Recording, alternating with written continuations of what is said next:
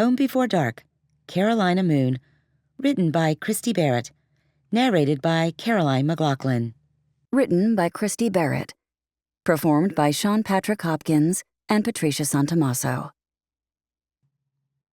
Chapter 1. 2 weeks earlier. Don't cry, Daleigh. Whatever you do, do not cry. Despite her determination, tears weighted her eyelids. Her throat burned. Her head throbbed. Daleigh was going to cry, whether she liked it or not. I should be able to have your car fixed for you by tomorrow. A deep masculine voice approached from the office of Vern's Auto Repair. Daleigh heard the catch in his voice and knew she'd startled him with the red splotches staining her face. She'd never been a pretty crier. She sucked in a deep breath and raised her chin, trying to pull herself together. The scent of motor oil and exhaust fumes mingled under her nose. Something about the smell calmed her heart for a moment. Daleigh ran her hands through her long hair. She'd barely had energy to wash it this morning. It had air-dried and she'd skipped any makeup, knowing she'd cry it off at the funeral. No doubt her skin looked chalky white next to her brown hair, especially when compared to the tans of the many people living under the Hertford, North Carolina sun. She cleared her throat and met the mechanic's gaze. "Tomorrow, ye say?" Blue eyes studied her as the man wiped his hands on a dirty rag. "I've got to send for parts," he said. "The check engine light came on because your alternator's going bad." Her dad would have been able to fix her car for her. He could fix anything, but not anymore. 3 hours ago, she'd gazed at his kind face for the last time. Now he was growing colder, alone in a casket beneath the ground. He'd fallen on the pier outside his home, hit his head, and Daleigh's sister had found him 2 hours later. It had been too late. Hot tears flowed down Daleigh's cheeks, despite her resistance. The mechanic shifted from foot to foot, shoving his grease-stained hands through his brown hair. "I'm real sorry about your dad, ma'am." "And I'm sorry I'm crying in front of a complete stranger." Only he wasn't a complete stranger. She had seen him at the funeral. He'd been dressed up there, wearing a suit and tie. She would have never guessed he worked at this garage. She'd pegged him as a businessman. The man waved his hand, signaling there was no reason to explain. "I'll do a job that would make your dad proud, Daleigh." Daleigh wiped her eyes with the back of her hand. "I'd appreciate that." "Here." The mechanic started to hand her his rag, but stopped and stared at the grease stains across it. "On second thought, let me get you something a little cleaner." She watched him walk away and shifted her attention to the garage around her. Bins were marked where tools belonged, and the floor looked freshly swept. Another mechanic fiddled with an engine in the corner, the sharp clink of metal against metal sounding as he leaned over his work. Country music whined in the background, crying about lost love and a good hunting dog. Her eyes rested on her dark red Toyota Corolla. Her beloved car looked like a patient going in for surgery, the hydraulic lift an operating table. Her dad had helped her pick out that car 3 years ago. Tears threatened to fall again. She should leave and come back later when she was more composed.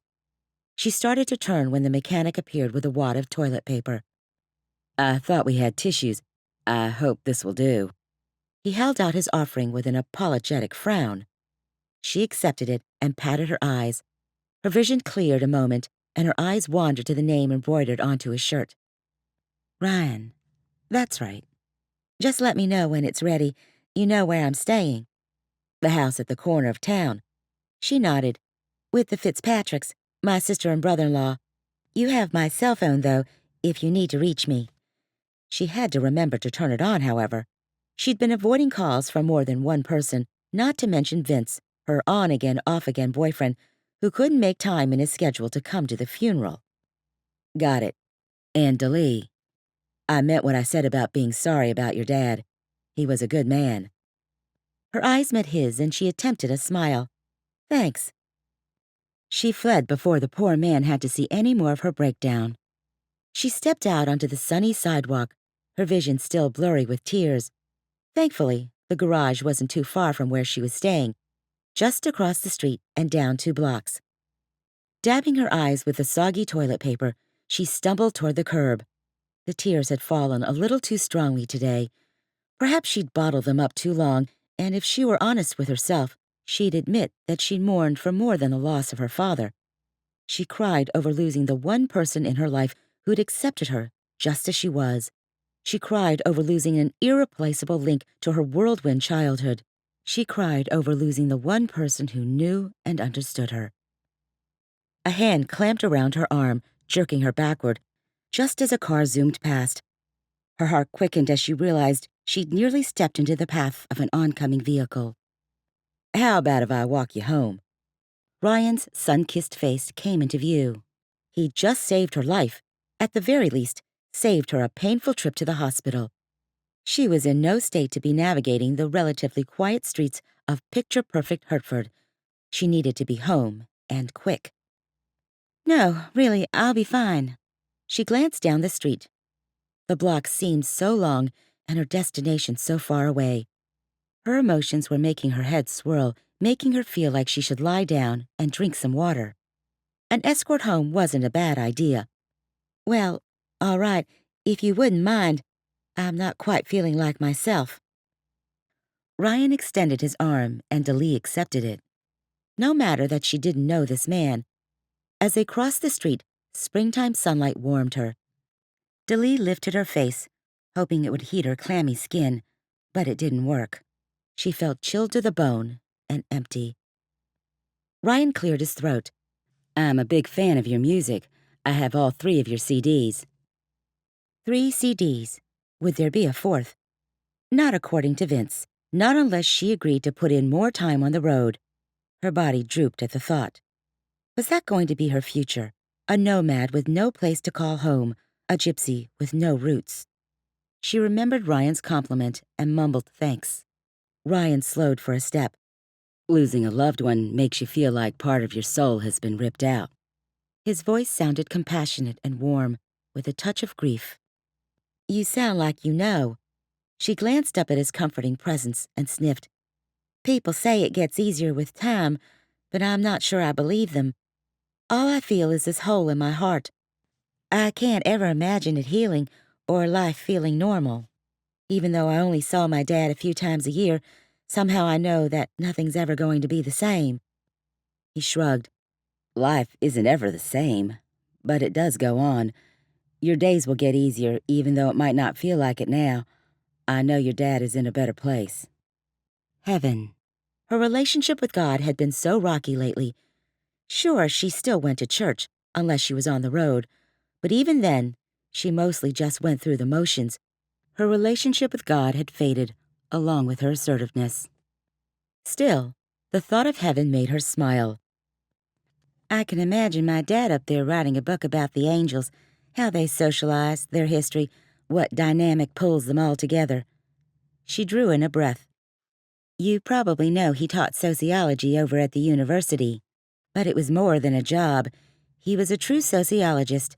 He studied people wherever we went." Ryan chuckled. "That sounds like your dad." Daleigh stopped in the middle of the cracked sidewalk. She shielded her eyes from the blinding sun as she looked up at Ryan. "I didn't realize you knew him. I mean, I saw you at the funeral, but this is a small town, so I figured everyone came to show their respect." "You're right. Most people in Hartford do know each other. That's the best thing about a small town." Daleigh grimaced. "Or the worst thing." "True enough. I was blessed to know your father, though. He always made me think about things in a different light." As they walked down the tree-lined street, Daleigh felt a special connection with Ryan, just knowing her father had befriended him. "What did he make you think about?" He laughed. "What didn't he make me think about? How I view work, life, my faith, the future. Your father was very wise. He'd always stop at the garage during his daily walk. He even showed me a thing or two about fixing cars." Daleigh smiled. Cars had been her dad's hobby. He loved fiddling around under the hood. Daleigh's boots thunked against the sidewalk as they passed a mix of weathered and restored Victorians. The town tucked into the curl of a river that wound around quaint shops and luxury homes along Main Street. Some houses were lined with white picket fences. Most had inviting porches and tidy yards. Nameplates dedicated to the original homeowners graced the flower beds. Her dad always said the town had charm. At the end of the street, the massive Victorian her sister called home stood proudly, ivy creeping up the sides of its white wooden siding. Daleigh released Ryan's arm and turned to him. A nearby weeping willow danced in the wind, its shadow splaying across his face. "Thanks again, Ryan. You've been a lifesaver. Literally." He tilted his head and offered a boyish yet compassionate grin. "No problem. I'll let you know as soon as your car is ready. I can even bring it by for you." She raised her eyebrows. "You would do that?" "You know, traffic around here gets pretty bad, so whatever I can do to help out-of-towners from getting stuck in the gridlock." He shrugged before grinning again. Despite herself, she chuckled and waved goodbye. She opened the vine-covered wrought iron gate and stepped onto the cobblestone walk leading to her cottage. Slightly comforted, her steps still dragged as she stumbled over the cobbles. As soon as Ryan walked into the busy garage, his employee Frank threw a smirk his way from under the hood of the Buick LeSabre. Ryan ignored him and went straight to Daleigh's car. He wanted to make sure it was in top shape when he gave it back to her tomorrow. The thought of Daleigh caused him to lift up another prayer. "Lord, please give her comfort in this time of need. I know you can sustain us through hard times. Let Daleigh feel your presence and love now. She needs you." "I never knew you were such a softie." Frank's voice cut into his prayer. Frank prided himself in being a redneck. He had a mullet, drinking problem, and hunting addiction. As far as social graces, Frank didn't know what they meant. He spoke what was on his mind, when it was on his mind. But despite all of his weaknesses, or maybe because of them, Frank was a likable guy. Ryan decided to change the oil in Daleigh's car while he had it on the hoist. "I was trying to be sensitive, Frank. Wouldn't hurt to try it sometimes." His voice didn't hold any reprimand, only friendly familiarity. Frank snorted. "Sensitive, huh? Never seen you like that before." "The girl's father just died." Ryan was thankful he'd been the one here when Daleigh arrived. Frank would have no doubt hit on her and made crude jokes to try and lighten the mood. That was just his style. "You think she's cute." Ryan thought of her wavy long hair and hazel eyes that glittered with streaks of gold and grief. "She is cute." He removed the discharge bolt to the oil tank. "Nothing wrong with noticing her looks. Didn't have anything to do with my attitude toward her, though. Isn't she a singer or something?" Frank asked, breaking from his work to clean his ear with a key. Ryan stared at Frank. "She's one of the best songwriters of this generation, and yes, she's a singer also. They're calling her the next Joni Mitchell, only with a little bit more country influence." "Who's Joni Mitchell?" Ryan rolled his eyes. Daleigh McDermott was one of his favorite singers. Having her in his shop had made him feel like a schoolboy with a crush. He'd admired someone who could be on the road for 200 concerts a year. Not him. He was perfectly happy to live the rest of his life right here where he'd grown up in Hertford, North Carolina, home of Major League Baseball Hall of Famer Catfish Hunter and the place where Benny Davis had penned the song Carolina Moon. Frank snorted once again. "You sure know a lot for someone who's not interested in her." Ryan went back to changing the oil. "Anyone who watches TV knows about her. She was profiled by Barbara Walters last week." "I watch TV." "I meant something other than wrestling." Frank took the shot at his taste in entertainment with a good-natured grin. "Oh." Ryan remembered the show well. It captured Daleigh's bright, disarming smile, the dash of freckles across her face, her long honey-colored hair dancing in the breeze as she walked across a field of daisies. She talked about her music. Then her boyfriend, music legend Vince Torres, came on, speaking about her like a trophy instead of a treasure. Then today, she'd pulled herself together enough to sing at her father's funeral. He couldn't even imagine the strength that took. She'd sat on a stool wearing a black dress that came to her knees and black cowboy boots. She'd sung one of her hits, Daddy's Girl. The words of the song had squeezed his heart, as had the moisture in her eyes. Seeing her sing like that, it was so raw and honest. Aside from it being a funeral, he'd actually enjoyed hearing her today more than he'd enjoyed her at any of her concerts where she had the backing of a full band and sound crew. Just watching her had made Ryan realize that, at least on the surface, Daleigh McDermott was the woman of his dreams. He also realized she was totally and completely out of his league. "I do think you're smitten," Frank grinned. Ryan scowled. "Smitten? I'm a grown man. I don't get smitten with people." Even as he said the words, he wondered if they were true. It didn't matter, though. Daleigh would be leaving as soon as her car was fixed. She'd remain where she'd always been, on the cover of his CDs, not touching his arm as they walked together down Church Street. Nope, she'd remain out of reach and untouchable. Daleigh spent the remainder of yesterday in seclusion. In the main house, her sister's big-haired friends all gathered, offering condolences and trying to distract the family from grief with their casseroles and gossip. Daleigh didn't want anything to do with the visitors, the small-town news, or the meatloaf. She'd made a brief appearance just to be polite, and as soon as the conversation morphed from reminiscing about her father into gossip, she slipped away to the guest cottage to mourn alone and count down the hours until her car was ready and she could leave, just as she'd planned. Today was a new day, the day she'd be able to go back to Nashville. Hertford was cozy, she had to admit that. It rested in the eastern part of the state, only a little over an hour from the coast. The people were friendly and pace relaxed, but this wasn't her home. Nashville was the closest thing she had to a home, and even Music City didn't feel like the place where she wanted to settle forever, where good friends were abundant and the town familiar. It wasn't that she didn't have friends there. It was mostly that the majority of her friends were in the same boat as she was. They were trying to make it in the cutthroat music industry. That meant they were on the road whenever possible, trying to build their fan base and prove to the labels that they had what it took to become a star. A couple of people from her band, as well as a few other friends she'd made over the years, had come to the funeral and then had to fly right back out. That had left her alone. Again. Daleigh had finally checked her messages last night, and there had been several from Vince. He'd reminded her that she needed to keep momentum going in her career, or she would become a nobody. Newer faces were coming in, and without pushing herself, she would disappear into the fray. The industry was fickle. One day you could be on a magazine cover, the next forgotten. Daleigh stopped thinking about her tepid life and crawled out of bed. Sunlight streamed through the lacy bedroom curtains, made even brighter by the reflection of the water outside the cottage. She could definitely get used to this place. The two-bedroom bungalow had a great room and one bathroom.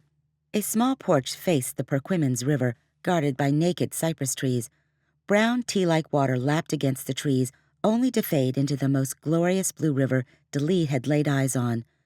This is where her dad spent most of his time. He'd decided to retire and take a part-time teaching position at a university the next town over. Down here, he'd been close to his two grandchildren. The last time Daleigh had spoken with him, he said he enjoyed the slower pace. She picked up a well-worn photo album from her dresser and flipped it open. A bittersweet smile tugged at her lips as she saw a picture of her dad grinning in front of the pyramids of Jebel Barkal in Sudan. He'd always had such an adventurous spirit. He'd also been a bit of a nomad. Not only had he gotten his PhD in sociology from Harvard, but he'd been one of the most esteemed scholars in his field at one time. He'd met Daleigh's mom while at the university. She'd been studying English Lit, and as the story went, once the two of them met, there was no going back. They were soulmates, and Daleigh's mom had helped him write his articles, studies, and books. She was by his side until terminal cancer claimed her life when Daleigh was 3 and Hannah was 9. Daleigh flipped the page and saw a picture of the family huddled under mosquito nets in a Nairobi village. She continued to turn the pages and smiled at each memory the pictures there brought. Hannah with a llama pack in Peru. Her dad in front of a campfire in the Pampas. Daleigh playing guitar by St. Basil's Cathedral in Moscow. More pictures followed of the Potala Palace in Tibet, Angkor Wat in Cambodia, and the Rock of Gibraltar. For Daleigh's high school years, the family had settled in Atlanta, Georgia. Hannah had missed her first few years of college in order to stay with the family overseas, but she took some classes at Georgia Tech, which is where she met Bruce. She dropped out of college before finishing her degree in order to get married and move to North Carolina so Bruce could begin his residency. Daleigh turned another page and saw a faded yellow picture of her mom kissing her dad on the cheek, another one of Hannah and Daleigh hugging like best friends. Had they been best friends at one time? Daleigh certainly couldn't remember it. All she could remember were fights, arguments, and disagreements that had stained so much of their recent years. The final pages were of Daleigh's college graduation. She'd moved to Nashville to attend Belmont University and study music composition. Her degree hadn't gotten her nearly as far as her waitressing had, at least concerning her music career. It was at that cafe where she was discovered. Meanwhile, Hannah and her husband had moved to Hertford and had their first child. That's when Dad had decided it was time to settle down. He'd moved into their guest cottage 4 years ago. A fresh round of tears gathered. Daleigh quickly went into the bathroom and twisted on the shower. She would let it pound on her until it washed away her tension. Then she'd get dressed, pack her things, and tell her sister goodbye. The second her car was ready, she could get out of here. She wished she could say that going back to Nashville excited her, but it didn't. No. Going back there, she'd have to face her dwindling career. She'd expected any day now to hear her label was dropping her. She'd been a so-called two-hit wonder. All those days on the road, of selling her soul to the music industry, had left her dried up. What she'd once dreamed about doing now felt like a chore. When had the music become a burden instead of a joy? And just how was she going to fix that? 30 minutes later, she was ready to go. Her suitcases waited by the door. Her room looked as if she'd never been there. Pausing one last time, Daleigh looked at what had been her father's house. She ran her fingers along the oak-stained molding of the hallway and inhaled the scent of lemon. Her dad had always liked that smell. She followed the short hallway until she stood in front of her father's room. She stared at the door for a long time, wondering whether she should open it or not. "You'll regret it if you don't.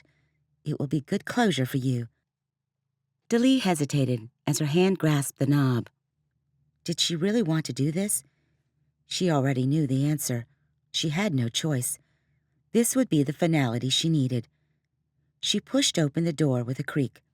The lemonade-colored sunlight was even brighter inside this room as all the shades were open. Piles of books laid stacked in corners, magazines beside his bed, a telescope by a window. Daleigh smiled. This was just like her dad, scattered and disorganized, but brilliant. A tapestry he'd picked up in India hung on the wall. 2 blowguns from Africa sat on a shelf, though he'd removed the darts that went inside long ago. His journals lay in a stack in the corner by his bed. His favorite hat, a floppy fisherman's variety, hung on one of the bedposts. It just didn't seem right that Dad wouldn't be coming back here, that he'd fallen on the pier, hit his head, and drowned. Freak accidents only happen to strangers. Daleigh slowly lowered herself onto the edge of the bed. The hat dangling on the bedpost beckoned her. Slowly, she reached over and removed it from its perch. Her finger ran along the rim, and her thumb soothed the wrinkled edges. Spontaneously, she spun it around on her finger, the same way her dad used to whenever he was in deep thought. Around and around it went, the scent of a pipe floating toward her with the motion. She told him not to smoke, that it was bad for him. He'd done it anyway. She sighed, realizing the issue was unimportant now. Dad was gone. What would happen to the family in the wake of his death? The thought weighed heavy on her heart. Impulsively, she slipped the hat over her head. She would take it with her. She stood and noticed the rumpled coverlet. She could at least tidy up his room. As disorganized as he was, Dad always liked for his bed to be made. Army style with neatly tucked edges taut across the top. Daleigh smoothed the top layer of fabric and pulled everything snugly under the mattress, just like he liked, and then moved to the other side to do the same. Her fingers brushed something beneath the mattress, and she paused. What was that? She reached into the crevice and pulled out a composition notebook. It appeared newer, maybe just a few months old and not terribly used. Her fingers brushed over the smooth cover. Ignoring the tidy bed, Daleigh lowered herself onto it again. Guilt assaulted her as she opened the cover, but she pushed it away. Her dad's familiar scrawl, not even a centimeter high and boxy, made her squint. She'd always joked that you needed a magnifying glass to read anything he wrote. She held it close and began to read. I'm not usually one to keep a personal journal, but circumstances what they are, I decided to record everything going on. Someone wants me dead, and I'm afraid they might get their wish. Chapter 2.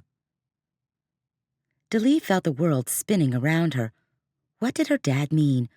Was he losing it before he died? She continued reading. For months, I've been studying the good folks in Hertford. Most of them are delightful, like Ryan Shields at the garage. He has so much promise and valuable insight. Our daily talks are one of the highlights of my day. Unfortunately, there are people I've studied that I wish I hadn't. I've seen things that I shouldn't. And instead of backing away, I've gotten pulled in even further. Did this mean that her father's death wasn't an accident, but murder? Chills raced up her spine. She needed some air. The room suddenly felt stuffy, like she couldn't breathe. Leaving the journal on the bed, she retreated into the hallway, then stopped. She had to read the rest. Forcing herself back into her father's room, she retrieved the notebook and then hurried to the porch, as if someone were chasing her outside. After lowering herself in a rocking chair, she sucked in a breath. Nausea roiled in her stomach as her mind replayed what she'd read. She leaned over, feeling ill. Dead. Someone wanted him dead. Why? A freak accident, it had to be. No one hated her dad. But the journal had said. The journal. Did it hold the answers? Trembling, she touched the pages, afraid of what seemed so innocent a short time before. She nudged the cover back. She reread the first entry again. Dad really thought someone was going to kill him. The entry was dated 2 days before he died. She turned the page. Random thoughts were scribbled everywhere, as if he were trying to figure out something. He doodled little pictures here and there. None of it made any sense. Pasture, a drawing of a snake, pictures of trees, a crazy symbol, a crescent moon with lines shooting from it. Various arrows connected the words and images. At the bottom were the words, "They killed her." The sound of metal clanking against metal made her jump as if a gun had been fired. She raised her eyes and spotted Ryan from the garage, jangling keys in front of her. She closed her eyes and sighed, feeling foolish. I didn't mean to scare you, Ryan said. I figured you might be back here when no one answered the door of the main house. Why hadn't she noticed Ryan's laid-back accent yesterday, or how good-looking he was? A shadow of a beard covered his face. Curly light brown hair, sparkling blue eyes, and an athletic build rounded out the look. Don't worry, you're fine. Daleigh closed the journal reluctantly. I guess my car's ready. The question was too mundane. How could life go on when her father might have been murdered? Yeah, I drove it over. It's in the driveway. He wore that same expression she'd noticed yesterday. What was it? It almost seemed like shyness. Thank you. Her voice cracked twice in the short sentence. As she brought her hand to her throat, she noticed her fingers trembling. Are you okay? Concern etched furrows across his brow, and his blue eyes beckoned her to trust him. Yes. Let me write you a check. Daleigh stood distracted. Why don't you come inside for a minute? He followed her. Daleigh grabbed her purse from the kitchen table and began fishing for her checkbook. Her hands still shook over the implications of the journal. What had her dad been writing about? Nice place here. I never came inside before. Daleigh looked up. Yes, it is nice. She still clutched the journal, she realized. She quickly slid it into a drawer filled with dishcloths. She found her checkbook and searched for a blank check amid receipts and deposit slips she'd stuffed into the folds. What was the name of the garage again? It looks like you're ready to leave, Ryan said. She glanced up and saw Ryan pointing at her suitcase and guitar. 15 minutes ago, she'd been sure that was the very thing she should do. Leave this place. Get on with life. Get far away from her sister. Now, she didn't know. Ryan stared at her, waiting for an answer. Her heart yearned to spill everything to him. Just his presence offered comfort, and yesterday he'd been such a good listener. But she barely knew the man. She finally offered a shrug. "I thought I was ready." "I guess there's a but in there." The image of her father's journal burned in her mind. "Yeah, you could say that. Some things have come up." She remembered Ryan's willingness to hurry and fix her car, all for nothing. "I guess there was no reason to rush things after all, huh? Sorry about that." "No need to apologize. These things happen." She appreciated his graciousness. "How much do I owe you?" The amount he quoted sounded far too low. She paused, her pen on the check. "That's all? Are you sure that's right?" He nodded. "I'm sure." "Things sure are cheaper here than in Nashville, then." She wrote the amount and signed it. "I've heard Nashville's nice." Ryan stood by the door, as if unsure whether or not to relax. "Yeah, it's a great place, especially if you're into the music scene." She handed him the slip of paper. Without looking at the amount, he slipped it into his shirt pocket. She raised an eyebrow. "Aren't you going to check the amount?" His lip twitched up, as if he were amused. "I trust you." Surprised, she tilted her head. "But you don't know me." He shrugged. "What can I say? I'm just a trusting kind of guy. Besides, I knew your father. The apple doesn't fall far from the tree, right?" The journal seemed to call her from the drawer. "Right." Ryan nodded toward the door. "I guess I should go back to work. Let me know if you have any more problems with your car." Daleigh followed him outside and watched as he started down the sidewalk. She realized the same easy trust that Ryan offered to her, Daleigh suddenly felt for him also. "Ryan," she called. He stopped and turned to face her. She hesitated, then plunged ahead. "Does the word pasture mean anything to you?" His eyebrows knit together. "You mean as in looking for greener pastures?" She shrugged. "Does the word have any special meaning here in Hertford? Is there a place people call the pasture, or a store with that in its name? Anything?" He drew his lips in a line. After a few minutes of silence, he shook his head. "Not that I can think of." She offered a tight nod. "Okay, thanks." He continued walking, slowing at one point, as if he might turn around and say something else, but he didn't. Daleigh watched until he disappeared. Ryan seemed like a nice guy, a lot different from Vince. Vince was charismatic. Everyone knew him, and he always made himself known. Ryan, on the other hand, seemed unassuming, like the type of guy Daleigh would like to be friends with, if she stayed in town longer. The journal. With a sigh, she sat back down to read the rest of her father's entries. She flipped to the 3rd page. "I'll find out who did this and then report them to the police. They can't get away with what they're doing. They think they're so clever, so smart, but I've seen what they do, and as soon as I get the evidence, they'll be arrested." She turned the page, surprised. "That's it?" Daleigh closed the book. "Did you find out, Dad? And was it worth the risk?" She felt the beginning of a headache from the stress that kicked off with a hysterical phone call from her sister, telling Daleigh their father had died. Daleigh rescheduled 4 concerts, found someone to take care of her apartment, and then hopped in the car for the 2-day trip.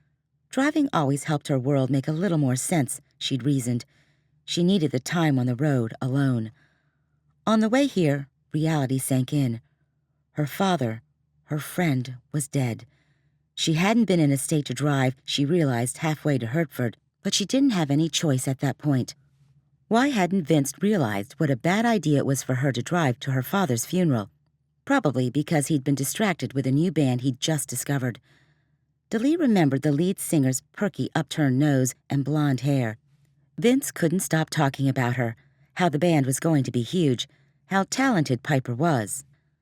Daleigh bit the inside of her mouth. Had Vince cheated on her with Piper? She shook her head. He wasn't a cheater. Was he? Her heart ached as she thought of all the time she'd wasted with Vince. She'd had suspicions he'd cheated on her before with various other women. She'd never been able to confirm anything, and Vince had never fessed up. I'm such a fool. Why was she in such a hurry to get back? There wasn't a single person in Nashville who really cared about her. Instead, they cared about her career, about the success she could bring them, how they could make more money off her. Of course, being in Hertford wasn't much different. Her sister wouldn't care if Daleigh dropped off the face of the earth. Her nieces barely knew her. She'd had more time to play with them on the day before the funeral than she had since they'd been born. It seemed the only person in the entire world who really loved her was gone. Loneliness battered her heart, and she pulled her arms over her chest.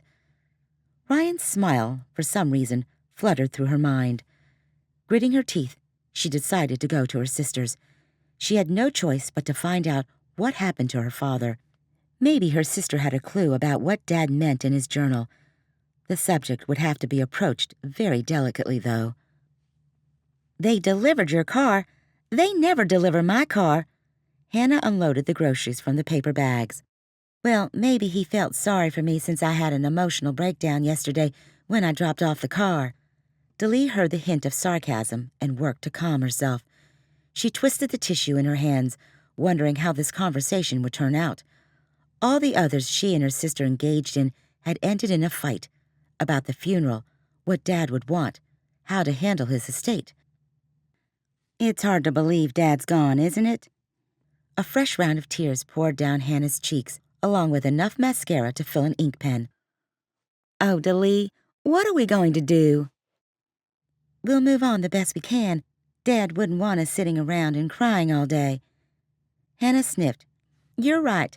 I can't cry all day. I have a family to take care of. I have responsibilities. Her sister cast a sharp glance at her. At least you can take the opportunity to grieve. Daleigh suppressed a sigh. I have responsibilities too, Hannah. They're just different than yours. Her sister laughed and pulled a plastic container from the cabinet. You're still a kid, Daleigh. You always will be. You even look like a kid. Why couldn't I have gotten that anti-aging gene? Daleigh gritted her teeth. I'm 28, hardly a kid. I've almost given up hope that you're going to ever have a family of your own. I'd like nieces and nephews one day, you know. Of course, Bruce's brother has children, but it's not the same. She paused from pouring flour into the marked container. You never did say where Vince was. At the mention of Vince's name, Daleigh's stomach turned. He was probably in the studio now, merrily working on another project. Piper's project. He couldn't get away. There's an album he's working on that's demanding all his time. I'd like to meet him, especially if he's going to be my brother-in-law one day. Daleigh tore another shred of paper from her tissue. We're not engaged, Hannah. You know that. Yeah, but this is by far your most serious relationship. It's only a matter of time. Not if I break up with him, it's not. Daleigh changed the subject. Her emotions and logic collided inside, and Daleigh didn't know what to think anymore. I have a question for you, big sis. Daleigh propelled herself on top of the kitchen cabinet. Hannah gave her a dirty look, but Daleigh ignored it. She paused, choosing her words carefully. Well, what is it? Spit it out. Was Dad acting weird before he died? Her sister finally paused from her obsessive sorting of groceries and stared at Daleigh. What do you mean? Was he losing it or something? Daleigh could hear the condemnation in Hannah's voice. Don't say something you'll regret, Daleigh. Be patient and loving. No, I just mean, was he acting like himself? Hannah shrugged and resumed sorting through the frozen vegetables. Yeah, he was acting like himself. Why are you asking? Just wondering. She paused again. You know, now that you mention it, he was disappearing more than usual. He wanted to be by himself and take long walks alone. But you know how Dad is. Her voice caught. Was, I guess I should say. Her voice softened. He was kind of eccentric sometimes. Had anything happened that upset him? The tenderness in Hannah's voice disappeared, and a patronizing tone took its place. What's with all the questions, Daleigh? You think I didn't look after him? Well, at least I was here for him. I didn't say that. I mean, he lived here with me for the past 4 years. Do you know how hard it's going to be to see the guest cottage and realize he's not there? I know it's going to be tough, Hannah. Dad helped out so much, everything from watching the girls to helping with the yard work.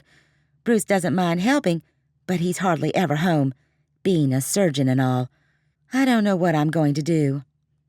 Yes, Hannah reminded Daleigh almost every time they spoke that she'd married a surgeon. It was one of Hannah's requirements for the man she married. He had to be rich. Oh, she'd never say that aloud, but her actions said plenty. And now Hannah had what she wanted, a beautiful restored Victorian, more money than she could spend, and a life where she wanted for nothing. It's going to be all the small things I miss. Dad was just always there whenever we needed him, Hannah continued. The tears started pouring again. And now you're leaving us, aren't you? You're going back to Nashville. A lump formed in Daleigh's throat. Eventually. Hannah sniffed. Not today. I decided to stay in town for a day or so longer, if that's okay with you, she added. You're welcome to stay as long as you'd like. The kids would love to spend more time with their Aunt Daleigh. Daleigh smiled. They're great kids. You're really good with kids, you know. Only other people's. Daleigh shrugged. She loved Hannah's kids and regretted she wasn't closer to them. Settling down isn't that scary. I know. Hertford's a nice town. Daleigh shrugged.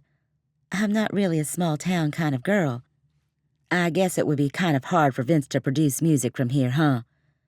Hannah then looked up with bright, hopeful eyes. You could have a second home here. That sounds expensive.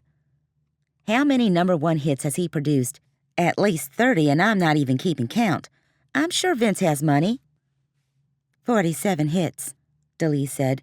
The number came out of Vince's mouth so often, no one could forget it. Daleigh thought of Piper and a few other women and wondered if Vince had cheated on her once for every Billboard chart topper. And you're assuming again that we're getting married, Daleigh said.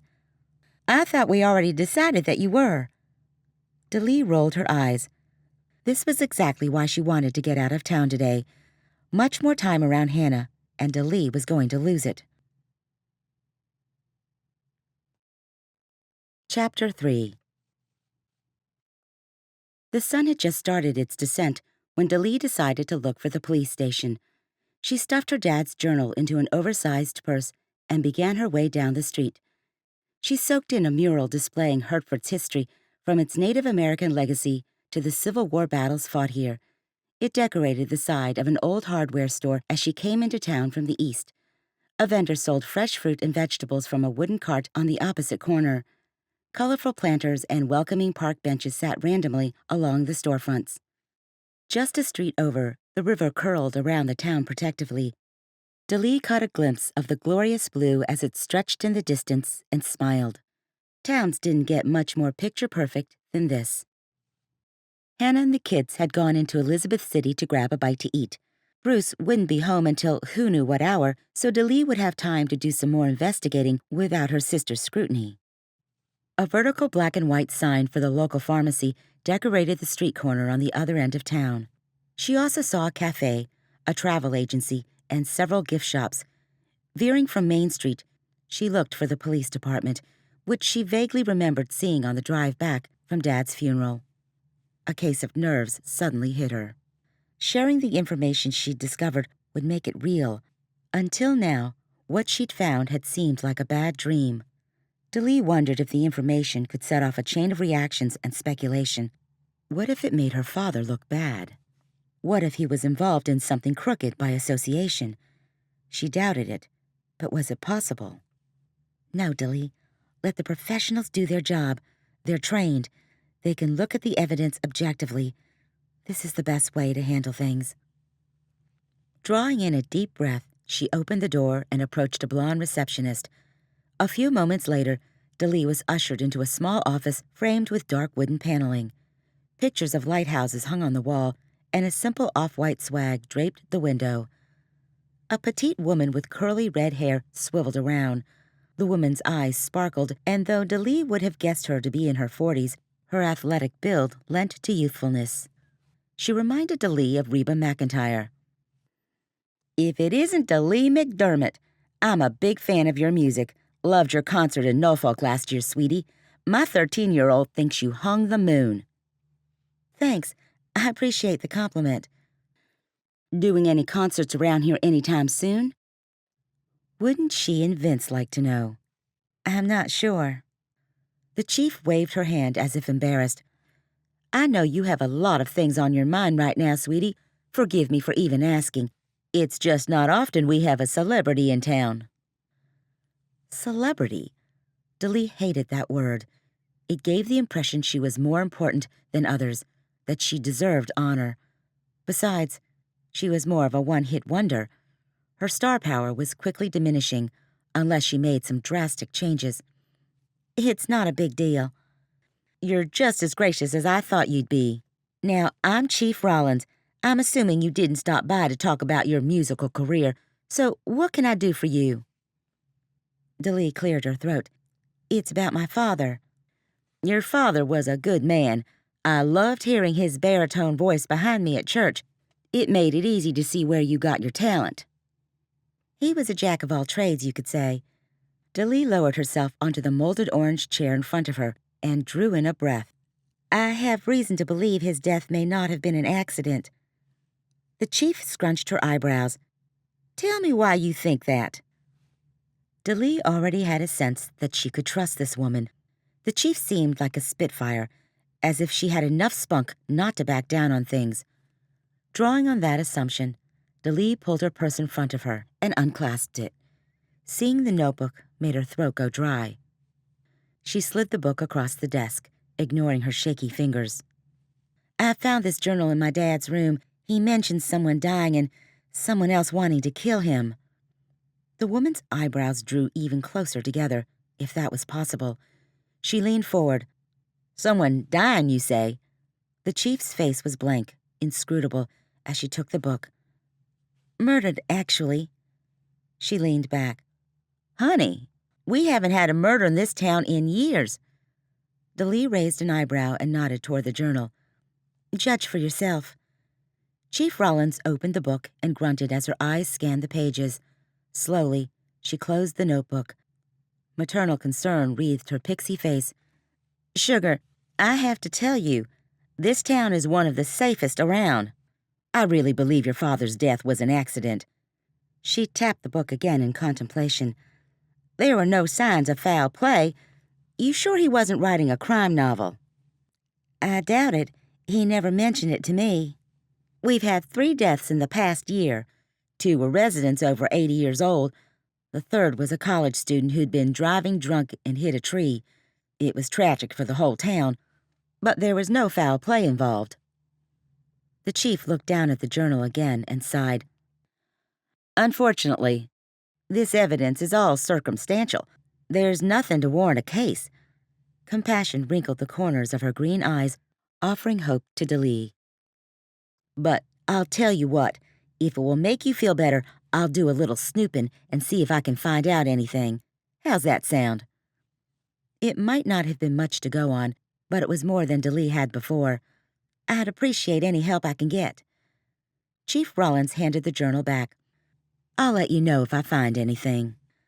An officer knocked on the door, and the chief nodded his way. If you'll excuse me, dear. Of course. Daleigh stuffed the journal into her purse and departed into the fading sunlight outdoors. She had to talk this over with someone.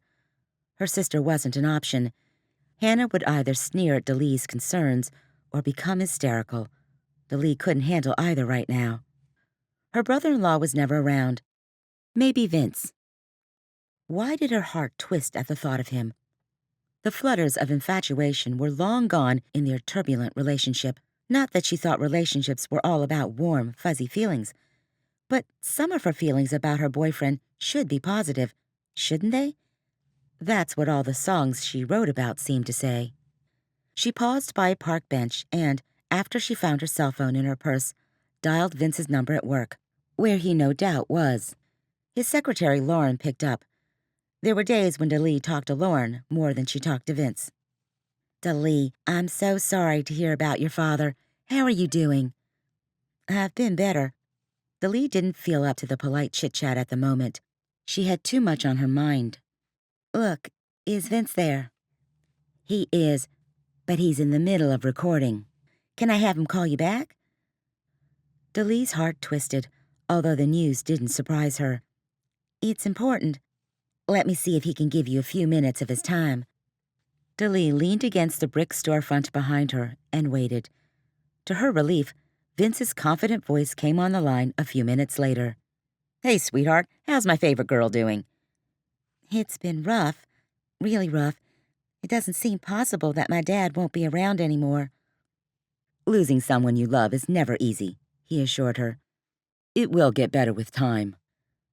They were basically the same words that Ryan had told her yesterday. Why did a stranger who replaced mufflers for a living offer so much sincere comfort, while the man who supposedly loved her, who made his living with poetic words and music, could only manage platitudes? "Listen, sweetie, I know you need to talk, but I've got some musicians in here that I'm paying by the hour. I know they don't want to be here all night, so I need to run. I'll call you when I get home tonight, okay?" Vince's brush-off ignited her temper. "No, it's not okay. I really need to talk."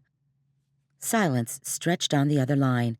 He was always too busy, and she always backed down when he put his work before their relationship. But if he couldn't be there for her when her father died, then what did that say about their relationship? Daleigh could imagine his square, bristly jaw tensed into a firm line and his Roman nose tilted in the air.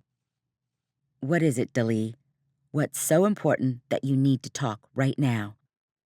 Daleigh shook her head. He was listening out of pure obligation.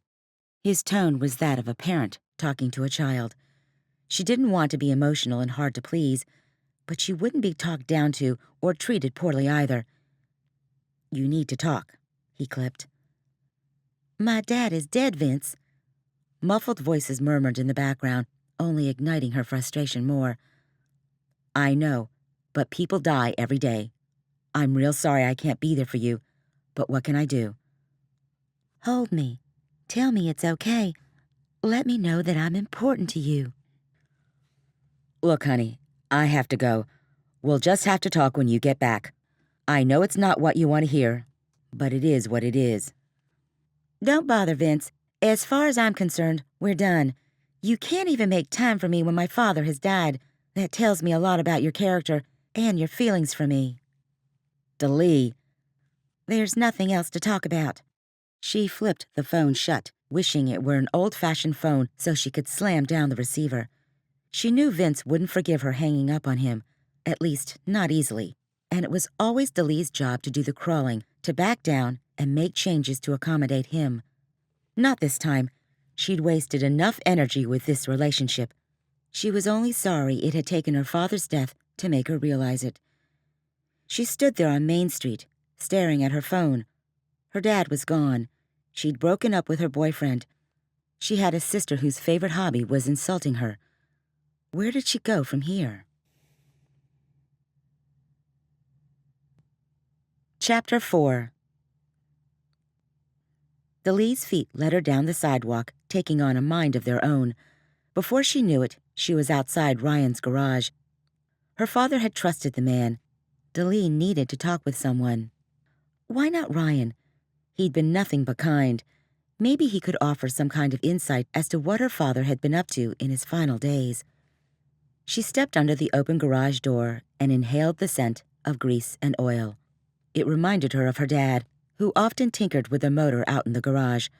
His father, Daleigh's granddad, had been a mechanic in the Army and had taught Dad everything he knew, from cars to how to properly make a bed.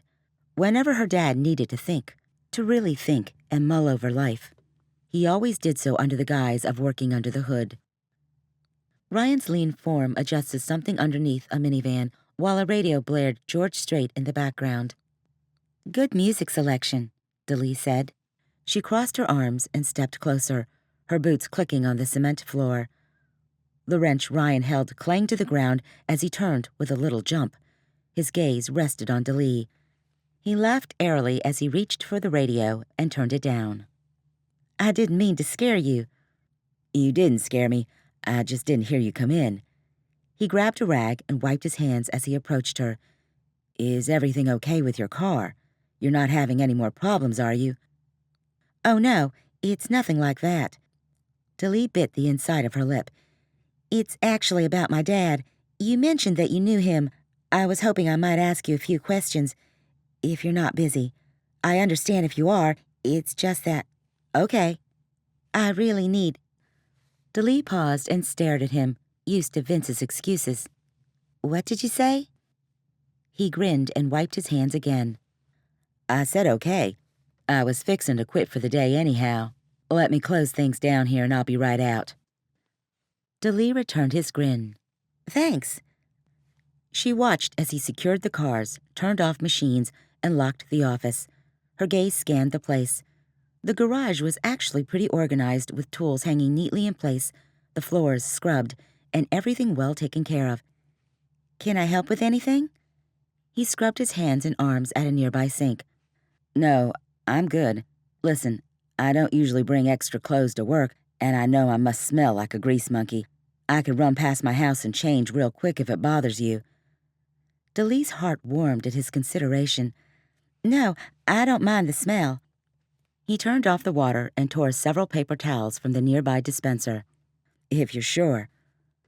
A moment later, he was by her side. He'd taken off his grease-stained coverall and just wore the white t-shirt underneath with navy blue pants. They stepped out of the garage, and a cool spring breeze wrapped itself around Daleigh. The garage door clanked and groaned all the way to the ground before jerking to a halt. I'll let you pick the place since I have no idea what's around here. Daleigh fell into step beside him. There's a nice have-a-day cafe down the street.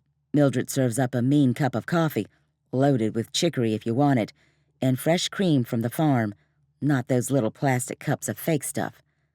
Daleigh smiled. Sounds great. The sky was dim now, only a hint of sunlight left. In the distance, crickets sang their soothing songs, and the sound of distant laughter floated through the air. Beautiful night, huh? Ryan asked. He walked at an easy gait, with relaxed strides. It's gorgeous. She pulled her arms across her chest and cleared her throat. So, have you always lived here? Born and raised. You must like it, huh? To stick around for so long. You callin' me old, sugar? Ryan put on an exaggerated southern accent. Daleigh paused, wondering how to respond when she caught the twinkle in Ryan's eye. Their laughter mingled with the springtime breeze. Speaking normally now, with only a soft lilt in his voice, he said, Yeah, I love it here. I left for a few years but came back. I like the slower pace.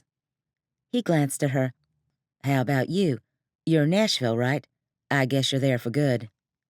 That's the plan. She remembered the conversation she'd just had with Vince about her rocky career.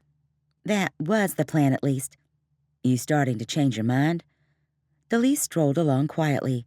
The evening breeze tickled her hair across her cheek as she wondered why she wasted 2 years of her life on a man who didn't love her. I don't exactly have a steady lifestyle. Always on the go, you know. Touring, recording, video shoots. Who knows what will happen when I actually decide to settle down.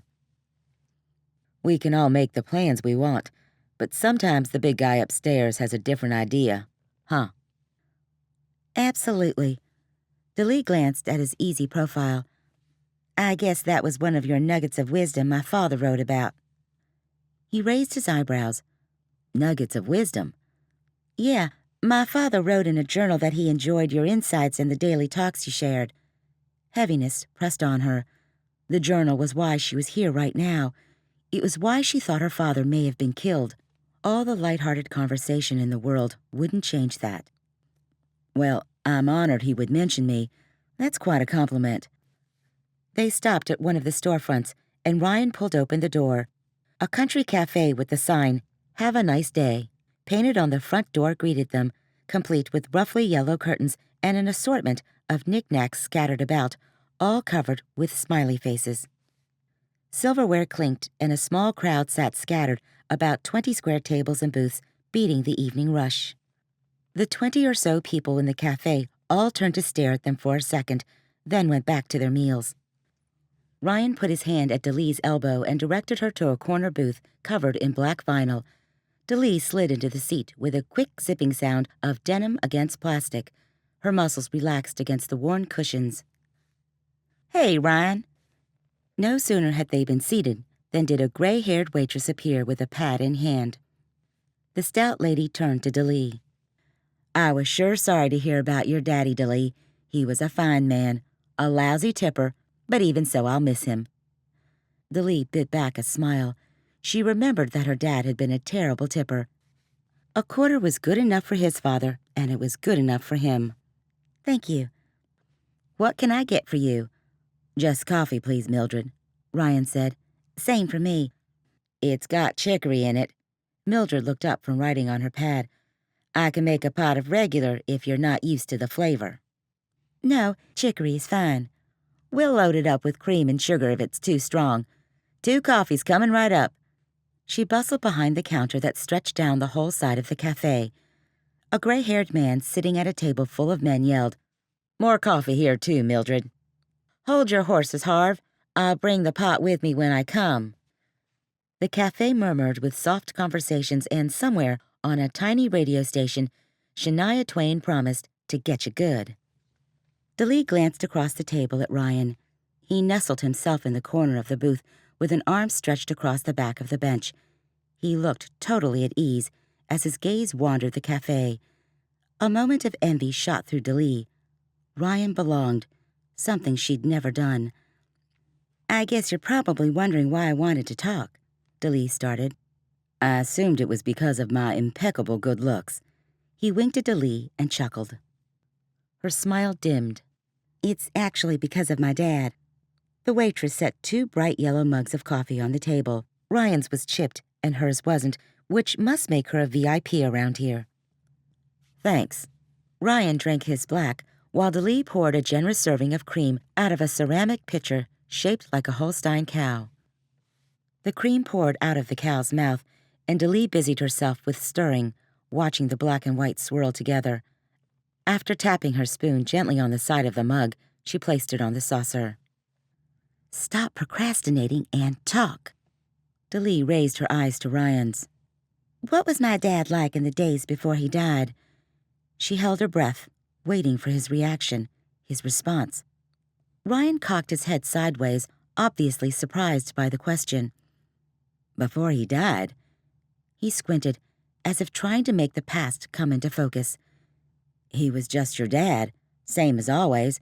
Still stopped by to visit with me." "Was there anything different about him?" He caught her gaze. "He seemed like himself. I mean, I don't remember anything strange. Should I?" Daleigh took a long sip, and the chicory nearly burned her tongue. She coughed, almost spilling her coffee in the process. With a broad grin, Ryan pushed the cow toward her. Daleigh grabbed it and poured. "I'm not sure. It's only a theory." Should she tell him about the journal? Her instincts told her she could trust him. She pulled her purse in front of her and took out the notebook. Her thumb stroked the brown leather cover. "I found this stuffed between my dad's mattress and box spring. It might be nothing, but I can't help but be concerned." He started to reach for it. "May I?" Daleigh nodded and handed it to him. She watched as he studied the pages, flipping back and forth between them. Finally, he lowered the notebook. "It sounds like he was studying someone who didn't want to be studied." Daleigh leaned forward, anxious not to be overheard in the crowded diner. "What if his death wasn't an accident?" The words hung in the air, and Daleigh wished she could take them back. "Have you gone to the police?" They fell silent as Mildred offered them more coffee and a few words of local gossip. As soon as she left and Daleigh's coffee was turned nearly white with cream, Daleigh leaned on her elbows, closing the distance between them. "I talked to Chief Rollins today. She said she would look into it, but the town hasn't had a murder in years. She's got no experience as a detective. I don't have very much hope that she'll find anything. I don't think she wants to find anything." "The town prides itself in being safe. I'm sure the chief doesn't want to stir suspicions if she doesn't have to." Daleigh glanced at him sharply, pondering his words. "I'm not saying I don't believe you. I'm just saying this is the type of town where everyone wants to raise a family. Something like a murder would really shake people up. Daleigh played with a napkin in front of her, tearing off small pieces. I don't know what to do. I'm really worried there was foul play involved. And if there is a killer out there, the only way the town will be safe is if he's caught. You should leave it to the police. What if he was murdered? You don't want to get mixed up with the people involved. Ryan no longer lounged against the booth. His muscles looked rigid, and his lips had hardened into a firm, straight line as he leaned toward her. But what if the police don't do anything? Do I let the person who killed my father walk away? That's not justice. He reached across the table, and his calloused hands brushed hers. A shot of electricity rushed up her arm. His gaze caught hers in a way that made her wonder if he'd felt it too. Sometimes things are out of our hands. She looked at his hands resting on the table, the hands of a hard-working man who wasn't afraid to get dirty.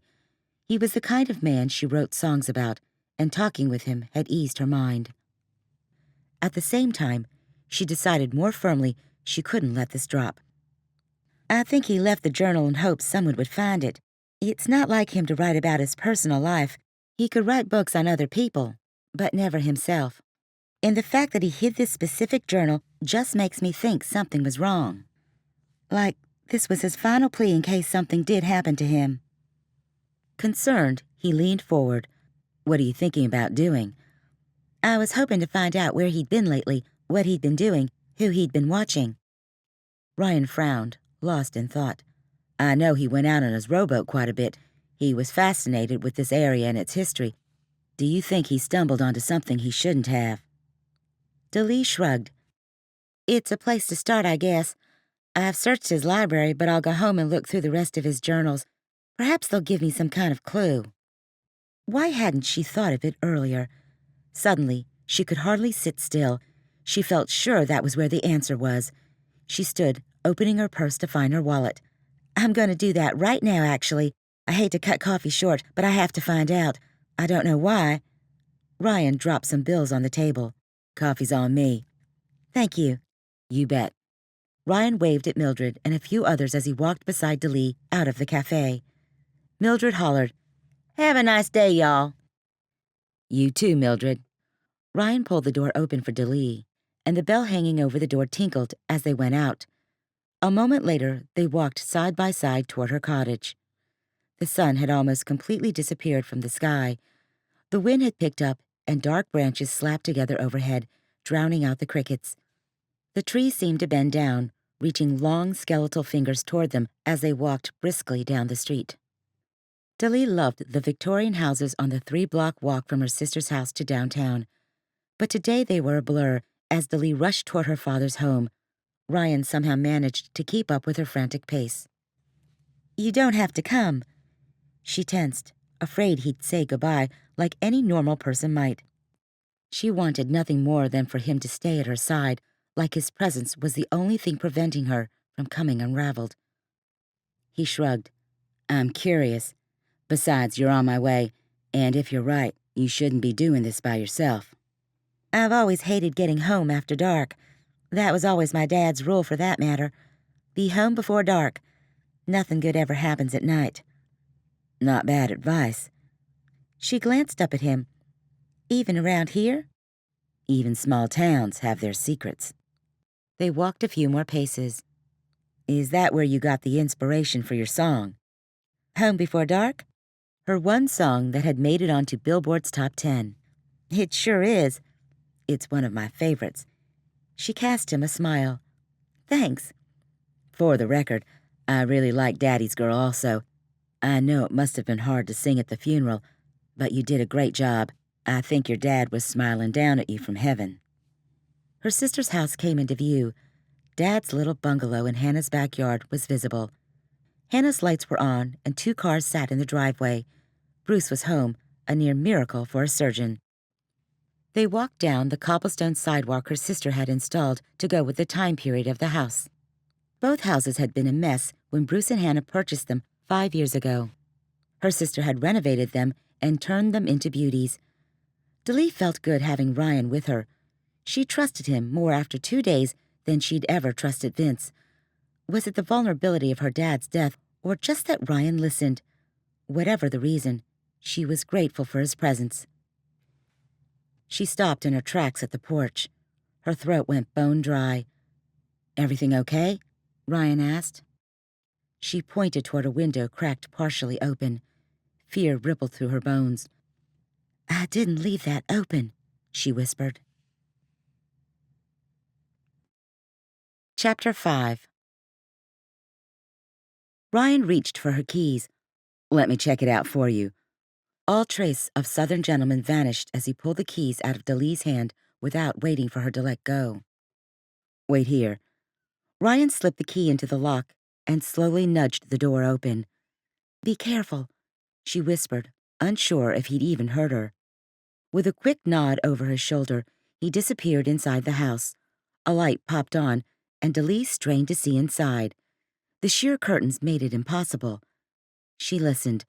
The wind chimes sang merrily above her. She resisted the urge to yank them down, afraid they would mask the sound of a struggle.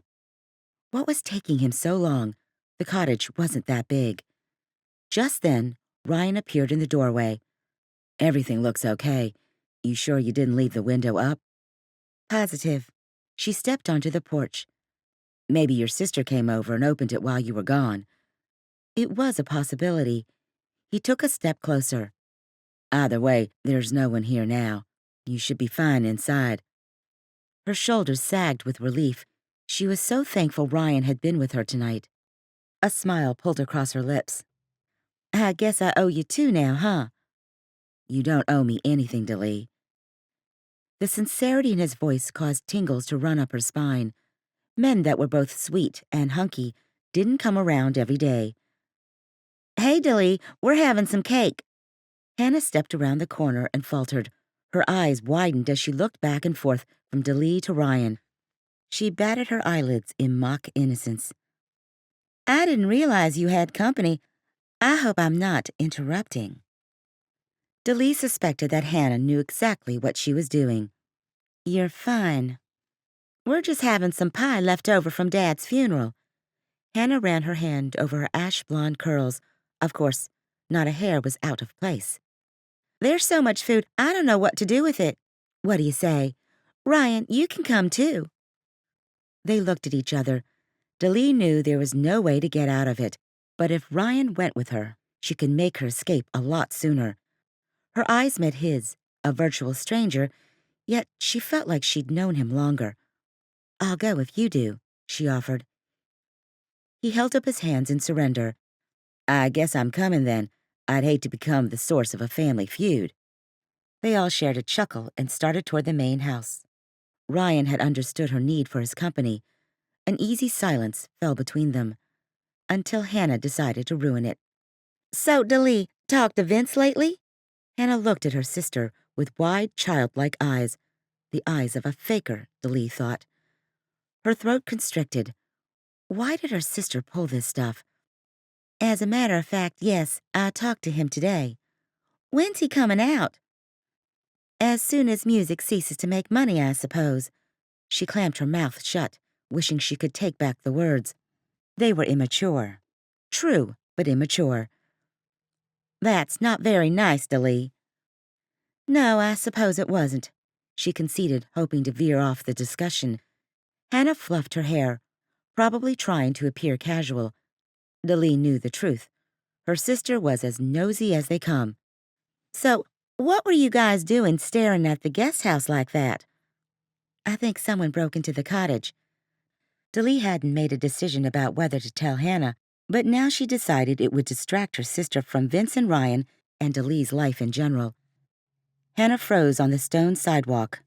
"Why do you think that?" "My window was up. You weren't over there messing around, were you?" "Oh, is that all?" Hannah laughed and started her prance to the house again. "No, I wasn't over there, but maybe the window wasn't latched. Sometimes they can pop open even if they're not. I wouldn't worry about it." Maybe, Daleigh thought.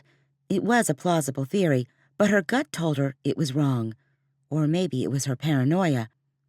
"I checked it out and everything appears untouched," Ryan said.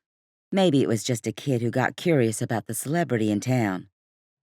"Or maybe Daleigh really did leave the window up," Hannah chided. "She always has been a little forgetful." Daleigh brushed off her sister's remark as they climbed the steps to the massive plantation-style porch.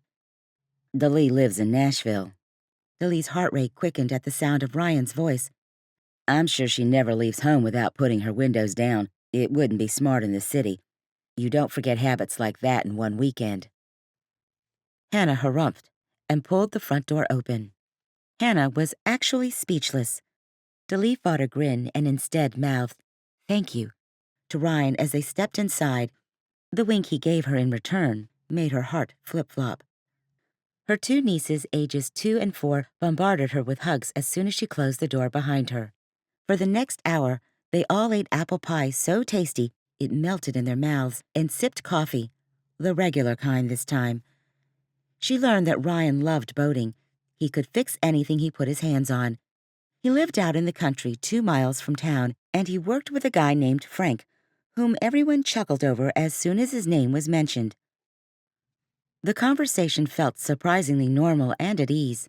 It was especially unusual considering that Daleigh and Hannah were in the same room. Their relationship had been strained for years now. Hannah had taken on a maternal role after their mother had died. She tried to boss Daleigh around, and Daleigh had pushed back. While Hannah had been doing laundry, Daleigh had been writing songs and dreaming about a career in music. Her dad, who was more like Daleigh, had always told Hannah to loosen up and have some fun. But her sister had constantly muttered something about someone having to be the responsible one in the family. Then Daleigh had graduated. She talked about her dreams of making it big, and Hannah had insisted Daleigh get a real career and that she should kill her crazy music aspirations. Her words had pushed Daleigh even harder to make something of herself and to not settle for a life where she simply got what was handed to her. It seemed their resentment toward each other continued to build and build until finally a huge rift stretched between them. Ryan finished his pie. "Thanks for having me over. It's been nice getting to know you, but I promised my sister I'd stop by and help her with something. I don't want to keep her waiting." He looked at Daleigh, and she could have sworn a light blush covered his cheeks. "Good to see you again, Daleigh." He stood. "Let me walk you to the door." She rose and fell into step beside him. Their footsteps clinked against the hardwood floor, echoed by the high ceilings and classic decorations Hannah paid a fortune for. "Make sure someone walks you back to your house, okay? Just to be safe," Ryan said at the door. "I will." He opened the door, and the spring breeze floated inside, mixed with the scent of motor oil. From now on, a scent she'd always associated with her father would also remind her of Ryan. "You take care now, okay?" It sounded like goodbye. Forever. Her heart fell. Of course, Ryan was saying goodbye. She wouldn't be in town much longer. She shouldn't even be here now, not if what her manager and Vince said were true. Even so, what were the chances of her and Ryan running into each other again before she did leave? "Thanks for everything. I mean it. If you're ever in Nashville, give me a call. I'll show you around Music City." "I'll do that." It almost seemed he didn't want to let go of the handle and step outside. He looked at her a moment too long. Then, turning away, he said over his shoulder, "Bye, Daleigh." She leaned against the door, watching until he disappeared down the dimly lit street. Slowly, she closed the door and joined Hannah and family. "Oh, he's got it bad for you," Hannah said as soon as Daleigh entered the room. Daleigh stopped in her tracks. "Excuse me?" Her eyebrows tugged up toward her hairline. Ryan Shields? The guy who was just here. I've never seen him like that before." Daleigh shrugged. "Like what?" "Falling all over himself. Blushing. Bashful. That's not the Ryan Shields I know." "What's the difference?" "Ryan is usually funny in a laid-back sort of way, very confident, at ease. But whenever he looked at you, he acted like he was going to fumble his coffee cup. Anyway, that's silly to ever imagine the two of you together." Her sister laughed. "I mean, can you imagine yourself with a mechanic?" "What's so funny about that?" "Oh, come on, Daleigh. Don't even make it sound like you'd consider it. You're dating a record producer. Why would you ever see yourself with a blue-collar worker, even if it's a blue-collar worker who looks like Ryan?" Daleigh forced herself to swallow before responding. There's nothing wrong with blue-collar workers, Hannah. Hannah rolled her eyes. Oh, of course you're right, but I still can't see the two of you together. Her sister stood, balancing her coffee cup easily, as if the conversation was just another light-hearted gab session. Well, it's time for me to get my beauty rest. Bruce just went up to put the girls to bed. Are you coming to church with us in the morning? I'd love to. It had been too long since she had been to church. Her soul cried out for comfort right now, comfort that she could only find while focusing on the eternal and spiritual. Her life had been consumed too long now with things of this world. We go to a little community congregation down the street. Of course, Bruce and I are thinking about looking for someplace new. It's a little down home and simple, if you know what I mean. We don't really relate to most of the people who go there. Hannah, this is a down home and simple kind of town. What do you expect? Bruce called for Hannah from the balcony. Listen, sis, I've got to run, so 9 o'clock, meet me out front. And wear a dress. We like to look pretty for church down here in Hertford. Before Daleigh could say anything, her sister hurried away.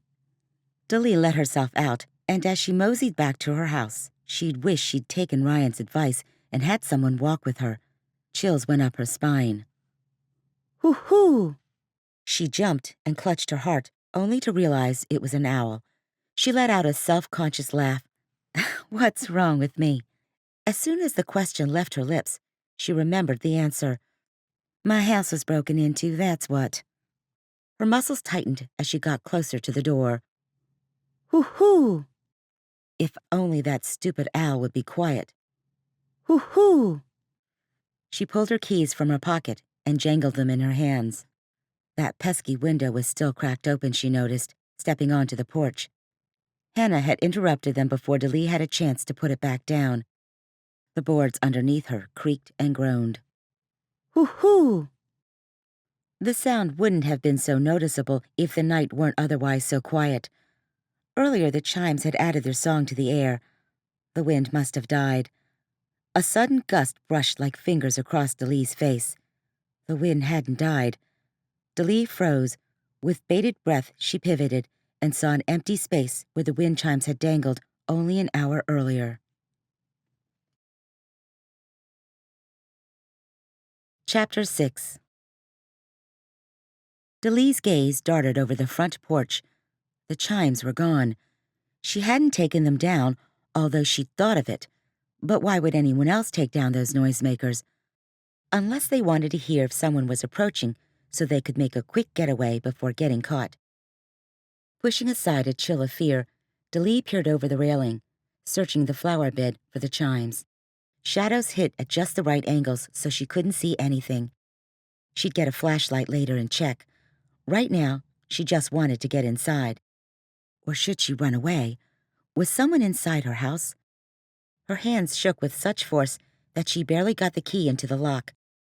She flung the door open, scrambled inside, slammed it, and fumbled with the locks before pressing herself against its wood.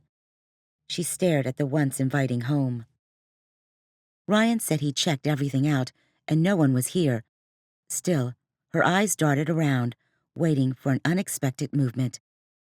I have no reason to be alarmed, she whispered. Then why are my chimes missing?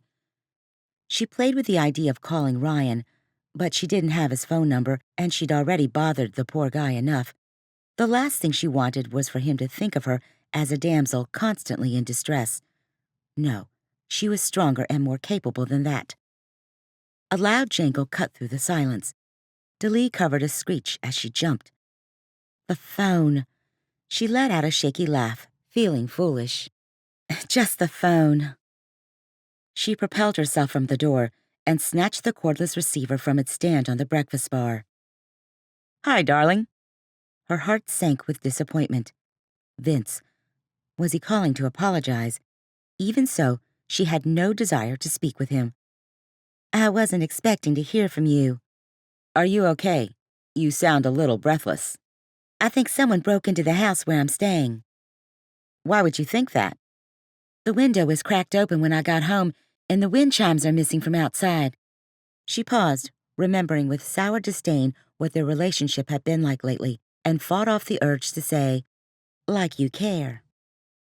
His voice took on the fatherly tone he always used when telling her what to do, which was most of the time. "Here's what you're going to do, Daleigh. First, go find a flashlight. I'm going to stay on the phone with you while you search for your chimes. I'm sure they just fell off. Maybe the hook was bad or something." Right, the hook. That was probably it. She wanted to rebel, to tell him that he wasn't her boss, but his advice was good. She could easily put her fears at ease and gain some peace of mind. She searched beneath the sink for a flashlight and found one. After rolling the batteries a few times, it flickered on. "Okay, I've got my light." "Turn the porch light on." "It is." "Okay, now go outside and shine the beam in the flower bed." She froze. "I'm scared." Vince sighed. "Oh, come on, Daleigh. You're in a little hick town. It's not East Harlem. I'm sure the crime rate is non-existent." "Fine." Gripping the phone like a lifeline, she stepped outside. She looked to both sides before tiptoeing to the railing and pointing the flashlight into the shadows below. "I don't see anything." "Look more closely." Looking more closely required leaving the safe confines of the porch, and she didn't want to, but she didn't want to hear Vince mock her either. Her gaze darted around as she crept down the stairs. "Daleigh, you still with me?" She scowled. "I'm still looking." She nudged the branches of an azalea bush with her foot. Nothing happened. Carefully, she pushed some branches back and shone her light on the ground. Something shiny reflected the light. Could it be? She leaned in closer. It sure was. Relief filled her, along with a touch of embarrassment. "Well, I found them." As she picked them up, they jangled, the sound at once comforting. "They fell off, right? Just like I told you." "I guess so. My imagination is in high gear tonight." Daleigh climbed the porch and hung them where they belonged. The tension between her shoulders eased for a moment. "It's been a rough couple of days for you." Vince conceded as she walked inside. How would he know? He didn't even care enough to come along and support her. She locked the front door before sitting on the edge of the couch. She dreaded where she knew this conversation would go. "Look, I'm over that little tiff we had earlier. I know you only said what you did because you were stressed out." He paused. "I forgive you." "You? Forgive me?" She couldn't believe his words. Slowly and succinctly she said, "I'm not sorry about what I said. It was the truth." "Hun, we talked about this before you left. You said you understood." "What I understand is that your career is more important than I am." "That's not true. I want to be there for you. I thought you were just taking a quick trip for the funeral and you'd be back by now. I had no idea it would turn into this." "My father died. I'm alone, and it's given me some clarity about my life." Her voice cracked, but she kept going. "Listen, if I'd known it was this important to you, I would have come with you. Canceled all my appointments, rescheduled the recording time." "Easy for you to say that now." "You mean the world to me, kid." She cringed at the use of his pet nickname. Anger simmered inside her, but she controlled it. "You know I hate it when you call me that." He sighed. "It's a term of endearment." Her muscles tightened as steam threatened to blow from her ears. "It tells me what you think of me." "You were a kid when I met you." "And you still treat me like I am a child." No wonder Hannah liked him so much. They had a lot in common. "Yeah, I was young and naive back then. Not anymore." His voice hardened. "I've made you who you are, Daleigh." "You don't even know who I am." "I know your sales have dropped. I know it's time for you to record again, put out another album." "Is that all you can think about? Is that all I am to you? Just another one of your musical investments?" She knew what he'd tell her, but she also knew the truth. Why had she been so hesitant to see it before? He sighed. "Of course not. I'm just trying to look out for you." "You have a weird way of showing it." "I'm doing my best, Daleigh." Was there truth behind his words? Was she being too hard on him? "Maybe you should do some thinking. Think long and hard before you make any decisions." He hung up. Daleigh leaned into the couch. Why was her life such a mess? Just a week ago, she had a father, a career, a faithful boyfriend, as faithful as Vince could be. How could so much go wrong so quickly? She longed to turn back time, to erase the past week. She knew things would never be the same. Now she had to decide what she was going to do about it. As Ryan settled on the couch, heaviness settled on his chest. What a difference a day could make. Just when he determined to put his fascination with Daleigh behind him, she had to go and show up at the garage, ask if they could talk. Somehow that had ended up as coffee. That had been Ryan's idea, hadn't it? But there at the cafe, he'd seen a glimpse of who she really was. As he'd watched her TV interviews before, listened to her music, and talked to her father, he told himself that Daleigh would be high and mighty, that she'd let her success go to her head, that she'd be different than him. It wasn't that anyone had ever said that's who Daleigh was, or even that she'd ever acted like that. But the woman was famous. Her face had been on magazine covers. She'd sung live at an awards show that aired on TV. She wasn't at all the person Ryan thought she might be. She wasn't pretentious. She was down to earth, downright likable, and even more beautiful in person. Unfortunately. Why did he get the sense that there was something about her that was very broken also? Was it because of her father's death? Or was there more to the sadness in her eyes? Soon she'd leave. She'd return to being the woman whose CDs he'd listened to and whose interviews he'd read. An unreachable illusion. A woman he could admire, but who'd remain out of reach. He sighed. He'd stopped by his sister's to help fix a leaky toilet, but now he was back home and on the couch. He flipped through the TV stations, trying to find something to distract him. The evening news, a sitcom, an improvised comedy show, a baseball game. Nothing satisfied him. His mind was elsewhere. On Vince Torres, actually. On a whim, Ryan flipped the TV to a country music station, and there was the man himself, Vince, talking about Daleigh. Ryan frowned as he saw him. Vince was only one of the best record producers in the business. The man had produced so many hits, he'd become legendary in the music field. He'd also gained a reputation as a player, someone who was regular tabloid fodder. And he was Daleigh's boyfriend. That meant Daleigh was off limits to Ryan, even if electricity crackled between them, even if she took his breath away, even if she consumed his thoughts like no woman had since Jennifer. Besides, even if Vince wasn't in the picture, why would someone like Daleigh be interested in a simple mechanic? He'd never be able to compete with a man like Vince and would never make enough money to continue in the lifestyle Daleigh probably lived. Still, Ryan couldn't get her sweet smile out of his mind. He never thought he'd be this taken with someone ever again, which only made the brick on his chest feel heavier. Daleigh is an incredible woman, one of the sweetest people you'll ever meet, Vince told the camera. His dark hair, tanned skin, and black leather jacket made him seem like he should produce rock music instead of country. She's got this sensitive spirit that lets her see through to the heart of people. It's that very spirit that gives her such great insights when she's writing her songs. Her lyrics make people think that she's writing about them or their best friend. I'm one lucky man. He was one lucky man, Ryan thought with a frown. Ryan kicked off his shoes and went into the kitchen to pour a tall glass of milk. Milk always made everything better. That's what his mother used to say, at least. He walked to the window of the old farmhouse he'd purchased a few years ago. It still needed work. The wallpaper needed to be stripped. New flooring needed to be put down. The windows were bare and the furniture basic. But he had a house. Occasionally, he'd fiddle with fixing it up.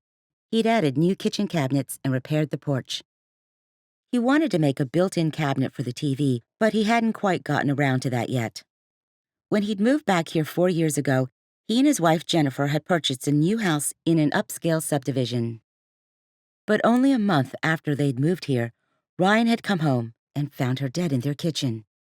A few months later, he'd sold that house and bought this fixer-upper. The old place had too many bad memories. Ryan and Jennifer had dated in high school, where they'd been homecoming king and queen. and Ryan had been named most likely to succeed.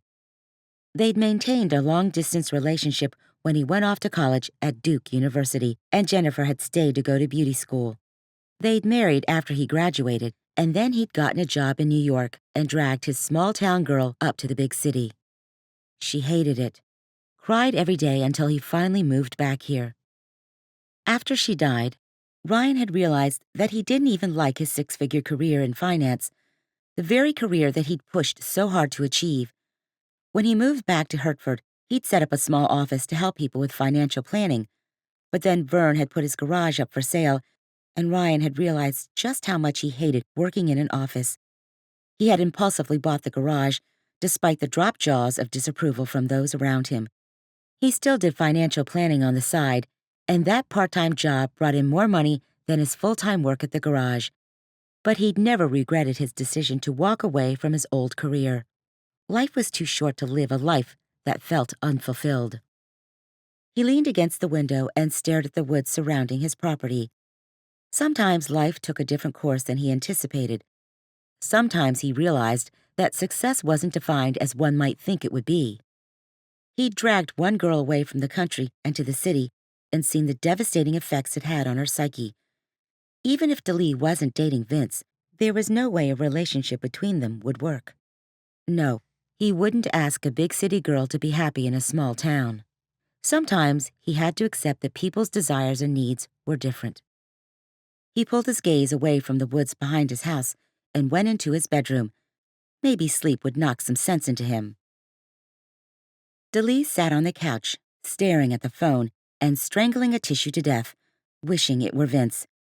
She'd shredded it into lint when she remembered the reason she'd rushed back to the house in the first place. Dad's journals. She stood and hundreds of pieces of tissue snowed down to the floor. Leaving the mess for later, she padded down the hallway in her stocking feet. She stopped outside her dad's door, lifting up a prayer that she'd find something within his books. After drawing in a deep breath, she pushed into his room and rushed toward his bookshelf. She'd spotted those leather-bound books earlier, laying flat on the corner of a shelf next to the tribal figures from Africa. She stopped and blinked to clear the fuzziness from her eyes. She had to be imagining things. Maybe she was simply losing it tonight. But the space on the shelf sat bare. The books were gone. Someone had been in her house, and the thief had stolen the very evidence that would implicate him. Chapter 7. A long cold shower the next morning and 2 coats of cover-up did nothing to hide the dark circles under Daleigh's eyes. What did she expect when she hadn't gotten any sleep all night? After some hesitation, Daleigh had called the police yesterday evening, and they'd sent an officer over. The officer, RJ was his name, had acted like Daleigh was losing her mind when she told him that journals had been stolen. Still, with a cocky little grin, he'd taken a report and practically coddled her the entire time. Meanwhile, Hannah had seen the police cruiser out front and rushed over. When she found out what happened, she was more upset about what the neighbors might be thinking than over the fact that someone had broken into the cottage. Begrudgingly, Daleigh had spent the night over at Hannah's. Her emotions felt haywire as a mixture of confusion, fear, exhaustion, and foolishness did a do-si-do in her mind. She'd gone over to the cottage the next morning to get dressed. With a sigh, she pulled on a baby blue sundress, some brown cowboy boots, and twirled her long hair into a loose twist. Her watch showed she had 5 minutes before she was to meet Hannah. Her gaze fell on her purse. Her dad's journal, the only one she still had, was inside. She had to remember to keep that close. Now it was time to meet her sister. Birds chirped as she stepped into the already warm sunlight. A speedboat raced past on the Perquimans River, the laughter of those on board echoing across the water. Today was going to be a better day. It had to be. Could it get much worse than yesterday? As she rounded the corner, she spotted Hannah and the gang standing on the porch. Hannah in a broad-brimmed garden hat, a peachy pink to match her lawn dress. Bruce in a khaki-colored gabardine suit, white shirt, and yellow tie. The 2 kids stood in front of them, decked out in their Sunday best right down to pinafores and Mary Janes. They looked like they'd just come from posing for the cover of Southern Gentility magazine. Hannah studied her face as she approached. The closer Daleigh got, the more intense the scrutiny became. "You look terrible.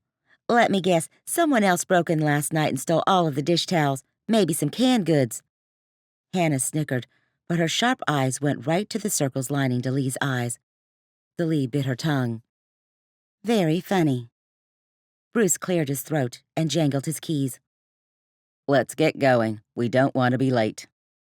He motioned for everyone to follow him. They climbed into the gold SUV, Daleigh sliding across the butter-soft leather seats into the back with the kids. The engine hummed to life, and they started down the road. "I heard you walking around last night. You didn't sneak out for a secret rendezvous, did you?" Hannah peered into the back seat. "No, of course I didn't. I just couldn't sleep." "You can stay in the main house with us for as long as you want, you know. We've got 3 extra bedrooms." Bruce glanced at her in the rearview mirror. "I like the cottage. Being there makes me feel close to Dad." "That's understandable," Bruce said. "That cottage has a certain charm to it, doesn't it? We renovated it as close to the original as we could. It used to be the servants' quarters, you know." "Daleigh staying in the servants' quarter," Hannah snorted. "It sounds like a Cinderella story if I've ever heard one. You let everyone know it was your choice. Your mean old sister didn't force it on you." "Nothing wrong with being a servant." Daleigh looked out the window at the countryside. Sometimes Daleigh thought Hannah really wasn't her sister, that somehow there'd been a mix-up at the hospital. How could 2 people in the same family be so different? "In a way, you're a servant, honey." Bruce looked at Hannah. "You serve our family, wait on our girls, do their laundry. It's not that bad, is it?" Hannah narrowed her eyes, the fire glowing there shooting flames at Bruce. The girls giggled. "Can we call you servant, Mommy?" Clara asked. "Servant," the 2-year-old echoed. Hannah's scowl deepened. The rest of the ride to church was silent. Blissfully silent. Yet somewhere in those blissful moments, reality slithered in, reminding Daleigh that someone had potentially killed her father. None of the mundane moments would let her forget that life-altering fact. The brick church building looked over a century old. A huge steeple stretched toward the sky, complete with a golden bell that chimed as the family flocked through the front doors. Inside, Daleigh noted the intricate dark wood molding, bright red carpet, and well-used wooden pews. That, along with the square stained glass windows that cast colorful shadows, gave the building character and richness. This is where her father's funeral had taken place. Funny how she'd hardly noticed anything about the place then. No, she'd been too distracted by her pain. She sat on the end of a pew, trying to ignore the stares people sent her way. A sign to the right of the stage said last week they'd had 78 people in attendance and 56 at Sunday school.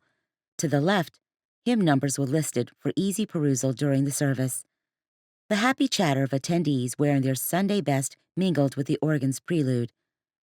How long had it been since Daleigh had been in church? She'd vowed to go every Sunday she was at home in Nashville, but that was becoming less and less frequent. What had she become? A robot? A spineless puppet for others? "Good morning." Daleigh's head jerked up.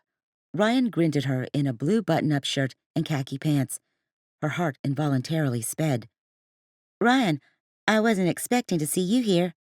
"I know it's hard to believe I ever set foot in church." He winked, and Daleigh let out a laugh. "That's not what I meant." She slid across the pew, holding on to her dress hem so it wouldn't creep up. "Please, have a seat." "An offer I can't refuse." Before he could slip into the seat, 2 elderly women grabbed his arm and kissed his cheek. Daleigh watched as he affectionately returned the gesture, causing the women to beam like high schoolers. Then he lowered himself beside her. His familiar scent teased her senses, and when he turned to look at her, she suddenly wondered what it would feel like if Ryan leaned over and kissed her cheek. She quickly looked away before Ryan could see her blush. "How are you today?" he asked, draping his arm behind her. She wanted to blurt that someone had broken in and stolen her dad's notebooks. She'd have to save that for later, when Hannah wasn't around. "Doing okay. Mommy's our servant." Clara giggled on the other side of Daleigh and received a prompt nudge from Bruce, who'd no doubt hear about his comment later. Daleigh hid her grin as a balding man with a full beard approached. She recognized him from the funeral as Pastor Pete. "If I'd known you'd still be in town, I would have asked you to grace us with your angelic voice this morning." "That's kind of you to think of me." Daleigh smiled to reassure him. "I wasn't sure how long I'd be around. If you're here next Sunday, let me know and I'll put you in the program. I especially love that song you wrote about Jacob's Ladder. I listen to it whenever I need some encouragement for the journey." The pastor stepped back as the pianist started pounding the keys. "Really, let me know." He walked away and Clara turned toward her. "Aunt Daleigh, are you going to sing for us?" She rubbed her niece's head. "Not this week. Next week? Maybe. We'll have to see." "You mean we might actually have you around for another week?" Hannah peered at her from the end of the pew. Her voice, though it sounded syrupy sweet, held a touch of subtle condemnation. Hannah's message was so clear to Daleigh. Daleigh wasn't around enough. Daleigh shrugged. "I haven't decided when I'm going back yet. I need to figure some things out first." The worship service began at the tune of "Oh, for a Thousand Tongues to Sing." Daleigh hadn't sung hymns in at least a decade. Her church in Nashville was contemporary, but she missed these more traditional songs of worship. Just hearing the music filled her with pleasant memories of her childhood. Growing up, they'd moved every few years with her father's job, and it seemed every church they attended used hymns. She hadn't liked them at the time. They seemed ancient to her, but now that she was older, she realized their lyrics were filled with amazing depth. "I'm doing a hymn on my next album," she decided. "I don't care what Vince says." She tried to push out thoughts of Vince and concentrate on worship. Beside her, Ryan sang out in a nice baritone. When was the last time she and Vince had gone to church together? When she was in town, he always seemed to have an excuse.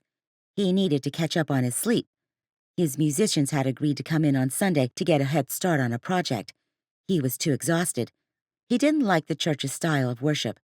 She could have gone on with the lines he rattled off. He'd changed from when Daleigh met him 5 years ago. They hadn't dated right away. First, they'd been fellow musicians, then friends.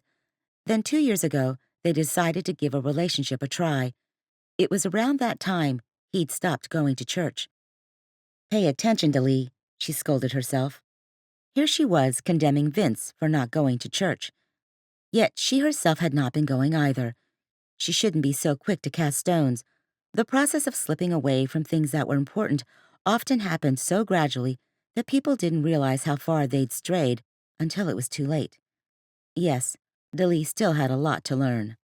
Suddenly, the skin on the back of her neck bristled at the feeling of unseen eyes boring into her. She slowly glanced over her shoulder. Was someone watching her? The sinking feeling in her gut made her think this was more than someone gawking at her out of starstruck curiosity. Alarms were going off in her head. Was her dad's killer here? She tried to shake off the thoughts, but that was easier said than done. After church, Bruce invited Ryan out to lunch with the family. Daleigh had a feeling the invitation had more to do with Bruce getting Ryan's opinion on a new boat he was trying to purchase than simply being polite. Daleigh was just happy to have Ryan there to distract her from her sister's dirty looks and snippy commentary.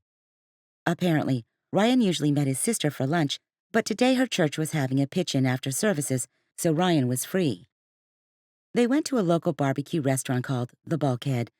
Despite the name, the eatery didn't sit on water, but instead on a highway outside of town.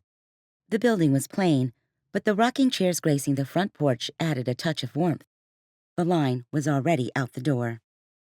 Hannah said over her shoulder, "The Methodists always beat us here. I declare their pastor cuts the service short just so he doesn't have to wait in line for Sunday dinner."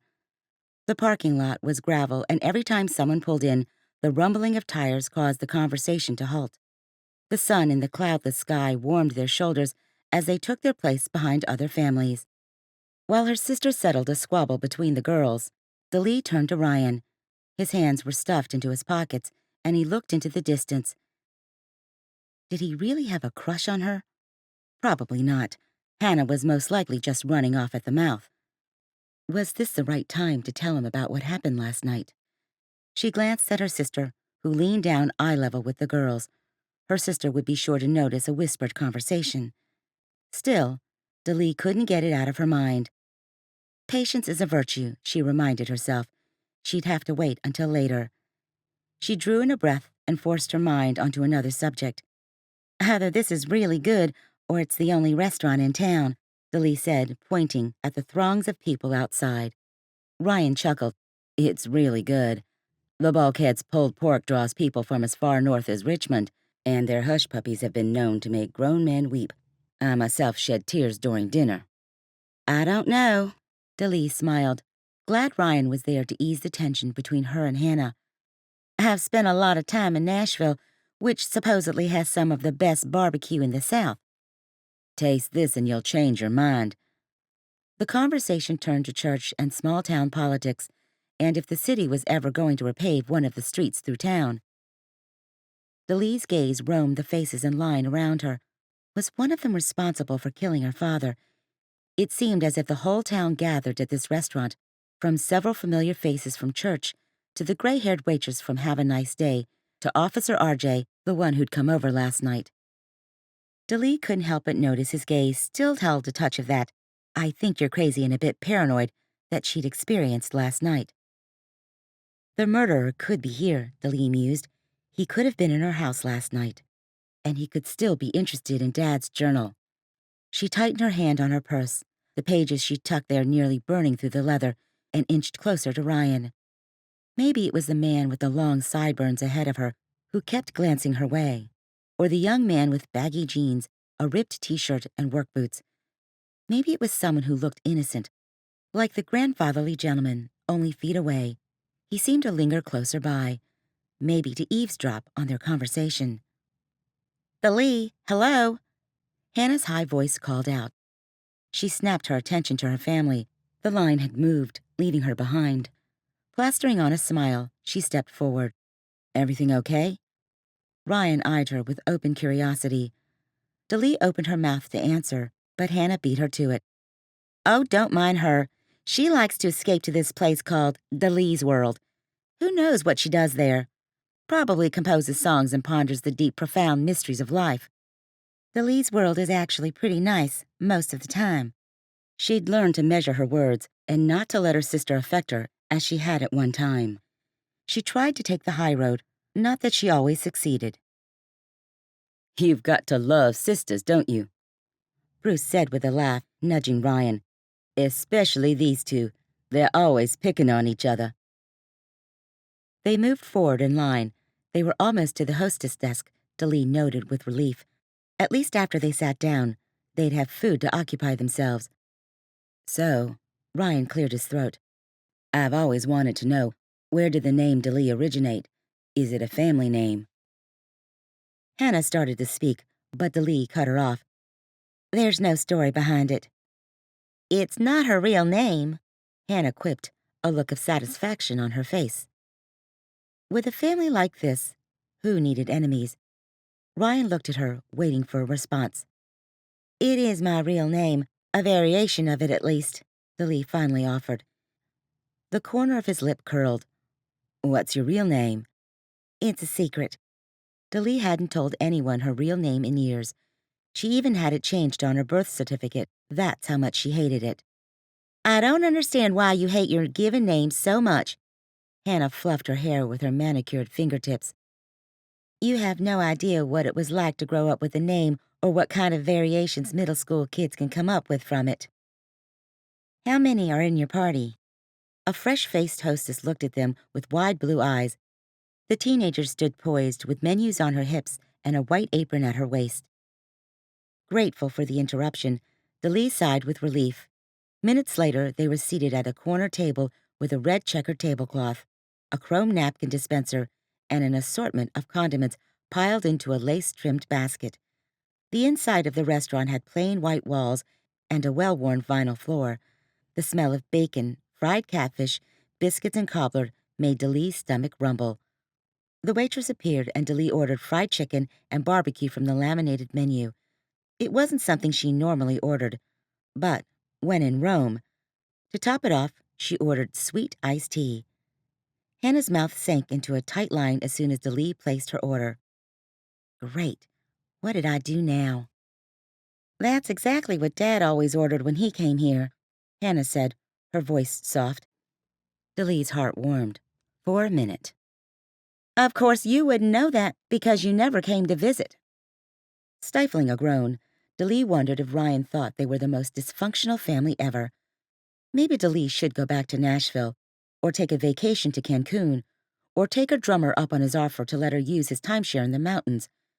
Anywhere seemed a better option than here, with Hannah. But she planned on sticking around for a little while longer. She had a murder to unravel still. Chapter 8. Ryan sensed Daleigh's discomfort, her desperation to escape her sister's criticism. He pushed his chair back and extended his hand to the beautiful woman wearing a pale blue dress. Can I show you something? Her slim shoulders visibly relaxed. Absolutely. Excuse us. Daleigh's delicate hand grasped his as she stood. It felt just as he imagined, feminine and soft. Reluctantly, he let go and instead placed a hand on her back. His fingers tingled as they brushed the thin cotton of her outfit. Maybe touching her wasn't such a good idea, he decided as he guided her to a bulletin board at the far side of the restaurant. Thanks for getting me away. Daleigh leaned in close enough for him to see a light smattering of freckles across her tiny nose. He caught a whiff of her flowery perfume. He could get used to being around Daleigh. He had no doubt about that. He pulled her around the corner, dodged a waitress holding a tray over her head, and faced Daleigh. Everything okay? A frown pulled at her glossy lips. My sister and I have always been at odds. You'll have to excuse us. I know we're not fun to be around sometimes. Don't worry about me, sugar. You're the one I want to know about. He couldn't resist tucking a hair behind her ear. She smiled, warm and sincere. I appreciate that. I know it's probably hard to see, but I think she's just trying to look out for you.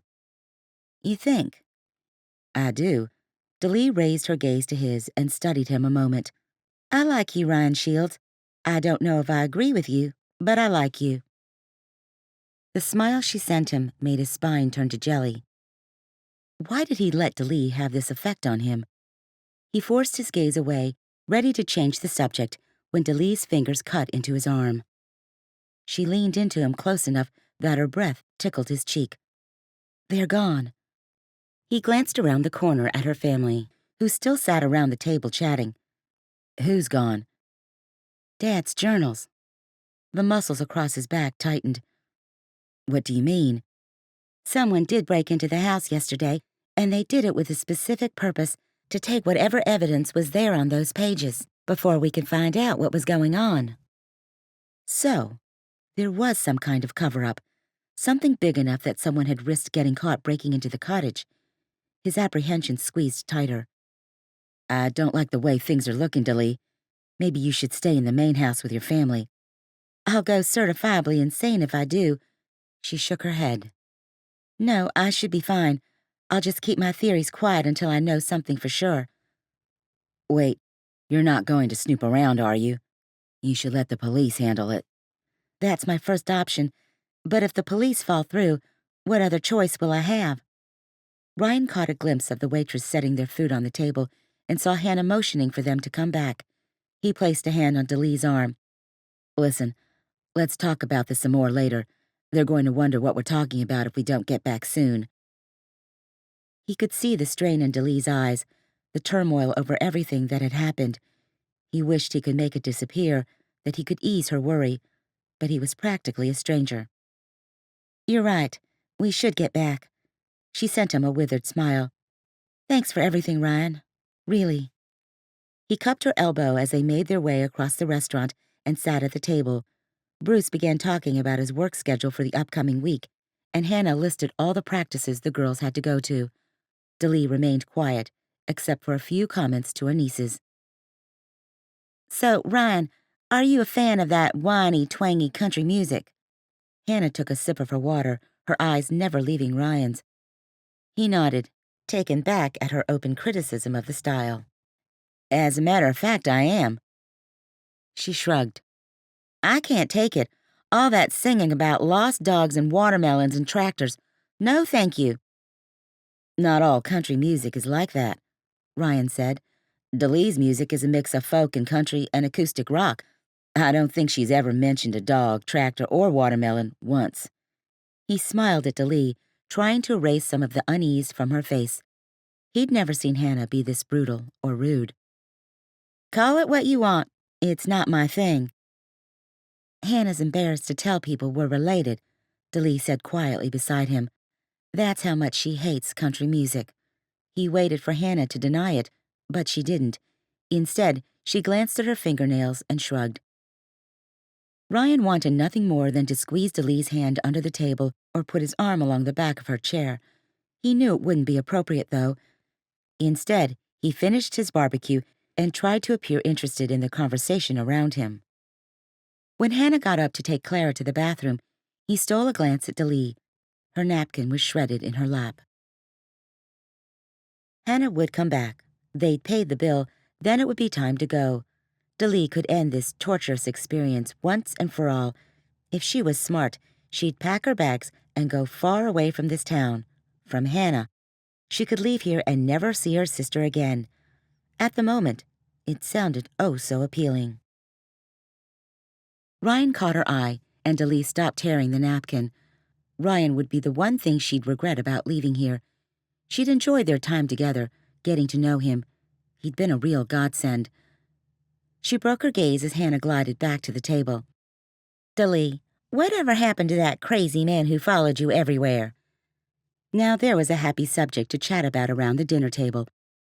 Where had that question come from? She shrugged. The thin man? Nicknamed that because of his painfully thin physique and his ability to disappear into thin air. Nothing. He started leaving me alone. The restraining order expired, and that's that. Hannah grabbed her purse and shook her head as she flung it over her shoulder. Creepy. I guess that's the price of fame, huh? Some would say, Daleigh muttered. Ryan turned toward her. You had a stalker. Her muscles tightened as she remembered the apprehension she'd felt during that time of her life. She remembered the fear she'd experienced, the way she had to constantly look over her shoulder, the feeling of unseen eyes watching her. But that episode was over now. Or a crazed fan, Daleigh shrugged. It was pretty intense there for a while, but I haven't seen him in a few months now. Thank goodness. A strange expression crossed Ryan's face. Was it worry? Yes, she decided. That's what it had to be. After they'd paid their bills, they pushed past the throngs of people still waiting to be seated. The warm spring sunshine greeted them as they stepped into the gravel parking lot. We need to drive into Elizabeth City to pick up a few things, Bruce said in reference to the neighboring town. Do you want us to drop you off first? Ryan touched her elbow and electricity coursed up her arm. I can give you a ride home. Relief filled Daleigh. You wouldn't mind? Not at all. Hannah shrugged. Suit yourself. Daleigh climbed into Ryan's F-250. As soon as Ryan closed her door, she shut her eyes and shoved her head into the seat behind her. Ryan's door opened, and she smelled his leathery cologne as he climbed in. Keys jangled and his door slammed. She waited for the engine to roar to life. Silence fell instead. You okay? Ryan asked. The earnestness in his voice soothed her frayed nerves. I've got to get out of here. Out of where? This town, away from my sister. I thought I could stay, but obviously it's a bad idea. So, you're going to run away? She opened her eyes. Not run away. If I stay here, I'm running away. For my career, my life in Nashville? No. Staying here just isn't a good idea. I don't know why I thought it was. What about your dad? What would he want you to do? Her dad. How could she have forgotten about him? He would want my sister and me to be friends. It seems near impossible sometimes. He was the only thing holding us together, and now that he's gone. Your relationship seems like something that's easier to avoid than actually deal with. She nodded. Yeah, I guess. Ryan nudged her chin toward him. Do what you have to do, Daleigh. Only you know what's best for you. Believe me, I have no idea what's best for me lately. I don't know where to go with my music, what to do with my life. It's amazing how quickly things can go from good to a total mess. She shook her head. Every time I'm around you, I start pouring out my problems. I don't know what gets into me. I don't mind listening. You're kind. I mean it. She smiled. Thanks. Ryan started the truck, and they took off down the road. So, your dad's journals are gone. Yeah, I have to find someone who might know what he was studying, what might have been in those journals. She leaned her head against the window. The truck rumbled to a stop at a red light. Look, Daleigh, I can't even imagine how hard this has been on you. It's hard enough to lose a loved one, but on top of that. I just don't think I'll have any peace until I find some answers. Give yourself some time. You've had a rough week. They started down the road again, and a few minutes later, sleepy, winding downtown Hertford came into view. Daleigh knew her house waited around the corner. Her stomach knotted as she thought about sitting there with only her thoughts for the rest of the afternoon. That's when she made the decision to do a little more research. How hard is a university in Elizabeth City to find? Benjamin Nelson University, if I remember correctly. He raised his eyebrows. Not too hard, just a few turns off the highway. Why? I want to go look through my dad's things there. Ryan nodded slowly, thoughtfully. How about if I take you? I hate to impose on you any more than I already have. They hardly knew each other, and Daleigh had already taken up too much of his time. Certainly, he had better things to do than be her escort for the day. You're not imposing. The shop is closed today, and I don't have any plans. His gaze held hers, and she saw the sincerity in his baby blues. Finally, she nodded. I'm not going to lie. I'd appreciate the company. What exactly are you hoping to discover there? She shook her head and absently straightened the hem of her dress. I have no idea, but it's a place to start. A grin tugged at Ryan's lips. Daleigh caught herself watching him, his expression, his boyish manners. Her heart sped for a minute as she drank in his half-smile. What was behind that expression? Did he think she was crazy for trying to find the answers herself? He caught her staring and did a double-take. Daleigh quickly looked away, trying to hide her own smile. Why did she suddenly feel like she was on her first date, jittery and inexperienced? The smile slid off her face when she remembered Vince. They'd only broken up yesterday, but if she were honest with herself, things between them had been over for much longer. Was she even ready to play with the idea of being in another relationship? Or was it even smart to let herself think about another man when her father may have been murdered and her career was on the rocks? Chapter 9. So this is Elizabeth City. Daleigh glanced around the various buildings they passed as they traveled down the highway. Even though Ryan had told her there were 2 colleges and 1 university within the city limits, the town would still be considered by most to be small. From what Daleigh had seen, there appeared to be a mall, several restaurants, and a couple of big-box stores. Ryan's hand was draped casually on the steering wheel, yet he maintained an aura of total control of the vehicle as they cruised down the road. It sure is. It's the big city. We come here from Hertford when we want some excitement. She chuckled, already liking Ryan's sense of humor. Hertford's a great little town. There's nothing wrong with moving at a more relaxed pace. I like it there. She glanced his way, curious about the man beside her. You said you lived in other places, for a short while at least. His hands lightly gripped the steering wheel as they turned at a stoplight. That's right. I went to college at Duke. Then I lived up in New York for 5 years. New York? It's a beautiful state. Where exactly did you live?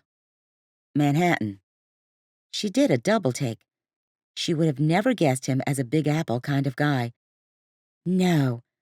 She didn't even try to hide the disbelief from her voice. He grinned. It's true. I used to don a business suit, an expensive one at that, every day, lived in a nice little apartment, ate at fancy restaurants, you name it. Well, you just surprise me more and more all the time, Ryan Shields. I would have never guessed. What did you do in New York? His grin widened, revealing an adorable dimple in his cheek. You'll never guess. She settled back in her seat, up for the challenge. You were an actor, part-time, a waiter full-time. He laughed. No, no, there's not a creative bone in my body. You owned a garage. He shook his head. Okay, but this is my last guess. You were a news correspondent on the Today Show. I was wondering when you'd finally recognize me from that interview I did with you way back when. His eyes sparkled. No, I was actually a stockbroker. He cast a side glance her way. I know what your next question is going to be. Why am I a mechanic now? You embezzled money. A Ponzi scheme. You're bad with numbers. No, nothing quite like that. I just had some things in my life that made me realize that life is too short to live someone else's dream for you. I was the hometown boy who did well for himself. I made everyone proud here at home, but I lost a lot of my joy in life. I didn't enjoy what I was doing, and I knew something had to change. So you moved back home and traded your business suit for coveralls. Her voice didn't hold any condemnation, just curiosity. You're quite the man, Ryan. I don't know about that. I've been called a lot of things since I made the decision, and most of them aren't admirable, but I'm doing okay.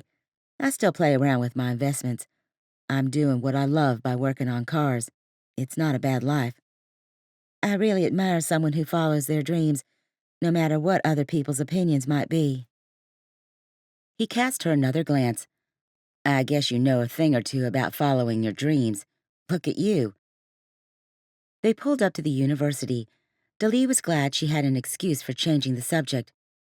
Her dreams had both thrilled her and disappointed her, but she wasn't sure she wanted to talk about those highs and lows now, especially when everything in her life felt like it was in flux. Listening to Ryan talk about himself was much more interesting. She pointed to a sign in the grass beside them.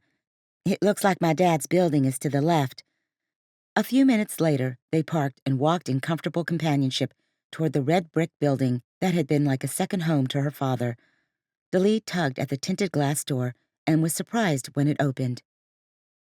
She stepped inside, Ryan behind her, and found a directory on the wall. They started down the carpeted hallway until they found the Department of Sociology. A couple of paces later, she spotted her dad's nameplate on a door. Her throat went dry as she paused there. You sure you want to do this? She stared at the door another moment before nodding resolutely. Yeah, I'm sure. Her hand went to the handle, and she twisted. It was locked. She sighed and took a step back. I should have known. It looks like all of this was for nothing. Can I help you? Daleigh turned her head toward the voice. A woman in her late 20s stood down the hallway, a computer tablet in hand. She stepped toward them, her sneaker-clad feet nearly soundless on the low pile carpet. Daleigh soaked in her sloppy ponytail, oversized glasses, and university sweatshirt. She looked vaguely familiar, though Daleigh couldn't figure out why. I was hoping to see my father's office. The woman blinked and leaned closer toward Daleigh. You're Daleigh McDermott. I love your music. Huge fan. I appreciate that. Thank you. Your father used to always talk about you. He was so proud. He even bought us all one of your CDs for Christmas. He was a wonderful father. Her throat clenched at the word was. Reality still hadn't completely sunk in. The woman pushed her glasses up higher. I was your father's graduate assistant. I'm so sorry to hear about his passing. None of us have gotten over it here at the university. It's been quite a shock. You were at his funeral, weren't you? That's where Daleigh had seen her. The woman nodded. That's right. I'm Patricia Davis. She pointed toward the door. I can get you in if you want. If you wouldn't mind, that would be perfect. Patricia pulled out some keys from her pocket and jangled them for a moment before finding the right one. The next instant, she slipped the door open. Daleigh's heart went to her throat as her father's office came into view. Piles of paper littered his desk. Pictures plastered the shelves against one wall. Artifacts and trinkets from his time in other countries filled every other available space. It looked just like her father. Patricia cleared her throat. I was going to try and pack up some of his things for you. I just haven't been able to bring myself to do it. It will make his passing seem too real, I guess. Daleigh lowered herself into his desk chair. Her heart clutched with familiar grief again. She understood Patricia's words all too well.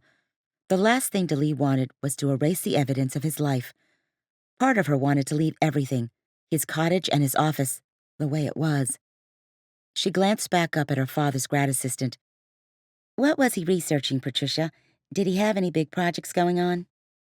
Patricia leaned against the doorframe and hugged her computer tablet to her chest.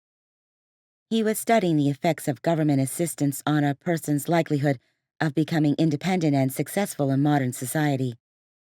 Daleigh nodded slowly as she processed her words.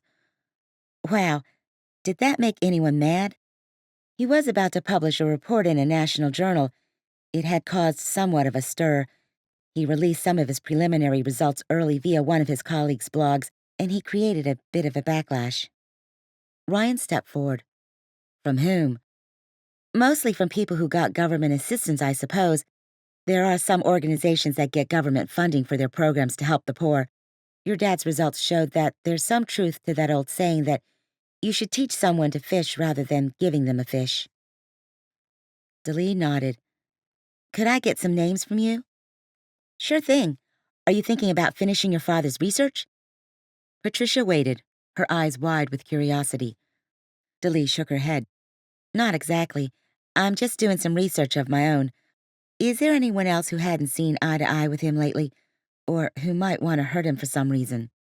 Patricia gasped, nearly dropping her computer in the process. Her hand went to the wall to steady herself. You think someone hurt him? I don't know anything for sure. There have just been some suspicious things going on. I'm trying to get to the bottom of everything. Patricia pulled her arms across her chest and looked off into space for a moment. Were those tears filling the woman's eyes? The moisture disappeared as quickly as it materialized. There was one student whom your father had expelled. He'd been cheating. He copied a research paper from another student, not thinking that your father would catch it. Of course, your father caught it. He had a brain like a computer. That was reason enough for expulsion? Daleigh asked. Patricia nodded. He'd been in other trouble. That was just a tip of the iceberg, as the saying goes. Daleigh picked up some nesting figures from a shelf and ran her hand over the wood. Could I get his name also? Absolutely. Anything else I can do to help?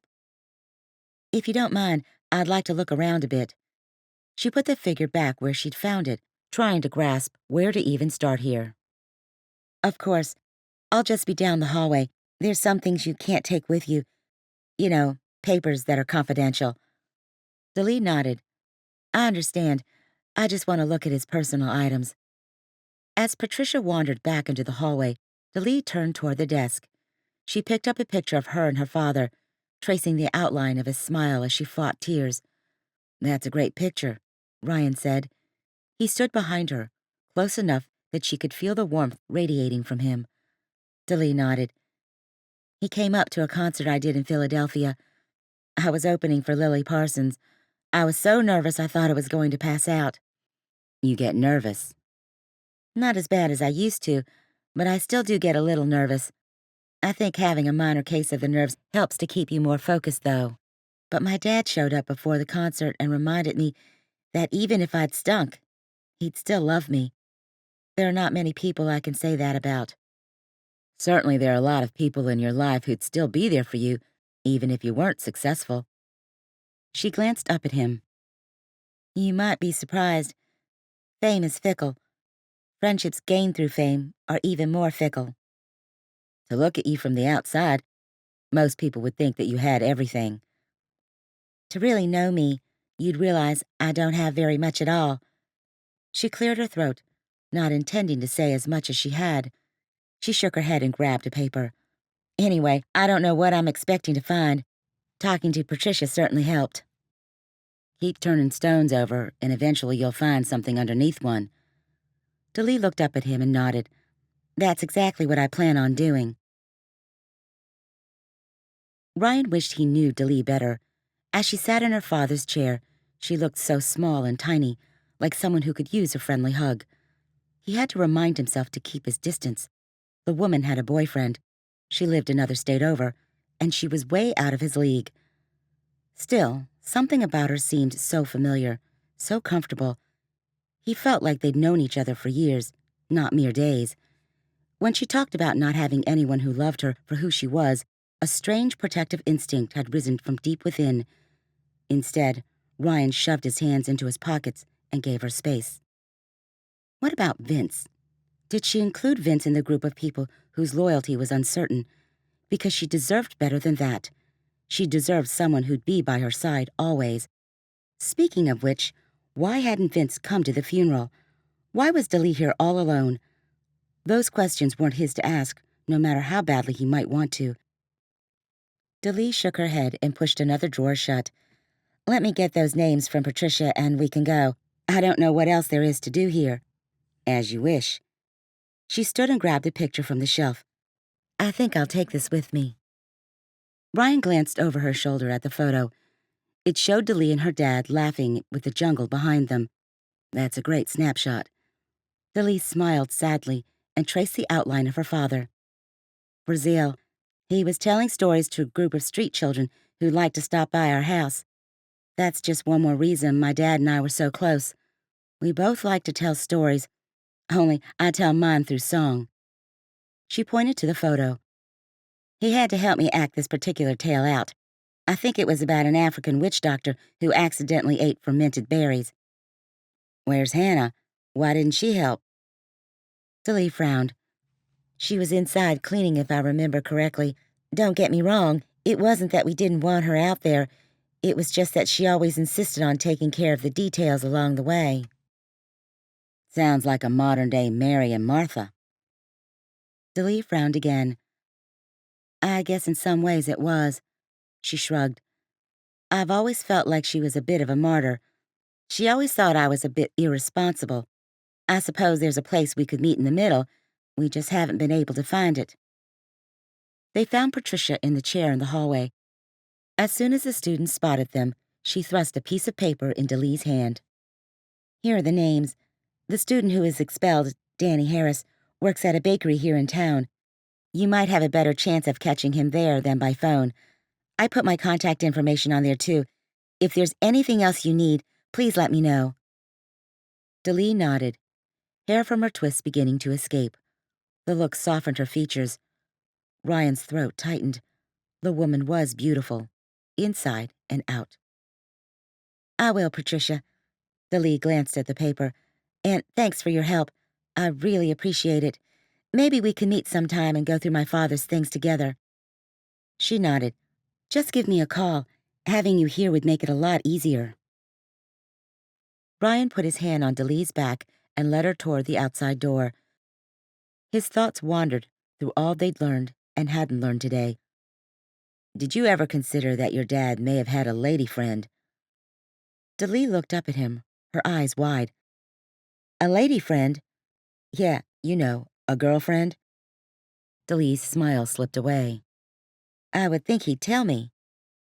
Patricia just seemed to have a deeper sense of grief than I expected. You think my dad was dating his grad assistant? I'm sure that's against the rules, which doesn't sound like my dad at all. He raised his hands. I'm not saying anything, but it's something you might want to consider. I'd really like to consider a piece of chocolate cake right now. My treat. You game? Let me guess. At Danny Harris's place of employment. That's the one. If eating cake with you is the sacrifice I'll have to make, then I guess a guy's gotta do what a guy's gotta do. She giggled. You're funny, Ryan. I like that. He swallowed, willing himself not to blush. Why did she have that effect on him? Why did he more than anything want to hear her giggle and see her smile? This wasn't good. It wasn't good at all. Somehow, someway, he had to get Daleigh McDermott out of his mind. After they had cake.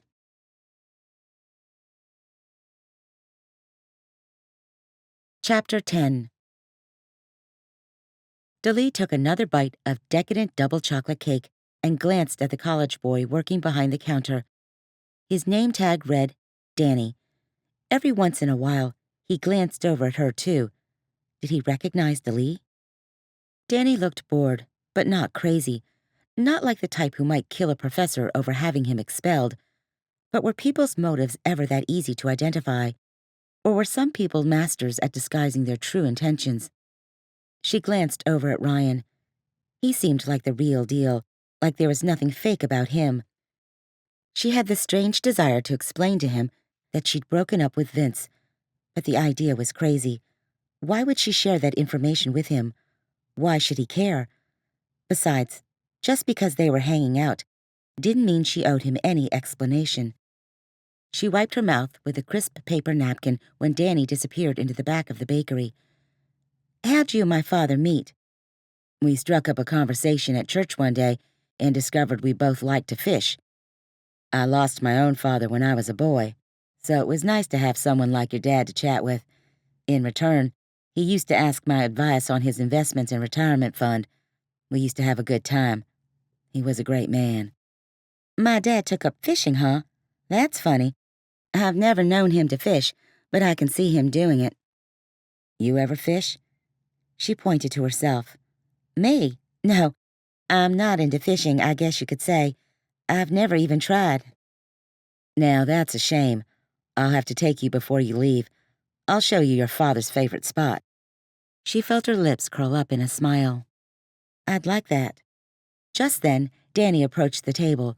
The clean-cut boy had neat brown hair, but wore a scowl across his otherwise even features.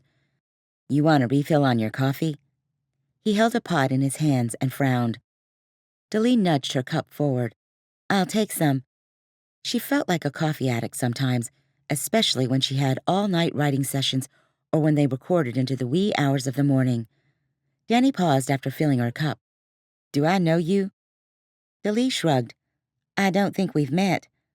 Do you attend the university? No, but God bless you for thinking that I'm young.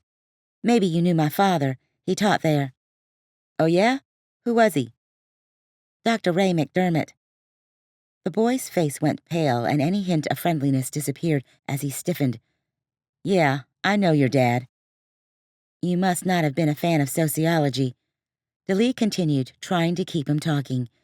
He took a step away, pausing only long enough to shrug. I don't know about that. Your dad just had it in for me. Why would you say that? I don't think I've known my father to have it in for anyone. Yeah, well, he got me kicked out of school. I'd call that having it in for someone. You sound angry. He seethed. Yeah, I'm angry. Look at me now. I'm working this lousy job when I should be getting my degree. How exactly did he get you kicked out? He said I cheated. Did you? Some of the fierceness left his gaze and was replaced with fear? I just got a little help. You weren't the one who threatened my dad, were you? His face became even paler. I don't know what you're talking about. I've got to get back to work now before another McDermott gets me fired. He stormed away. Daleigh glanced over at Ryan. Maybe that boy was hiding something. The question was, what? Daleigh pivoted in the truck seat as Ryan pulled to a stop in front of her temporary home. She paused with her hand on the door handle as she glanced over at Ryan. His easy profile brought her an unreasonable amount of comfort. Funny how she felt like she'd known him for weeks instead of mere days. Thanks for coming along for the ride today. My pleasure, Daleigh. The sun had set now, and darkness had fallen over the peaceful little town. I didn't make it home before dark, Daleigh mused. How quickly her mind went back to her father's advice. How quickly she shuddered at the thoughts of everything the darkness could hide, including evidence of murder. If I can ever repay you, let me know. He leaned forward, his eyes sparkling. There is one thing you could do. What's that? My nephew is a huge fan. He's been through some really tough times lately. I would love to surprise him and have him meet you. I think that sounds great. I can even bring my guitar and play a few tunes for him, if you'd like. He would love that. When's a good time? You free tomorrow? Early evening. Not a plan in the world. He grinned and straightened. Okay then, how about if I swing by around 5? I'll be waiting. Ryan nodded toward her cottage. Mind if I walk you up? Half her lip curled with pleasure. She had to admit that a part of her was filled with ominous dread that the place had been broken into again. Aren't you a Southern gentleman? What can I say? I try. I would love it if you walked me to the door, Ryan.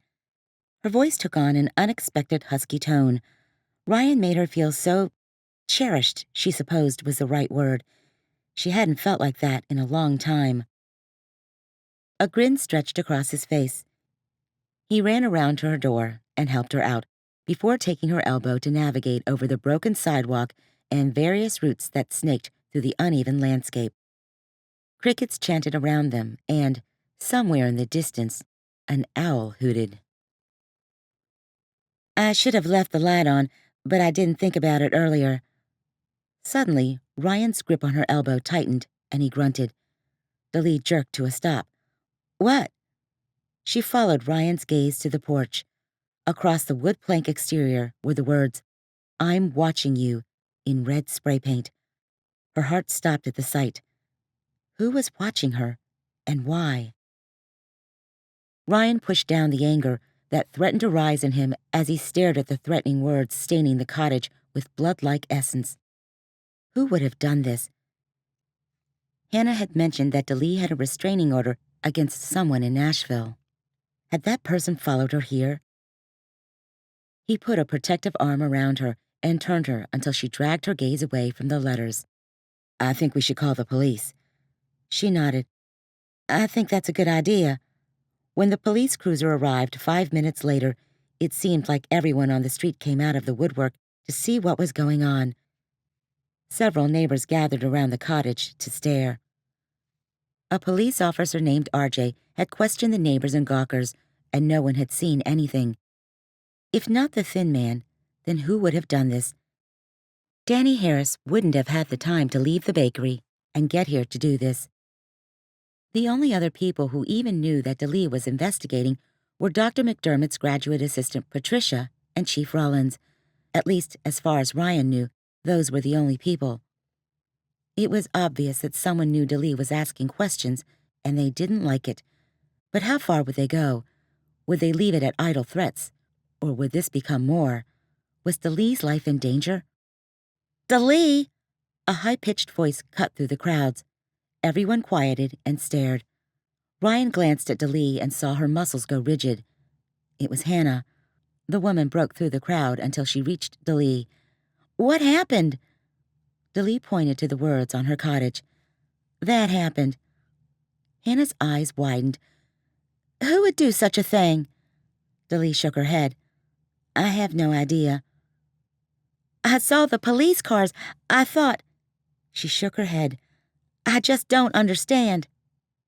Hannah, have you ever considered that Dad's death wasn't an accident? Daleigh whispered. Are you crazy? Are you out of your mind? Of course it was an accident. Her voice rose with each word. Keep your voice down, Daleigh hissed. I shouldn't have brought it up. I don't ever want to hear you suggest that ever again. Do you understand? Do you understand? Hannah. Daleigh stopped abruptly and shook her head. You know what? I'm not going to argue with you. I wish I had never said anything. Hannah stalked back to her house, fumes still coming from her ears.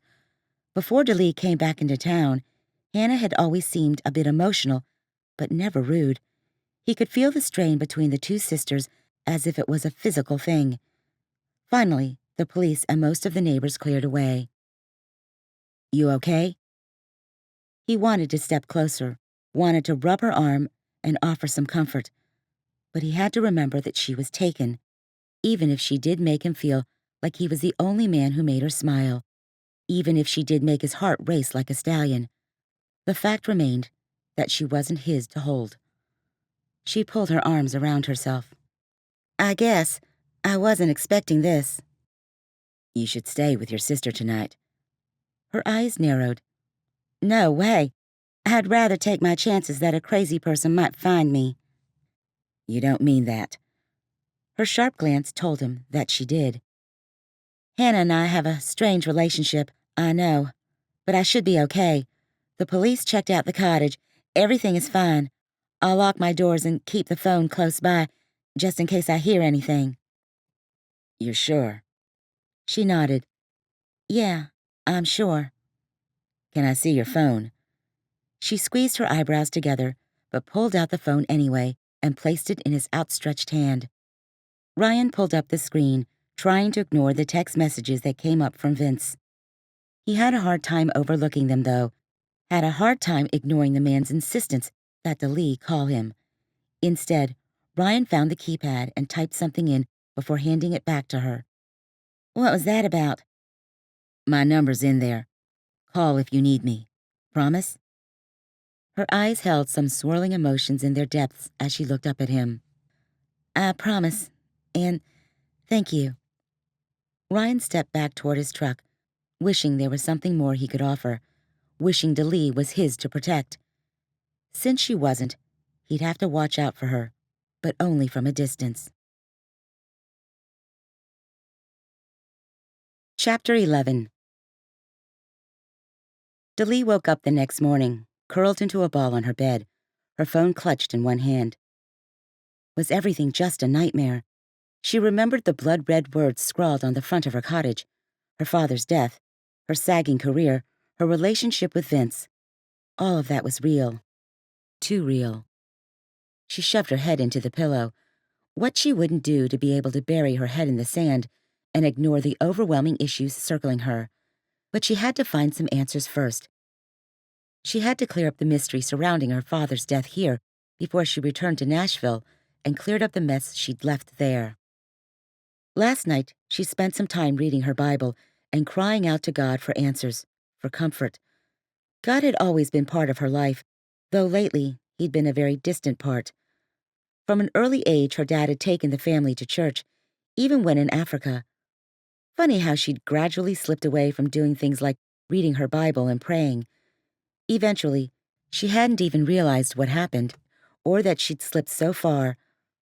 What a shame that it had taken her dad's death to put things in perspective. Now that she was older, she marveled that her dad had been so grounded in his faith, especially since he'd been surrounded by academia so much. He'd always told Daleigh that the things he'd seen in other countries had only confirmed that God was real. Daleigh had never forgotten that.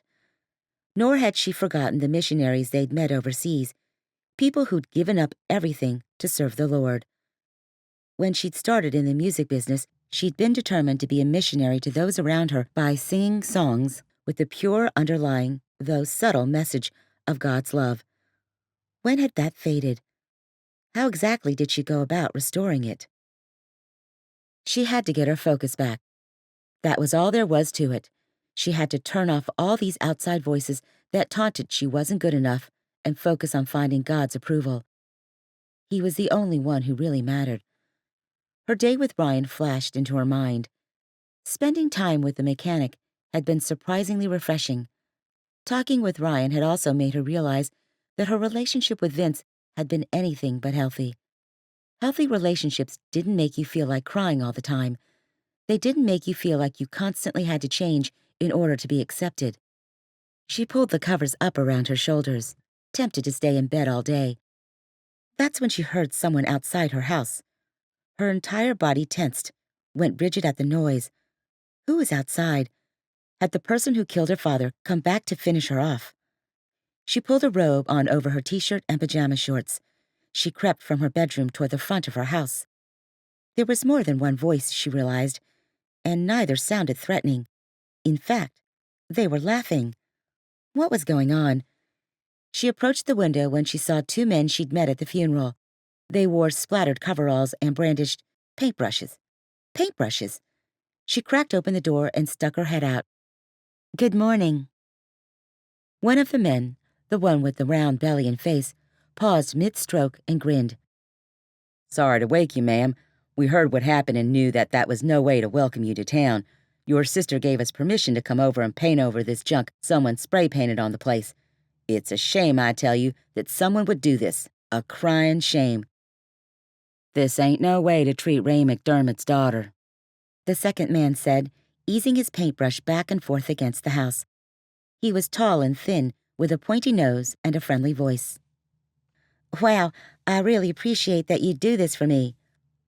We like to take care of each other here, said the chubbier of the two men. She pulled her robe closer, realizing just how different life was here in small-town America. Can I do anything? You can promise not to hold this against the town. How about that? She grinned. It's a deal. She paused, wondering if this was her chance to ask more questions. She jutted her hip against the doorframe and crossed her arms. By the way, did either of you notice anything strange on the day my father died? The round man paused and tapped his brush against the house. I did see a burgundy sedan parked outside your house here. I normally wouldn't notice, but it looked just like a model I checked out myself. Can you tell me anything else about it? License plate, maybe? She tried to keep her voice even in an effort not to raise their suspicions any more than necessary. The chubby man shook his head and dunked his brush back into the canister of white paint. No, honey, I can't tell you that. I can tell you it was a Civic, probably 10 years old, painted burgundy. He raised an eyebrow. Everything okay? She nodded. It's just fine. Thank you for the information.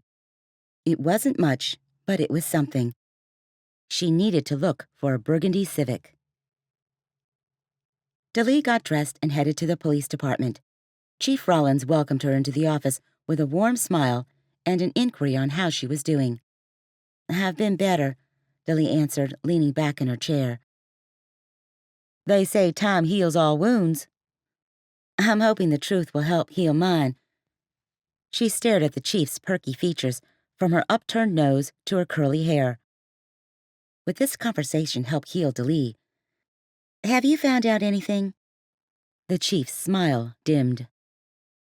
I have asked around, but I'm afraid I don't have anything to tell you. Crime has been very low around here recently.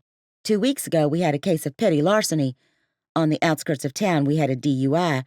But murder? She chuckled. Nothing like that going on in my city. Ryan's words came back to her. The chief cared too much about her reputation. Of course, she didn't want to acknowledge the crime in the area. Daleigh leaned back in her chair. What should I do then? The chief jutted her chin out and nodded confidently. You have to accept that your dad was working on a piece of fiction, that there were no truth in those journal entries. Listen, someone stole those journals. They painted a threatening message on the side of my house. I wouldn't call that fiction. Of course, she muttered. She met Daleigh's eyes. I'll tell you what. I'll put one of my officers on it. We'll get to the bottom of this for you. No worries. No worries, Daleigh repeated, although in her mind she was doubtful. She had a feeling no worries was the chief's mantra. Daleigh left the police department and wandered down the street, walking off some of her frustration. She passed the garage where Ryan worked and wondered what he was doing. A smile formed just thinking about him. The sign for the pharmacy stood on the corner, a proud reminder of this town's history. This would be a good time to pay her father's friend, pharmacist Henry Snelling, a visit. Maybe he could help Daleigh piece together the last few days of her father's life. As she approached the front door, she noted the sign in the window, Snelling for mayor. Her father's friend was running for office. She stored that information in the back of her mind. Bells jangled on the door as she went inside. She instantly felt like she'd stepped back in time as she caught a panoramic view of the store. The old-fashioned register to her left boasted huge keys and loud dings. The shelves were short and well-stocked. A black and white checkered floor stretched down the aisles. If it isn't Daleigh McDermott. Daleigh turned around and spotted a slight balding man wearing a white lab coat. She vaguely recognized him from the funeral. Henry Snelling? He snubbed a thumb into his chest. I was hoping you might stop by while you were in town. My father mentioned you as a friend. I considered him one of my closest. The smile disappeared from his round face. It's such a tragedy that he's not with us any longer. I'm so sorry for your loss. I'm hoping you can answer some questions for me. Whatever I can do to make this easier for you, let me fix your float and we'll chat. Daleigh smiled. She liked Mr. Snelling already. Her father had trusted him, so she felt she could also. A moment later, she sat in a corner booth, away from a family with 2 toddlers and other listening ears. Mr. Snelling scooped some ice cream into a mug and popped open a glass bottle of root beer. I assume you like root beer. Your dad did. The liquid foamed as he filled the glass. It sounds great. He stuck a fluorescent pink straw into it and set it in front of Daleigh with a clunk. He squeezed across from her in the booth with a glass of water in hand and rested his elbows on the table. Now, what can I do for you? I'm trying to trace my father's last few days before he passed away. I'm hoping you can help me. I'll certainly do whatever I can. What do you need to know? Did you see him at all during that time? I did. We had lunch at the cafe a week ago today, actually. What did you guys talk about that day? Anything you can remember would help. He leaned back. Let's see. We talked about the high school production of The Taming of the Shrew that we both saw the weekend before. We both thought it deserved the public school version of a Tony Award. Then we talked about taking a trip to Norfolk to see a Tides baseball game. It's probably best that we didn't since they've had an abysmal season. He shook his head. Really, just general stuff like that. Nothing extraordinary. Daleigh leaned in closer. Did he seem like himself? He was a bit reflective, like there was something on his mind. I didn't think much about it, though. Did he mention any projects or anything out of the ordinary? He was always studying something. A lot of times he would just sit on the park bench outside the pharmacy with his notebook in hand, jotting down observations. I asked him once what he was writing about, but he just laughed and closed the notebook, said I wouldn't be interested. A smile grazed her lips. Sounds like my dad. Any reason why you're asking? I'm just trying to put some pieces together. He leaned in closer. You don't think? He stopped himself and chuckled. Never mind. It was a crazy thought. It's just that the way you're talking, asking these questions. Sometimes things aren't as they seem, Mr. Snelling. I just want some answers. Why would you think? It was as if he couldn't say the words. Daleigh's heart leapt into her throat, pounding there like it might choke her. Should she mention the journal? Her father had trusted the man, but she wanted to keep quiet about what she'd discovered. The less people knew, the better. I found some things that made me wonder. His gaze locked on hers. Do you have any idea what might have happened? She shook her head.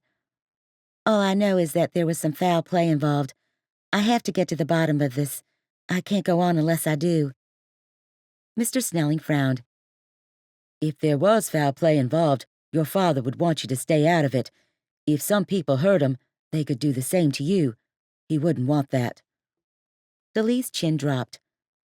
I know, but I think my dad wanted me to know something was wrong. I think he wanted me to make sure things were righted. He pushed his drink aside. I don't know, Daleigh. Maybe there's something you're not seeing, something you're misunderstanding. I hope there is. I hope all these theories I have floating around in my mind are wrong. But I have to make sure. She stood, her drink nearly untouched. There's nothing else you can think of. He shrugged after a moment of thought. He met with Fanny Pasture every week. Fanny Pasture? Could this be the elusive girlfriend that Ryan had mentioned he might have? She's a widow living out in the country, about 5 miles from here. He went over each week to read the Bible and pray with her as part of his role as deacon at the church. Daleigh nodded. It was something. Something was better than nothing. Thanks for your time, Mr. Snelling. Call me Henry. Daleigh smiled. It was nice to meet you, Henry. Come back and visit again, Daleigh, and be careful. Back outside, thoughts swirled in Daleigh's head. She was no closer to getting any answers. Hope didn't even bob on the horizon. She wandered back toward her house, ambling down the sunny sidewalk and enjoying a cool breeze coming off the water. Her conversation with Henry both comforted and disturbed her. He'd been kind, helpful, yet his response confirmed in her mind that something was wrong. Did he know something that he wasn't sharing? "Daleigh." She turned and saw Ryan jogging across the street. Just the sight of him caused her to smile. His mechanic's uniform looked well used, yet she didn't mind. It fit Ryan, who he was and what he enjoyed. She paused and waited. "What are you up to?" He stopped beside her, a light covering of sweat across his brow. His hands went to his hips, but he wasn't out of breath. "Trying to tie up loose ends." "Any luck?" "Not a bit." "What are you going to do now?" She shrugged. "I have no idea." His gaze lingered on her, and she wondered what he was thinking. Finally, he cleared his throat. "I could ask around to a few people, see if they know anything." Hope flitted inside. "Really?" He shrugged. "Yeah, it wouldn't be a problem. Maybe between the two of us, we can find some answers." Daleigh liked the sound of them working as a team. It fit. Too well. "Thanks, Ryan." Their gazes locked, and Daleigh lost herself in the depths of his bright blue eyes. The moment ended when a man yelled from the garage that he needed Ryan's help. Ryan muttered something about a Frank as he turned back to her, the same sparkle in his eyes that enticed her. "We still on for tonight?" "You betcha." He grinned. "I'll swing by around 5 then, if that's okay." Daleigh couldn't help but grin also. "I look forward to it." Daleigh drove through the iron gates on either side of the entrance to Fanny Pasture's house just as a black truck was leaving. The travel to the woman's home had taken Daleigh through country back roads and across a one-lane bridge. She was certain she was lost until finally she found the address.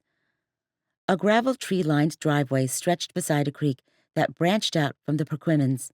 Branches covered with moss reminded Daleigh of an old woman wearing threadbare shawls on their bony shoulders. At the end of the drive, a huge white plantation house appeared, standing like an aged beauty queen in the unkept landscape. A has-been, Daleigh thought. That's what this house was. She felt a moment of kinship with the structure. A cloud of dust surrounded Daleigh's car as she stopped in front of the massive wraparound porch. She'd called Fanny earlier, and the woman said she could stop by this afternoon. Daleigh had plugged her address into her GPS and headed out right away. As she climbed the creaky steps to the front door, Daleigh marveled that one person would live in a house of this size. The nearest neighbor was probably 20 minutes away.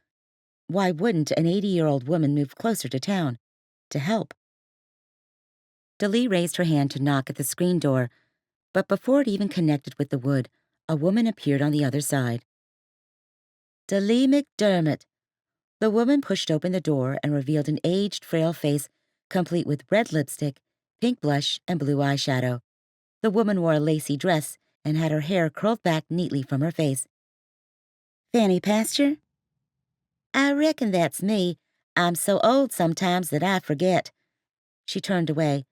"Come inside. I's just fixin' some collard greens and liver. You like to join me?" Daleigh stepped into the house, noting how the inside looked like it was stuck in another decade. A bitter scent mixed with that of onions mingled in the air. "I just ate, actually, but thanks for the offer." "Collard greens were your father's favorite, you know. He had some every time he came, except last week." Daleigh followed Fanny into a pea-green and mustard-yellow kitchen. "What happened last week?" "He insisted he had something to take care of. I said, what could be more important than me? You know, I used to be Miss North Carolina when I was young." She flipped a faded blonde curl over her shoulder and jutted her chin out. "In fact, my daughter won 20 years after I did. My family has lived in this state for generations. Those Yankees tried to take this house from us, but my great-grandfather and his brothers fought 'em off." "Sounds like quite the legacy." "The house was built in 1802 by my ancestors. We ain't ever gonna give it up. When I pass away one day, I'll give it to my kids, and they'll give it to their kids, all of whom live in the South, by the way." She gracefully lowered herself into a chair by the mahogany table. Sure, I can't interest you in some greens. I season them with fatback, with some pepper vinegar and onions. They're just about as close as you'll ever get to heaven on earth. Really, I'm fine, but thank you. Your father also loved my Brunswick stew. Only make that about once a month, 'cause it takes all day. But it's just delicious. I make the best in the state. That's what they tell me, at least. People always said I should go into business for myself. I told them it would take the fun out of it if I did. About my father, you know what else I make real good? Tomato pudding and fried okra. Used to always bring 'em to potlucks at church and never returned with a spoonful even. Daleigh's stomach roiled at the thought. She lowered herself across from Fanny and tried to redirect the conversation. Did my father tell you why he had to leave last Tuesday? Business, he said. Seemed bothered by something. Kept fidgeting and looking out the window. I said, Ray, you got ants in your pants or something? He laughed, and he loved my southern expressions. I think he wrote 'em all down in his little book as soon as he left here. Daleigh smiled. Fanny was probably right. You knew about his journals. I saw him with them in his car, always jotting down things. I finally asked him what in tarnation he was doing. He just said he was a-writing about life. What kind of business do you think he had to attend to? He didn't say, and I didn't think it was my place to ask. Of course, she was a Southern belle. What about Hertford? You've lived here all your life. Is it pretty safe? Except when we have those Northerners come into town. They always try to take us over.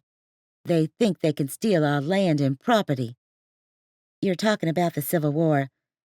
Call it what you want.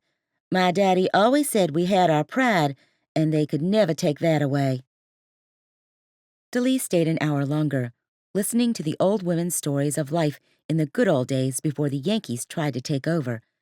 As she stood to leave, Fanny called her name. Daleigh turned to the woman. Fanny's eyes looked bright and perceptive as they locked onto Daleigh's. Something's happening on these rivers at night. What? She shook her head. I'd give my eye teeth to know. Was the woman telling the truth? Or was she reliving some ancient time in life? Daleigh didn't know. I've heard screams, Fanny nodded. Any hope that had started to rise deflated. The woman was hearing things, probably some kind of fantasy about the Civil War or something. Daleigh sighed. The one thing she did know was that she wasn't one step closer to the truth. Chapter 12. Ryan knocked at her door precisely at 5 o'clock. Daleigh's heart quickened as soon as she saw him. He leaned against her doorway. His chiseled biceps flexed enough to make her throat go dry. His hair glistened like he'd just gotten out of the shower. His face looked freshly shaven, and she wondered if she got close enough, if she'd smell soap and aftershave. You're prompt. I like that. She grabbed her guitar, placed it back in its case, and stepped toward the door. My mama taught me that. Respect other people's time. He lowered his arm, straightening as she approached. At the last minute, she grabbed her cowboy hat from the coat hanger by the door and slipped it onto her head. It sounds like your mom would be someone I liked. Most assuredly. Ryan tapped the top of her hat, playfully shoving it down over her eyes. Cute. It goes with the country western singer persona. She stepped outside, strolling down the sidewalk with Ryan. Ryan pointed across the street. My sister's house is just down the road.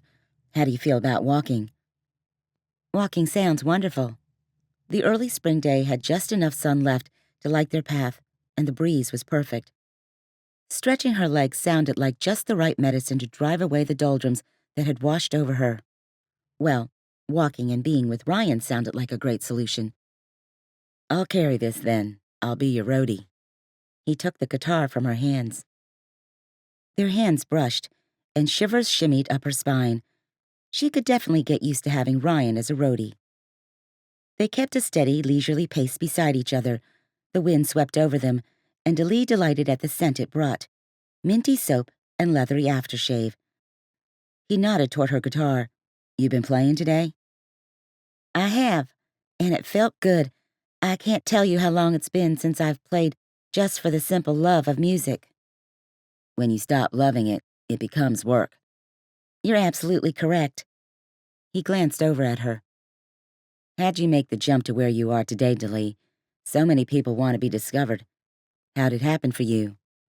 She sidestepped a crack in the cement as they strolled past Ryan's garage. "I was working part-time as a waitress at this place in Nashville, barely making ends meet. They let me play there on weekends sometimes. Anyway, one day a guy from a label came in and liked my sound. Long story short, he signed me. Unfortunately, the label buried me with that contract." "Buried you?" She nodded, waving hello to a passerby. "Record labels do that sometimes. They see someone could be competition for their other artists, so they sign them just so no one else will. But then they don't do anything to move that person's career forward. Maybe they'll release an album that gets no publicity. Maybe they'll let them open for an artist who's relatively unknown, knowing they'll get no exposure. They really just sign that artist so they don't have to worry about them competing with their stars." "That sounds nasty." She pulled her arms across her chest. "The music business can be a nasty place." "Then what?" "Toward the end of my contract, someone got in touch with me. They'd heard bits and pieces of the album I did and thought I had potential. We worked in the studio to write some new pieces and produce them. Then he let his friend at another record label hear it, and I signed with them." "And the rest is history?" Ryan asked. She shrugged as they turned away from the historic downtown and onto a residential street, filled with small woodside houses, most of which needed a facelift. "People think it's a lot easier than it really is. I was fortunate that my first single on that second album did really well. I got booked on a great tour and really got some steam. The release time between my first and second album took way too long. I lost some of the momentum. But eventually I put out my third CD, and another single made it onto the top 10. I did 200 tour dates with that album, though. It was fun and exhausting. Now that momentum is dying down again, and they're pushing me to do another tour." She shrugged again. "I'm just not sure I'm up for it." "They worried about your career." "They're always worried about careers. I mean, think about it. Half the songs that were on the radio a decade ago were by flash-in-the-pan artists you never hear about anymore. That could be me."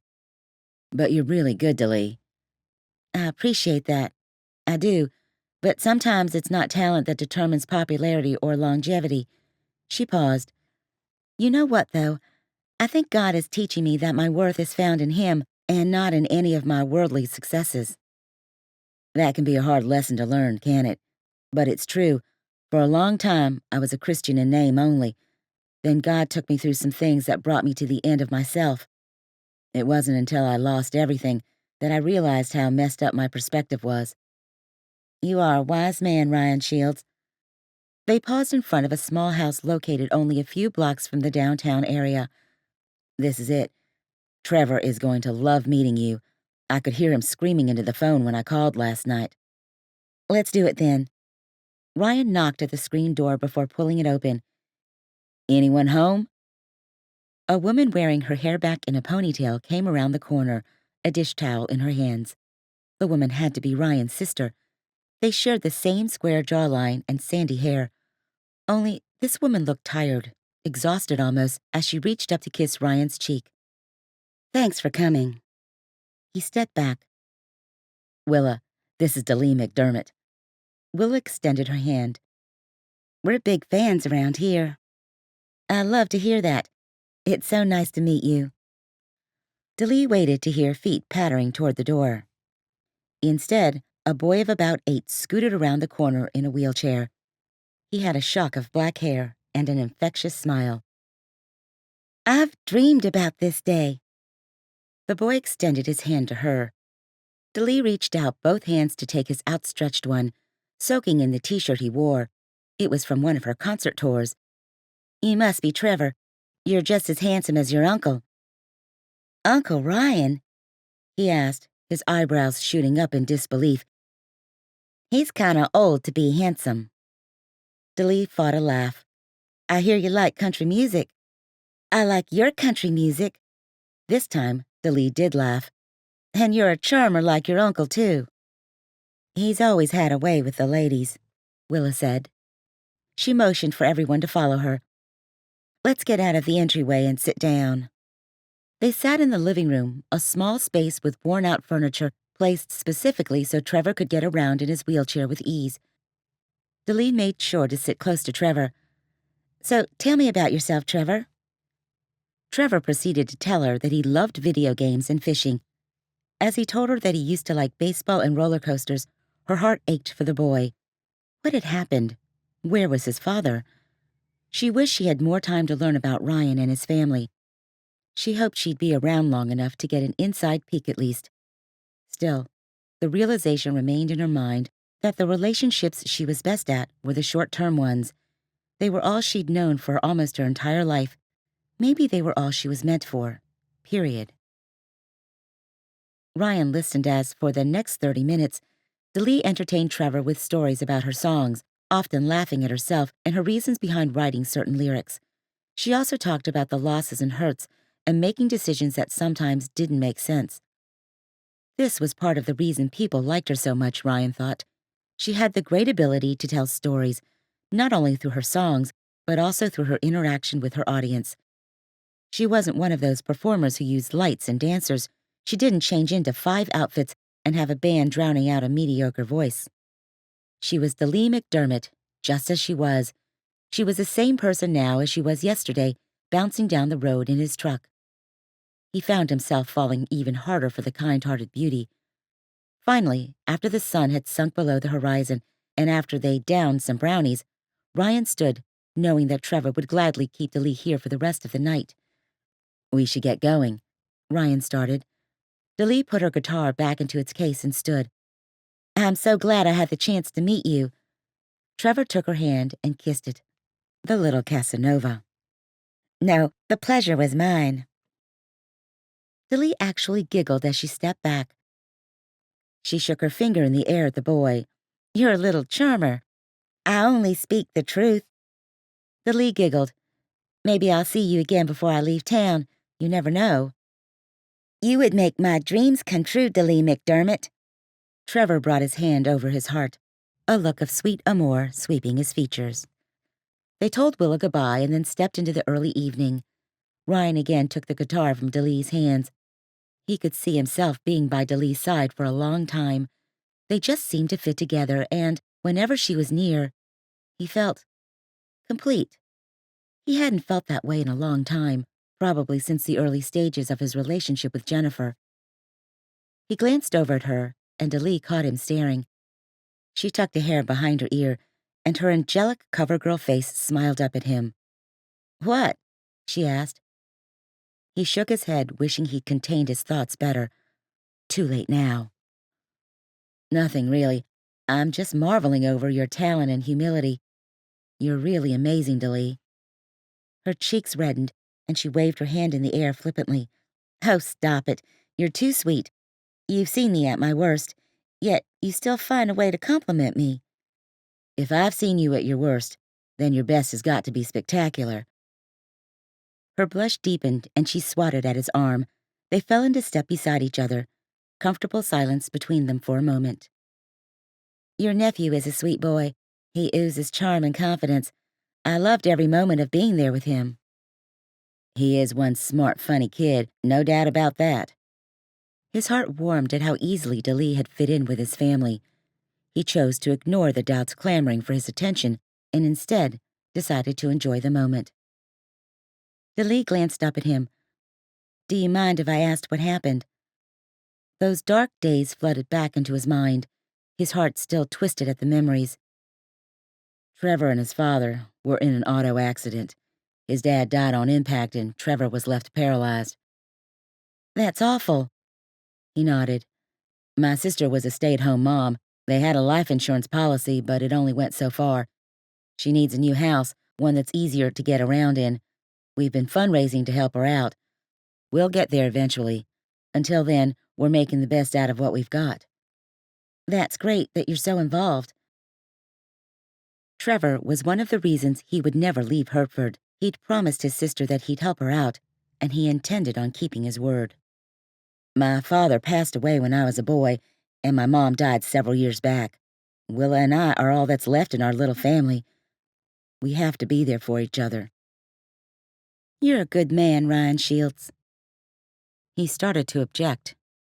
She raised a finger in the air and waved it at him. And before you deny it, I want to do something to help. What do you think about a benefit concert in Trevor's honor? Gratitude swelled inside him, the enormity of the emotion nearly making his steps falter. You would do that? Would I ever? I'd be honored to do whatever I could to help. Bake sales and car washes can only go so far. He couldn't deny her words. They'd worked hard, yet the results felt minuscule at times. His arms brushed against hers, causing tingles to dance through his nerves. Could his feelings for her really be developing this quickly? It didn't seem possible. You're amazing, you know. She shook her head. I'm just like everyone else. Just because people might recognize my name and my music doesn't mean I'm any different. Ryan shook his head this time. No, you are different, Daleigh, but it's because of who you are on the inside, not the success you've had. She glanced up at him, a heavy emotion swirling in her gaze. The thought fluttered through his mind that maybe he should ask her to dinner. He should take the chance and just do it. Just as he opened his mouth, he saw a figure standing in front of Daleigh's house. It couldn't be. It was. Vince Torres.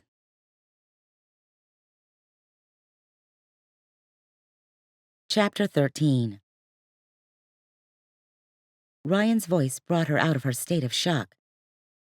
Daleigh? She turned away from Vince's approaching frame and met Ryan's gaze, one filled with a depth of questions that made her heart ache. I have to go, Ryan. I'll explain later, okay? His eyes flickered to the side, and he nodded. Understanding and maybe something else, disappointment, rolled over his features. No problem. He set the guitar on the sidewalk, his face taut. I appreciate everything. I mean that from the bottom of my heart. Ryan. She wanted to explain, to make things right. He paused. Yes? Her heart sank. She just didn't have the time to say everything she needed to say now.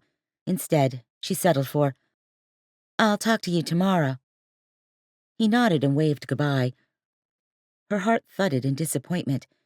She felt like she needed to explain, like she needed to tell him that she hadn't led him on, but that she and Vince had broken up. Why hadn't she told him earlier? I told you I'd be here for you if you needed me. Vince's unmistakable voice, tinged with a northeastern accent, sounded behind her. She turned and found herself tangled in his arms. All you had to do was say the word, and I'd come. A little late, she mumbled into his chest. I wanted to surprise you. Vince finally pulled back. Every time Daleigh saw Vince, even after 5 years, his size stunned her. He'd been a quarterback for the University of Tennessee until an injury benched him for good. That's when he turned to music. Well, it worked. I'm surprised. She studied his face, his black hair, tan-skinned, his bold Italian features. She'd felt so lucky at one time to have Vince fall for her. She looked away and cleared her throat, trying to regroup her thoughts. Did you drive in? Daleigh picked up her guitar, wondering if Vince would offer to take it from her. He didn't. They started down the sidewalk toward Daleigh's cottage. No, I flew into Norfolk, then rented a car. You know how much I hate being on the road. Yeah, and he knew how much Daleigh hated being on the road, yet that never discouraged him from pushing her to line up uncountable tour dates across the country. The strain of last year of being on the road had nearly sucked her soul out of her. She thought she had to do it to break in, but she was exhausted on all levels. His gaze surveyed the town. So, this is Hertford, huh? It's smaller than I thought. What do people do around here for fun? They sit on their porches and talk, or go to the soda fountain to catch up with neighbors. They go to the park or take their boats out for an afternoon on the water. That would get old quick, huh? She dropped her head to conceal the smile that feathered across her lips. No, not really. You seem different. He stopped and turned her face to him. The time off been good for you? She propped up her guitar and casually draped her elbow across it, as she'd done so many times in the past. This guitar practically felt like an appendage. I think so. I've been going full speed ahead for so long, I started to forget about the things that were important to me, starting with who I am. He brushed her cheek with the back of his hand. I knew you'd be okay. You seem happier than I've seen you in a long time. Vince. His lips covered hers. She struggled to get away when abruptly, Vince stepped back. His piercing gaze bore a hole through her. Is that any way to greet your boyfriend that you haven't seen in almost a week? He muttered, his lips pulling into a frown. Vince, I feel like I don't even know you sometimes. He sighed and stepped back, shaking his head in what appeared to be frustration. Daleigh looked down at her hands, trying to gather her thoughts before bobbing her head back up. Why don't we go inside for a minute, somewhere private where we can talk? Let's do that. He grabbed her arm, and she almost didn't have time to grab her guitar again before he started pulling her toward the cottage. A million thoughts she'd love to spit out circled in her mind. She kept them quiet, knowing most of them were unnecessary, words that would only be slung out of hurt. Daleigh opened the door, shrugged out of Vince's grasp, and quickly walked inside. She deposited her guitar by the kitchen table before sitting on the couch. Vince's heavy footsteps followed behind her. Daleigh crossed her arms as Vince dropped into the chair across from her. Her gut twisted as she wished she could simply fast forward through this conversation and come out on the other side where Vince was already gone. What would you like to talk about, Vince? He leaned with his elbows on his knees, his dark, heavy gaze on her. How are you, Daleigh? I'm hanging in. Hard times can show you what you're made of. Half his lip curled up. Sounds like a song in the making. Daleigh shrugged. Maybe. You never know. Anything else new? Same old, same old. Dealing with my father's untimely death, arguing with my sister, trying to figure out who wanted my father dead. He raised an eyebrow. What are you talking about? Should she even bother going into this? Maybe the subject change would be good for them. In fact, it beat talking about their relationship, at least for the moment. I think he was murdered.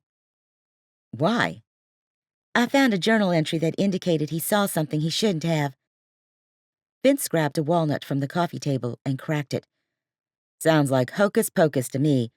Your dad had the same imagination that you have. He was probably just playing with an idea, never thinking the journal would see the light of day. Daleigh leaned back, his statement hitting her between the eyeballs. So, I have an overactive imagination now. You used to call it creative. He sighed and shoved a walnut in his mouth. You know what I mean, Daleigh. Don't try to turn things around on me. I'm just telling you what I heard. Vince let part of the shell float down to the rug below as he grabbed another nut. What's gotten into you since you came to this hick town anyway? What happened to my sweet little Daleigh? Sweet little Daleigh is developing some backbone. Sweet little Daleigh is tired of being walked on, of other people making decisions for her, telling her what to wear and how to act, and what to sing and how to spend her time. His eyebrows flickered up. You just need some sleep. You're not thinking clearly. I'm thinking more clearly than I have in a long time. She shook her head, knowing exactly where the conversation would head next. I'm not going back to Nashville with you. He froze. You don't mean that. Did she mean it? It was the first she'd heard of the idea also. She lowered her voice.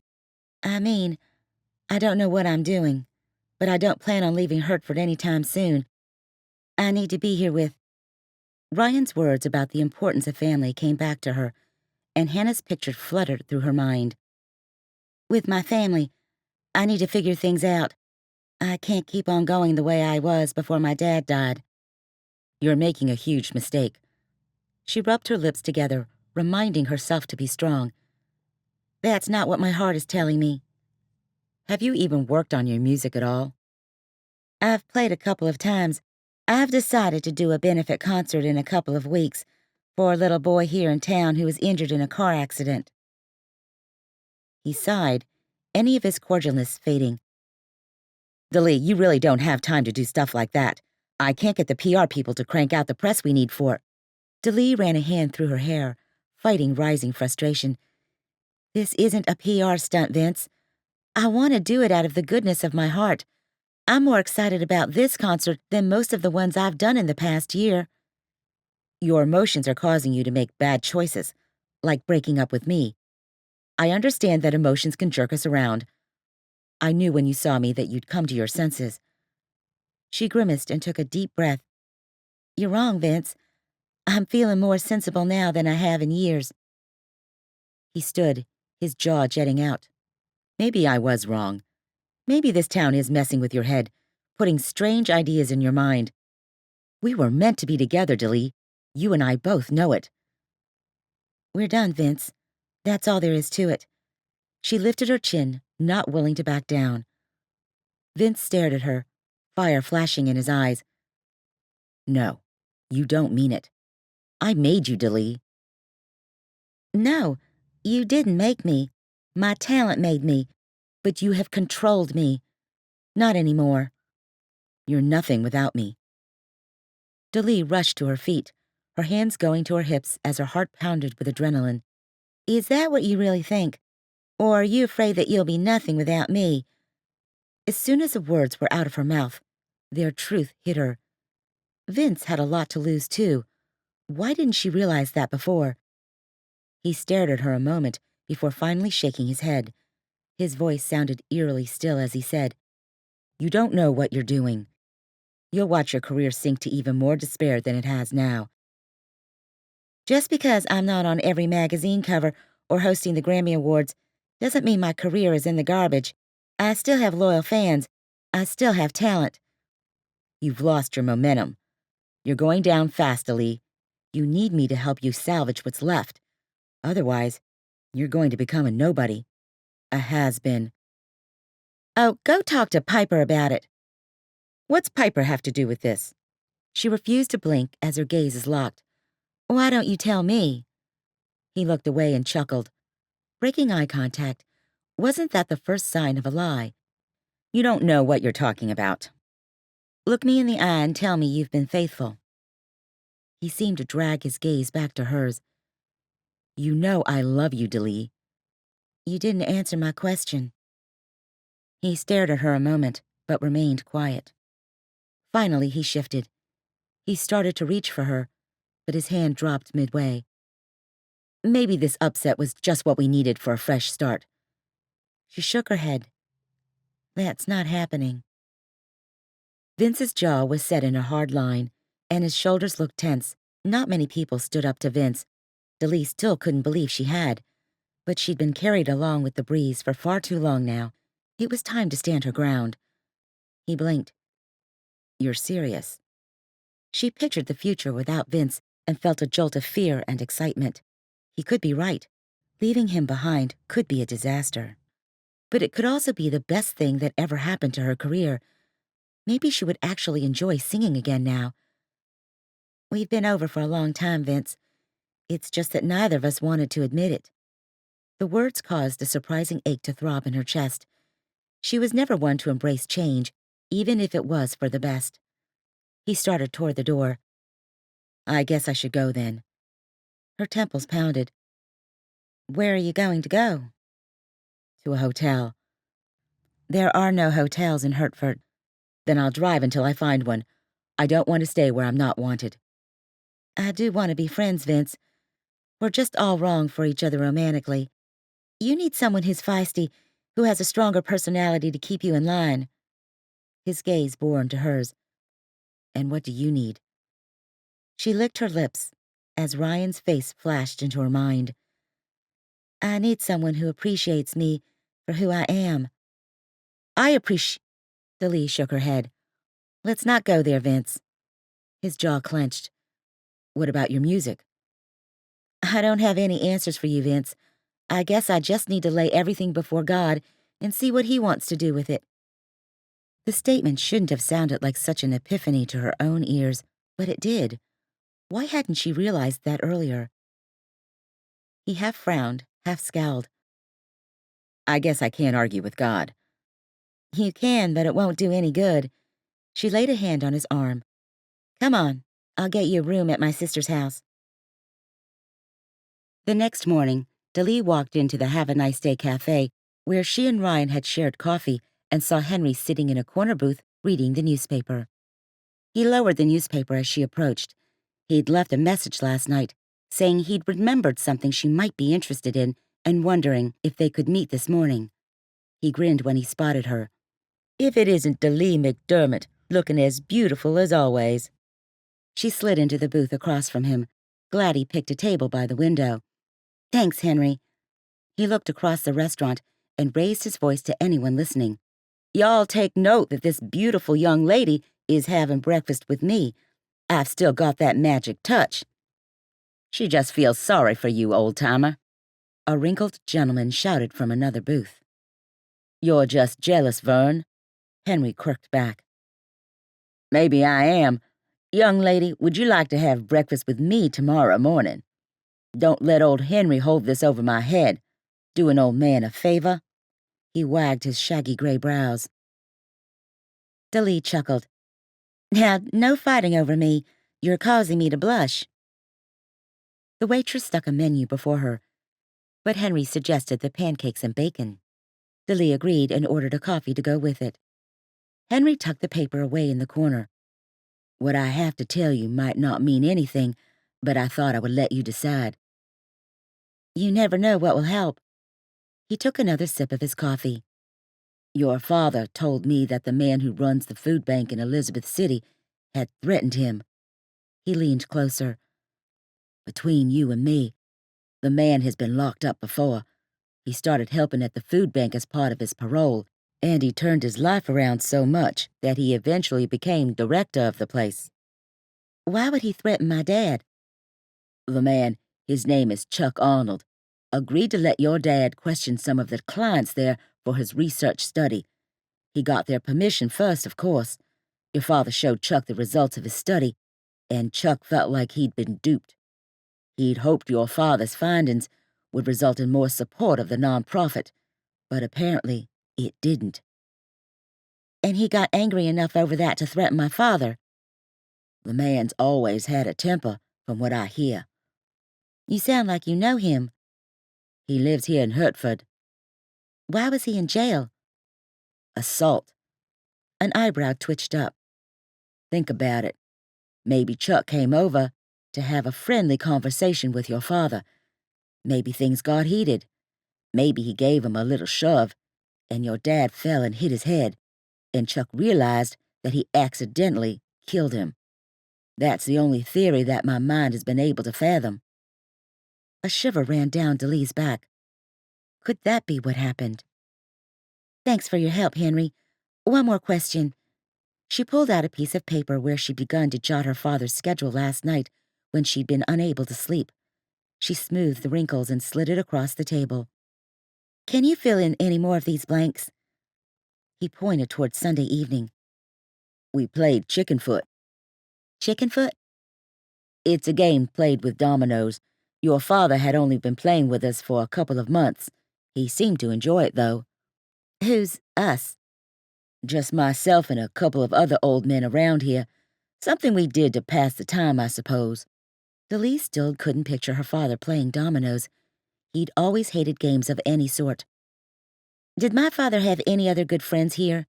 People that he talked to on a consistent basis? Henry rubbed his beard.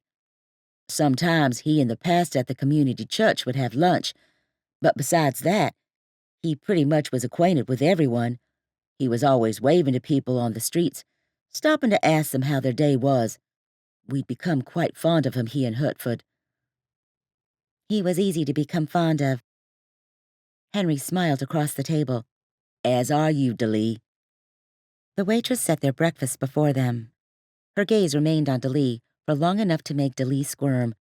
Finally, the woman nodded and told Daleigh what was on her mind. Some man was in here 2 nights ago.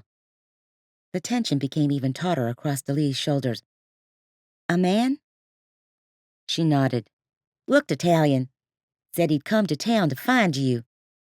Vince. The waitress nodded. Vince, that sounds right. Good-looking fellow with dark hair and brooding eyes. Sounds like Vince. You said you saw him last night. No, 2 nights ago. A feeling of unease sloshed in her gut. If he was here 2 nights ago, why didn't he let her know? Besides, that was when the graffiti had appeared on her cottage. Vince wouldn't have. She shook her head.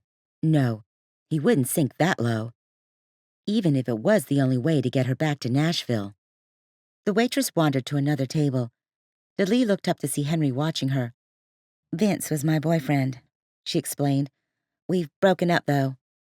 I'm sorry. It's better this way, believe me. I see that you and Ryan Shields are becoming friends. How did he manage that? Daleigh's cheeks warmed at just the mention of his name.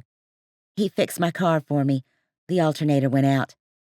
Ah, yes. There's not much old Ryan can't fix. The boy's a wonder with cars. It sounds like you know him pretty well. He sliced into a pancake. I knew his wife, actually. Daleigh blinked. His wife? I thought you knew. Her cheeks warmed. Was Ryan married? Certainly Hannah would have mentioned that. Ryan would have mentioned it. No, I didn't know. She passed away a few years back. Sweet girl. I was so sorry that things ended the way they did. Such a shame. A certain sense of relief filled her. She hadn't been totally fooled. Still, the idea of Ryan being married and losing his wife caused sadness to press on her chest. What happened? Overdose. Things were just starting to go well for them, too. They'd moved back here. It seemed like everything was on track for them. Henry frowned. You'll have to ask him to tell you the rest of the story. Daleigh nodded. It wasn't exactly a subject she'd bring up. The new insight into Ryan only made her feelings for him stronger. Ryan's been a great friend to me throughout this whole ordeal. Definitely a godsend. He's the real deal. He's gonna make some woman mighty happy one day. Daleigh smiled and took another bite of her pancake. Yes, he would, she thought. Yes, he would. She glanced out the window in time to see a man with dark hair and sunglasses pull up in a truck and stare right at her. As soon as Daleigh looked his way, he sped away. Her unease deepened. Did you see that? She asked Henry. He shook his head. See what? There was a man outside watching us. A fan? Daleigh shrugged. Maybe. I wouldn't worry about it too much. I'm sure you have star-struck supporters everywhere you turn, that or the paparazzi, right? You are famous after all. He leaned forward. Why don't you come over for dinner sometime before you leave? Your father was my best friend. It seems like the least I could do. I'd love that. How about Thursday evening, then? You can even bring Ryan with you, if you'd like. His eyes twinkled. Just then, the whole atmosphere in the restaurant changed. Daleigh saw that a distinguished-looking man in his 50s stepped inside. He was a striking man with black hair just graying around the temples and a fit build. Henry turned back toward her, his face now etched with grim lines. Who's that? Daleigh whispered. Thorne Alligood. He thinks he owns this town just because his family has lived here for generations, and he employs about half the people in this part of North Carolina. He leaned closer. Now, he's someone you might want to look at. He stopped speaking to your father a couple of weeks ago and didn't make a secret of how unhappy he was with your dad. What happened? Henry shrugged. That I can't tell you.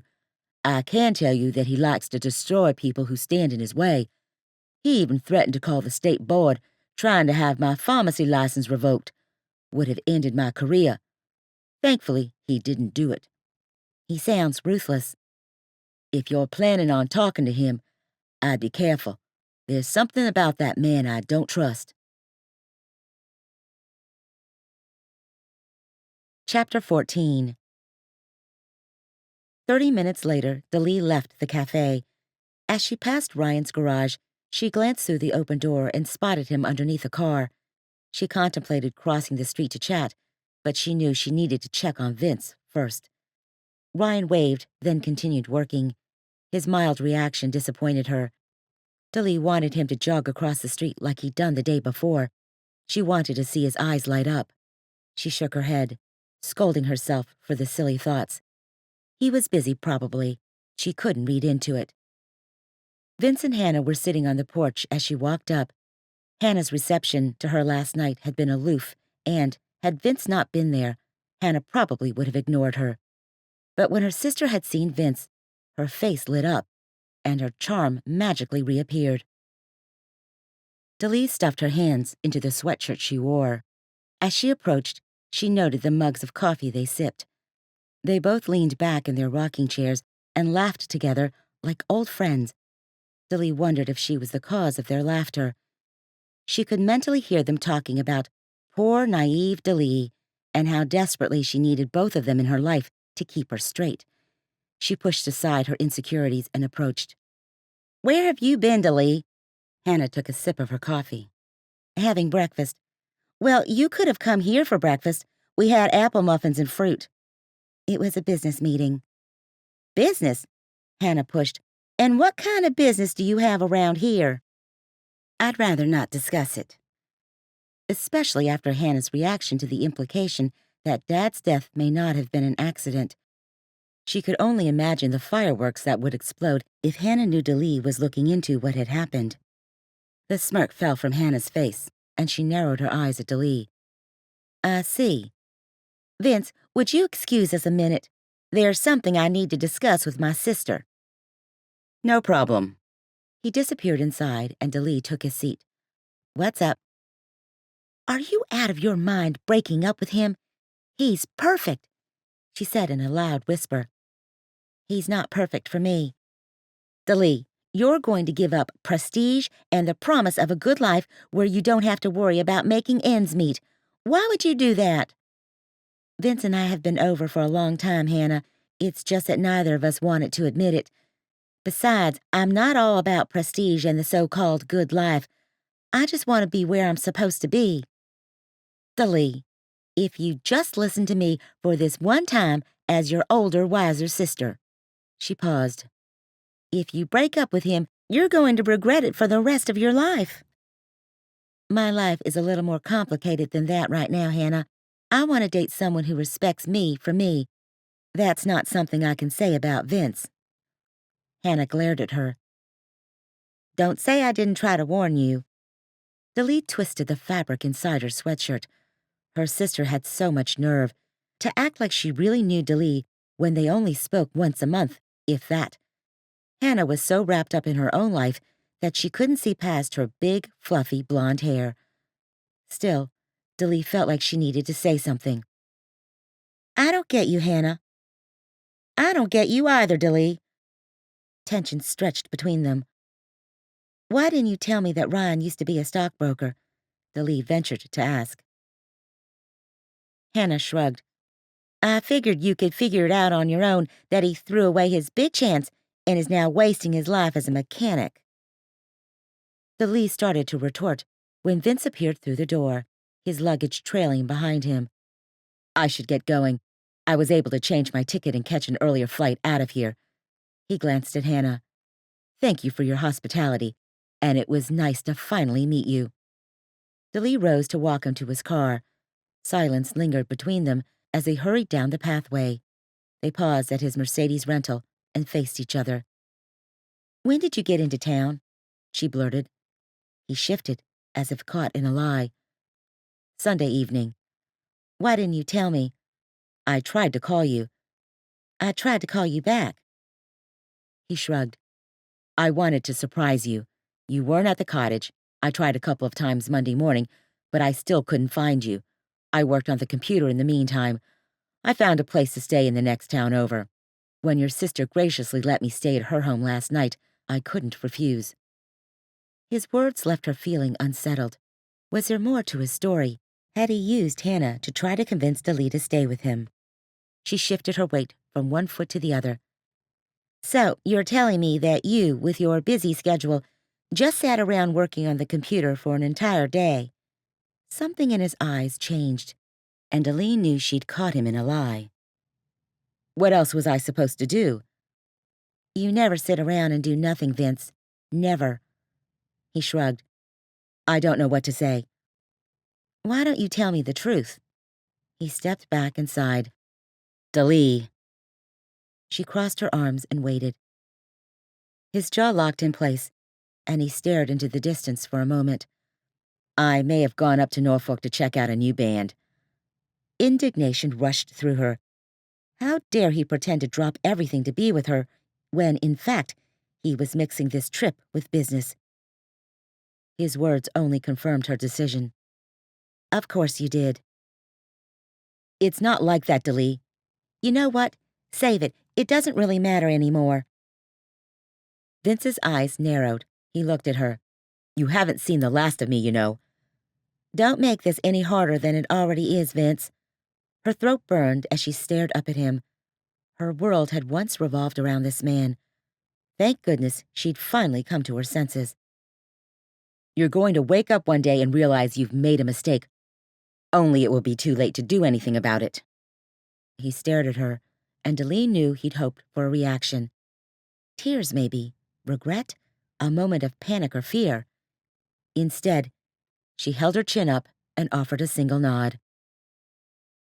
He drove away, and a chapter of her life closed. Daleigh leaned against the ancient magnolia tree, while sadness and relief mingled in her heart. Would Vince's prediction come true? Could she chance it? She was going to have to. She jogged back to her cottage and grabbed her purse. It was time to visit the food pantry. 30 minutes later, she pulled up to the lunchbox. It was located in an old downtown area of Elizabeth City. She pulled her purse over her shoulder before pausing by the door. Maybe she should have waited for someone to come with her, but she couldn't wait around all day. Ryan had to work, and there was no way Hannah would ever agree to come with her. Besides, it felt good to do something by herself. Back when she'd started in music, it had only been her and her guitar. There hadn't been any other songwriters to help her out, or manager to schedule concert dates, or record label breathing down her neck. It had just been Daleigh doing what she loved to do. There were times she missed the simplicity of those days. She pulled the glass door open and stepped onto the grimy floor of the pantry. A man sat behind a desk with stacks of papers in front of him. He looked up and smiled at Daleigh. Welcome to the lunchbox. What can I help you with? I'm Daleigh. She extended her hand. As he rose, Daleigh's throat went dry. The man easily stood at 6'5" and had the build of a linebacker. Maybe this hadn't been a good idea. I'm Chuck. I don't need any food, but I'm hoping to find some answers. Maybe you can help. Have a seat and let's see what I can do for you. Daleigh lowered herself into a chair across from him. It's about my father, Dr. McDermott. His eyes darkened. Yes, I knew your father. I heard you didn't like him. I didn't like his methods.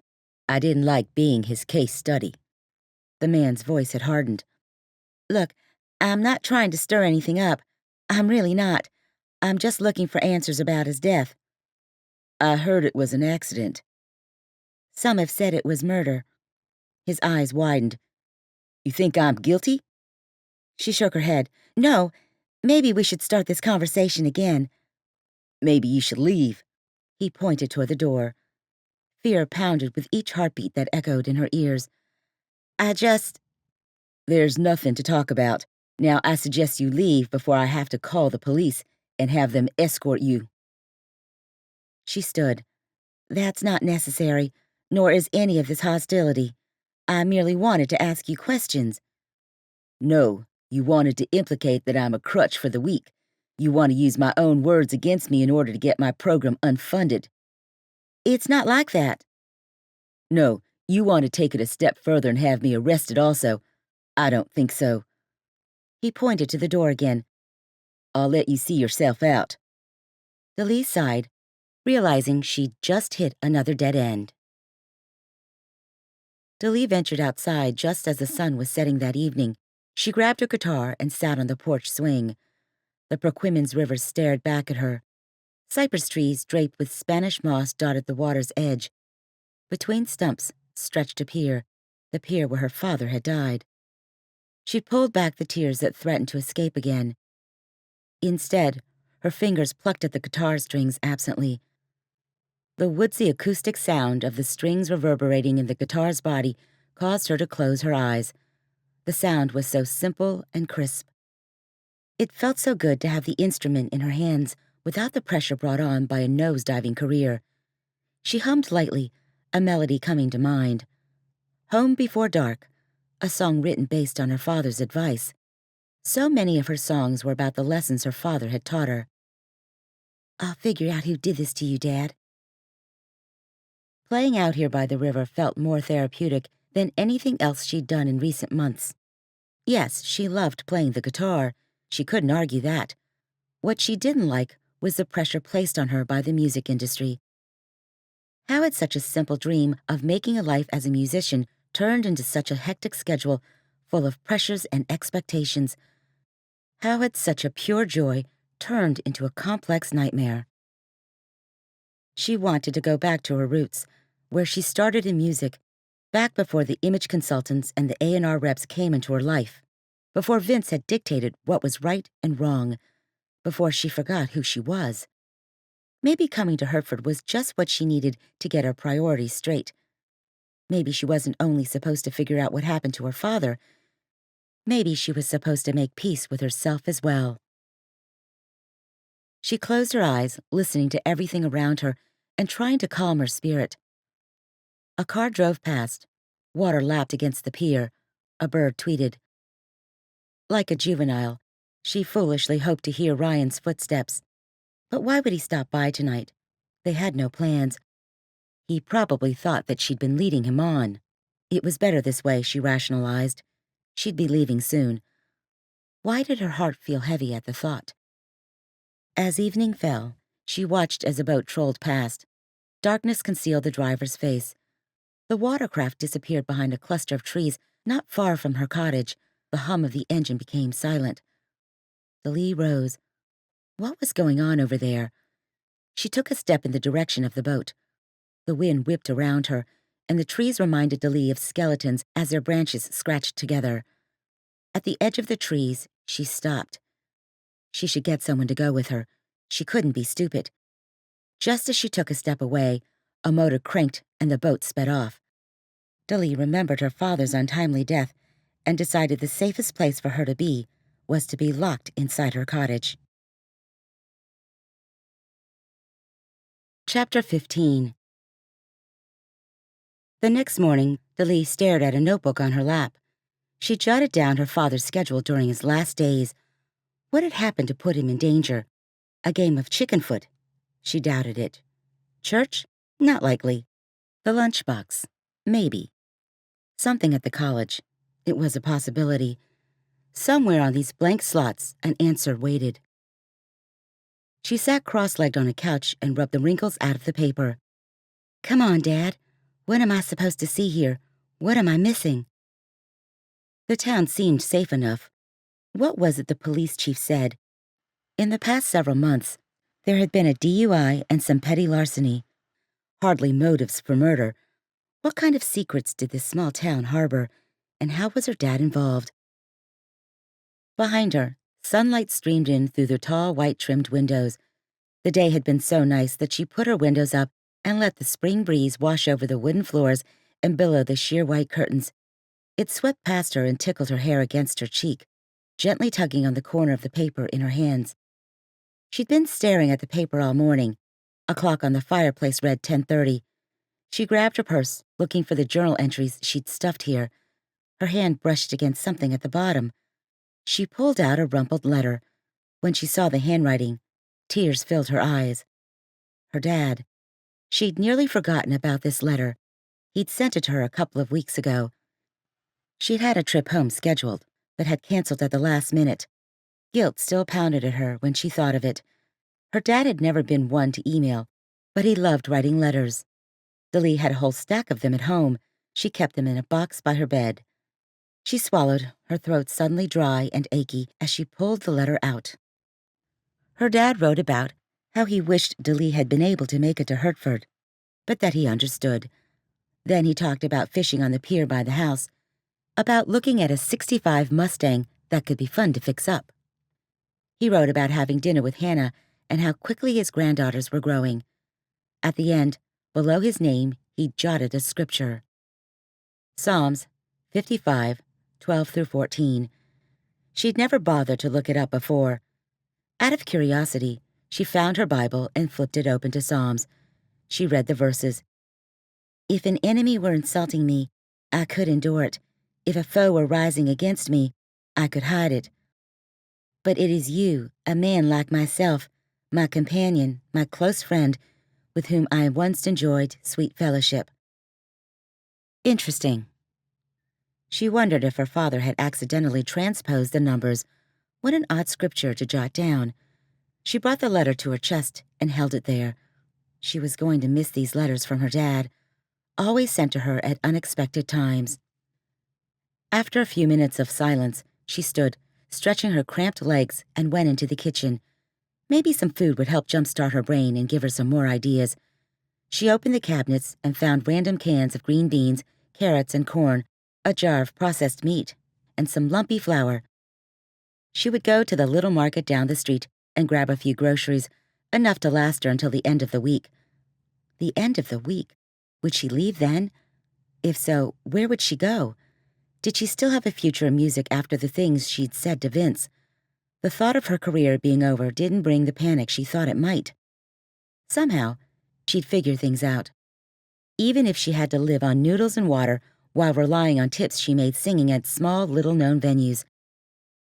After tugging on some jeans and a t-shirt, she grabbed her wallet and stepped out into the warm, balmy day. She tucked a hair behind her ear and jogged across the street. Hertford waited for her with that grin-shaped Main Street. Or was it a frown? Beneath the polished, cheerful exterior of the town, did something rotten lie? She pulled her hoodie closer around her neck and continued walking. In the distance, she saw a black truck pull away. Was that the same truck she'd seen yesterday from the diner? The one with the man inside who'd stared at her. She shrugged off the thoughts as the truck disappeared around the corner. Finally, the General Mart came into view to her left. She slipped inside through the glass doors and stared at the well-stocked shelves. After grabbing a basket, she filled it with bread, lunch meat, juice, and crackers. The bell above the door jangled, and she saw Ryan step inside. He threw a smile at the gray-haired woman behind the counter. "How are you doing today, Miss Fay?" he asked, his boyish charm making Daleigh's heart work overtime. "Doing just fine, Ryan," she said, her voice scratchy with age. Her wrinkled face lit up at his attention. "How about you? Work keeping you busy?" "Always." "You know, my niece has been asking about you. I've been thinking about trying to set the two of you up next time she's in town. What do you think?" Daleigh held her breath, waiting for his response. She knew she shouldn't stay behind the cereal aisle where Ryan couldn't see her, yet she couldn't bring herself to move. "I told her you were mighty fine-looking." "Now, Miss Fay, you have to stop telling those lies." "Hogwash. You know you're cute, so don't act modest. Now, have I told you how pretty Amy is?" "If she looks like you, she's a knockout." Daleigh smiled as Miss Fay blushed and waved Ryan off. "Oh, stop it. You always know just what to say to make my day. Did I tell you she wants to move to Hertford? I know how much you love this town. I think you and her could be awfully happy here." "I do love Hertford." "You ever going to move?" "Don't plan on it. My family has lived here for generations. Why ruin a perfectly good tradition?" Fay grinned. "That's my boy. Now, I made a ham and cheese sandwich with you in mind. You interested?" Daleigh stepped out from the aisle. Ryan's smile disappeared. "Daleigh." He ran a hand through his hair. I thought for sure you'd be on your way back to Nashville by now. No, I'm not quite ready to go back yet. His gaze wandered to her basket. Stocking up on some food, I see. I thought I might try my hand at cooking. I won't tell you what happened the last time I got this urge, though. Let's just say it's a good thing I like my food blackened. That got a small grin out of him, but still he acted aloof, like their time together hadn't happened. The realization caused disappointment to surge through her. Was this because of Vince? Well, I need to get back to work. It's been great seeing you. Faye? Daleigh? He grabbed the sandwich, plopped a few bills on the counter, and retreated. Daleigh stared after him, wishing their conversation had gone differently. What had gone so wrong between them? Or had she misread things all along? I might as well call my niece and tell her to mark Ryan off the list. Faye mumbled over the squeal of the receipt as it printed. Daleigh set her basket on the scratched wooden counter, still reeling from Ryan's strange behavior. Why's that? Because the boy obviously has it bad for you. Hope simmered inside. You think? Faye snorted. Of course, who doesn't? You are famous. I'm sure you have a lot of admirers. Daleigh did have her fair share. Some were innocent while others were downright creepy. Once a man she'd never met had sent Daleigh his grandmother's engagement ring and asked her to marry him. Then there was the thin man. Being famous wasn't all it was cracked up to be, yet some people would sell their very souls for it. Is that what Daleigh had done?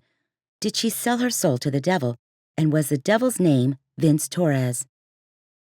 Ryan is a good boy. I don't want to see him hurt, Faye said. Daleigh heard the warning in the old woman's voice. The town was protective of their own.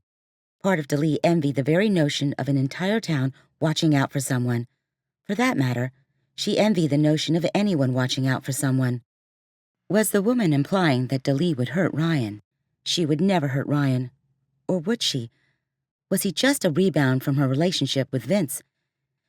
She paid for her groceries and walked back to the cottage.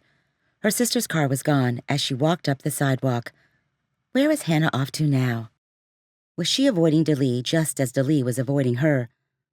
Dad, how did things become such a mess? This isn't the life you would have wanted for me or Hannah. This isn't what Mom would have wanted. But I have no idea how to make things right. She could apologize to Hannah, but she doubted anything in their relationship would change if she did. Daleigh couldn't live with Hannah putting her down and telling her what to do for the rest of her life, but there didn't seem any reasoning with her sister. So what was the solution? Ryan abandoned his half-eaten sandwich, took a long sip of his soda, and leaned back in the swivel chair behind the huge metal monstrosity he called a desk. He couldn't get Daleigh's picture out of his mind. His throat burned as he remembered seeing her at the Quick Mart. He hadn't expected her to be there. He'd expected her to be on her way home, with Vince. When he'd seen her, he'd wanted nothing more than to hug her and ask her how she was doing. He knew he couldn't, though. She had a boyfriend, and Ryan couldn't continue to pretend otherwise. He couldn't pretend like he had a chance with her, though there had been those fleeting moments when she looked at him and he thought there really was something there, when something in her gaze told him, "You've got it bad for her, don't you?" Frank leaned in the doorway to his office and flashed his crooked, snaggletooth grin. Ryan narrowed his eyes. Haven't we been over this? Every time she comes around, you get that look. That same look I get when I get to go drag racing down at the track. Ryan stood, knowing he needed to get back to work. He pushed by Frank and walked into the garage. You don't know what you're talking about. Frank started to follow, but Ryan held out a hand. You've got to go and pick up that car down the street, remember? You're trying to get rid of me because you know I'm right. Frank, she's dating a record producer. She's off limits. No, she's not. Ryan put his hand on his hip. What? You've talked to her. You know this. She looks at you the same way you look at her. Ryan's heart involuntarily lifted. No, he told himself. He had to accept the facts for what they were. She was someone else's girl. Go pick up the car now, Ryan stated. Frank raised an eyebrow and retreated. Ryan could hardly concentrate on the air conditioning on the Chevy he tried to fix. His thoughts kept drifting back to Daleigh, to her expression when she spotted Vince, how her cheeks flushed, how she forgot about Ryan, like a homeless person given a mansion. His life would have been easier if she hadn't come around. He would have come to work each day and spent time with Trevor and Willa in the evenings. On weekends, he would go out with his friends from church or fix up his house or take his boat out. Life was simple then, before Daleigh McDermott came along. That's what he was determined it would return to, no matter how hard it appeared. Any day now, Ryan felt certain that Daleigh would be packing up and going back to Nashville. He gave her 5 days max before she hit the road. He could avoid her for 5 more days. No sweat. After lunch, Daleigh had walked to the pharmacy, desperate to get out of the house. As soon as she stepped inside, she noted a change in the air. People were whispering and shaking their heads. What was going on? She pushed through what seemed to be unusual crowds inside and found Henry in the back, talking to a large man wearing an expensive suit. As soon as Daleigh approached, the man nodded toward her and then strode away. Daleigh soaked in Henry's heavy gaze, her gut clenching even tighter. He shook his head and frowned. "Daleigh, did you hear the news?" Her hand went to a shelf so she could keep her balance in case the news was as bad as she thought it would be. "What's that?" "Fanny died last night." "Fanny Pasture? No, I just talked to her." He nodded, grimness in each action. "It's like losing a figurehead around here. She's been a staple around this town." "What happened?" "Rumor has it that she had a heart attack." Daleigh swallowed the information. Did she really have a heart attack, or was there something much more sinister going on? There was only one way to find out. She was going to Fanny's house. She told Henry goodbye before jogging down the street and hopping into her car. She remembered how to get to the woman's house and tried to keep her speed steady, despite the adrenaline that made her want to go faster. She turned away from the town and headed through the rural area, surrounded by cotton fields on either side. She gripped the steering wheel as she maneuvered the winding country road. Was Fanny's death really from natural causes? Or what if she'd given away something to Daleigh when they spoke? What if the woman really had known something? Would someone have killed her to keep her quiet? Did this have anything to do with the river? She rounded the bend in the road, her thoughts heavy, when she spotted the same one-lane bridge ahead. The structure had caused her entire body to tense when she drove out this way last time. She pressed on the brakes to slow down, but nothing happened. Her heart sped along with the car. What was going on? She pressed harder, more frequently, over and over. Still, nothing happened. The car continued to accelerate toward the bridge. Panic raced through her. She'd be fine as long as another car didn't. Just then, she spotted the truck coming toward her, about to cross the bridge. She had to think, and quick. What had her father told her to do in situations like these? The emergency brake. She grabbed it, pulled it. The car barely slowed. Sweat sprinkled across her forehead. She was going to hit the truck, head on. Oh, God, help me. She swerved to the right, off the road and away from the bridge, toward the water, a branch of the ominous river that Fanny had talked about. She braced herself for whatever happened next. Chapter 16. Ryan looked up from some paperwork as a tow truck pulled a car into the bay. He blinked when he saw the vehicle. It looked an awful lot like Daleigh's. His chair scraped across the floor as he stood and walked in autopilot toward the vehicle. His heart raced as a million thoughts crashed in his head. Was this Daleigh's? Was she okay? What had happened? Just then, the door to the tow truck opened, and Daleigh emerged. All of his resolve to keep his distance disappeared. He stepped toward her, closer than he should have, and soaked her in. Gauze and medical tape on her forehead, an ace bandage around her elbow. Dirt smudged her cheek, and her hair looked tousled. He grabbed her arms. "Are you okay?" "Just a little accident." Her voice cracked as she said the words. Her entire body trembled under his hands, sending off alarms in his head. You should go to the hospital. She shook her head. No, I'm fine, really, just a little shaken. The paramedics looked me over at the scene and said I was good to go. What happened? He pulled her to a seat in his office. Here, sit down a moment. Can I get you anything? She lowered herself there, still looking a bit dazed. My brakes went out. He shook his head, unable to accept her words. That's impossible. I checked your car out myself. Your brakes were fine. She shrugged. They weren't fine earlier. I don't know what happened. One minute I was driving down the road and fine. The next moment, I pressed on the pedal, but nothing happened. What did you do? I had the choice, a head-on collision with a truck or driving into the river. I chose the river. Thankfully, there were a couple of saplings that I smashed through first before I hit a ditch. The truck driver was able to help me out of the car and call 911. She swallowed. It could have been much worse. Did you talk to the police? You know just about how willing the chief is to accept that anything dirty is going on in this town. Daleigh shrugged. She did say she'd talk to you, just to make sure this was all a terrible accident, but nothing more. No worries. Yes, that was the chief's mantra, and everyone knew it. The problem was, sometimes people needed to worry. Doesn't sound like she's too serious about investigating, does it? Not at all. Frank, get that car up on the lift. I want to take a look at those brakes myself. Frank gave him a thumbs up and a wink before going to work on the car. Ryan went back to Daleigh. He knelt in front of her. You could have been killed. Thankfully, I wasn't. Let me make you some coffee. I'll make a fresh batch for you and won't make you drink this old stuff. He began to fiddle with the coffee pot. He couldn't help but notice how she slumped in the chair, and worry coursed through him. A moment later, he poured some coffee and handed it to her. She trembled as she held the cup. His hands covered hers to steady the mug.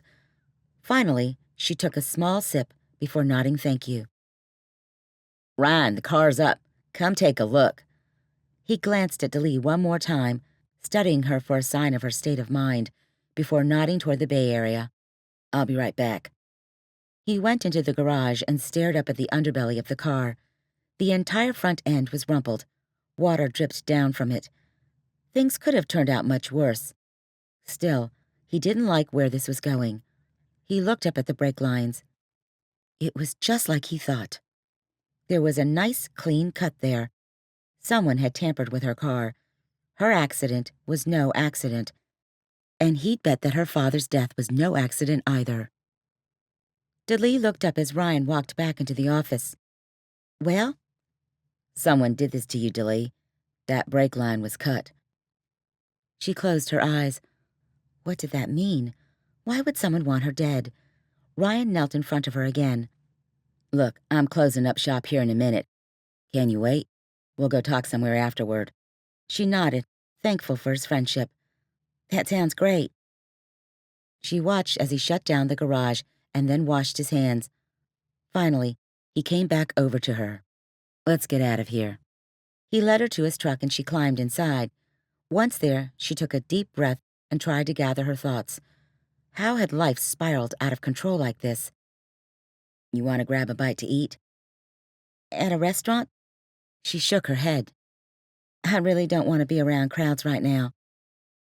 Make something at your place? How about your place instead? Maybe the change of scenery will do me some good. That sounds great. They pulled off the main highway and traveled down a country lane for a few minutes before pulling up to an old farmhouse located on the river. The place had seen better days, but there was still a certain charm to it. The white wooden planks could use a fresh coat of paint, and the flower beds could use some sprucing up. The place had obviously been beautiful in its day. It's not much to look at. She shook her head as her gaze traveled up. It's great. Is that a tin roof? Sure is. I want to be here sometime when it's raining. There's a song in there somewhere. I don't know if it's anything to romanticize about, but you're more than welcome to stop by any time you'd like. He jumped from the truck and ran around to open her door. They walked quietly to the front door. Inside, the place was clean and neat, though it could use some upgrades and new decor. I have some big dreams for this place. I keep saying I'll get around to everything one day. Daleigh glanced at the kitchen cabinets, which appeared new. She noticed that the front porch had also been replaced. There's a lot of potential here. He nodded. Yeah, that's what I've always thought, too. You seem like a do-it-yourself type of guy. Yeah, I've done some stuff whenever I have the time. I've always enjoyed working with my hands. He pointed to a simple blue couch. Why don't you have a seat? Why don't I help you instead? What I didn't tell you is that I'm a lousy cook, and I don't have a ton of food in the house. I can help then. She browsed through the cabinets and finally settled on making baked potato soup. Ryan peeled some potatoes while she chopped the onions. I used to work at a cafe way back when. I would help make the potato soup every day. I'm sure it's going to be delicious. Now, I didn't say it was a nice restaurant. She elbowed him playfully. They worked for several moments in silence. So, did you find out anything new today? Ryan asked, peeling another potato. His muscles rippled gently beneath his short-sleeved t-shirt. Daleigh's heart sped just looking at him. She quickly turned away, her gaze focusing on the butter melting in the pot on the stove. Daleigh filled Ryan in on the rest of her day before the accident. Ryan shook his head slowly. I can't believe Fanny died. I thought that woman would live forever.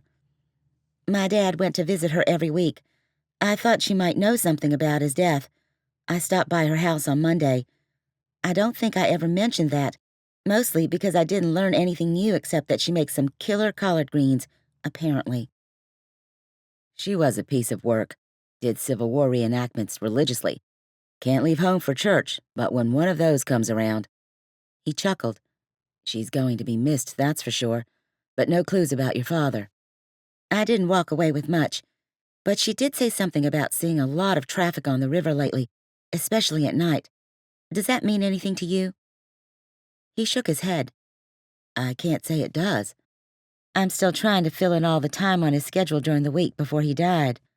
How about your sister? Maybe she can fill in the missing pieces. Daleigh frowned. She probably could, but every time we talk it turns into an argument. I'm close to giving up. We've never really gotten along, if you can't tell. I'm sure that's tough. Tough would be an understatement. Sometimes their relationship left Daleigh feeling plain miserable. It amazes me sometimes that my sister and I came from the same parents. She doesn't get me and I don't get her. What more can I say? It sounds strange, but it almost seems like the two of you bring out the worst in each other. Daleigh chewed on the thought. It does, doesn't it? Maybe that's why we try to avoid each other in general. That would be a disservice to both of you if you did that. What do you mean? She glanced up from stirring the pot. You're sisters, whether you like it or not. People will come and go from your life, but family is constant. You should hang on to that. Her heart plunged with guilt. Ryan was right. She should be grateful. He nudged her chin up with the crook of his finger. Hey, it wasn't meant to condemn you. I was just speaking from my experiences. No, you're right. I should make more of an effort. She is my sister, whether I like it or not. They worked in silence another several minutes, Daleigh's thoughts heavy. She hated feeling like she was carrying these unseen burdens, but she was doing a terrible job laying them down. Ryan cleared his throat. I had an interesting conversation today, Daleigh. She paused. Go on. A guy who works for the Coast Guard station over near Weeksville brought in his truck to the shop today. While we chatted, he mentioned they'd been especially busy lately. Did he say why? He said there's been some suspicious activities going on along the coast. He asked me to watch for anything that sets off alarms. He didn't give any more details? Ryan shook his head.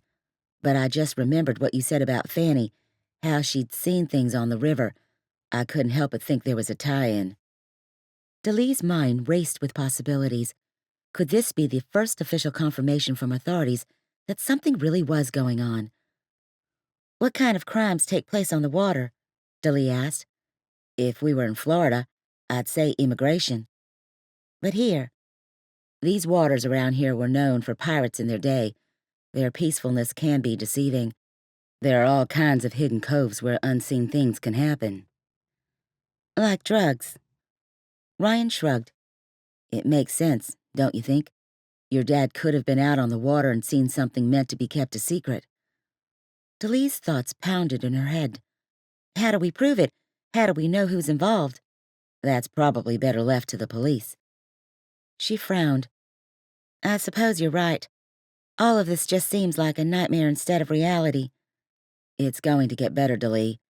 I know sometimes it seems like these dark days will never pass, but they will. She stole a glance over at him. You speak about it like you know. Yeah, you could say that. He scooped up a handful of potatoes and dropped them in the pan. She waited for him to say more, but he didn't. She stirred the onions and potatoes again, feeling like she'd been transported from her old life to this new life. In a certain way, it felt like a second chance, a new start. She paused for a moment. Did you have any doubts that you were supposed to walk away from your life on Wall Street? His eyes widened. He wiped his hands on a dish towel and glanced up at her a moment as if contemplating his answer. Before I answer that question, what do you have left to do? Just add the chicken broth? She nodded.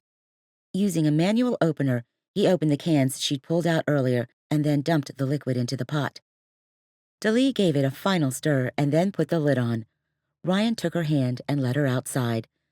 They walked to the river where she saw a pier with a gazebo at the end. Neither said anything until they settled beside each other on the bench at the end. The stars reflected down into the water.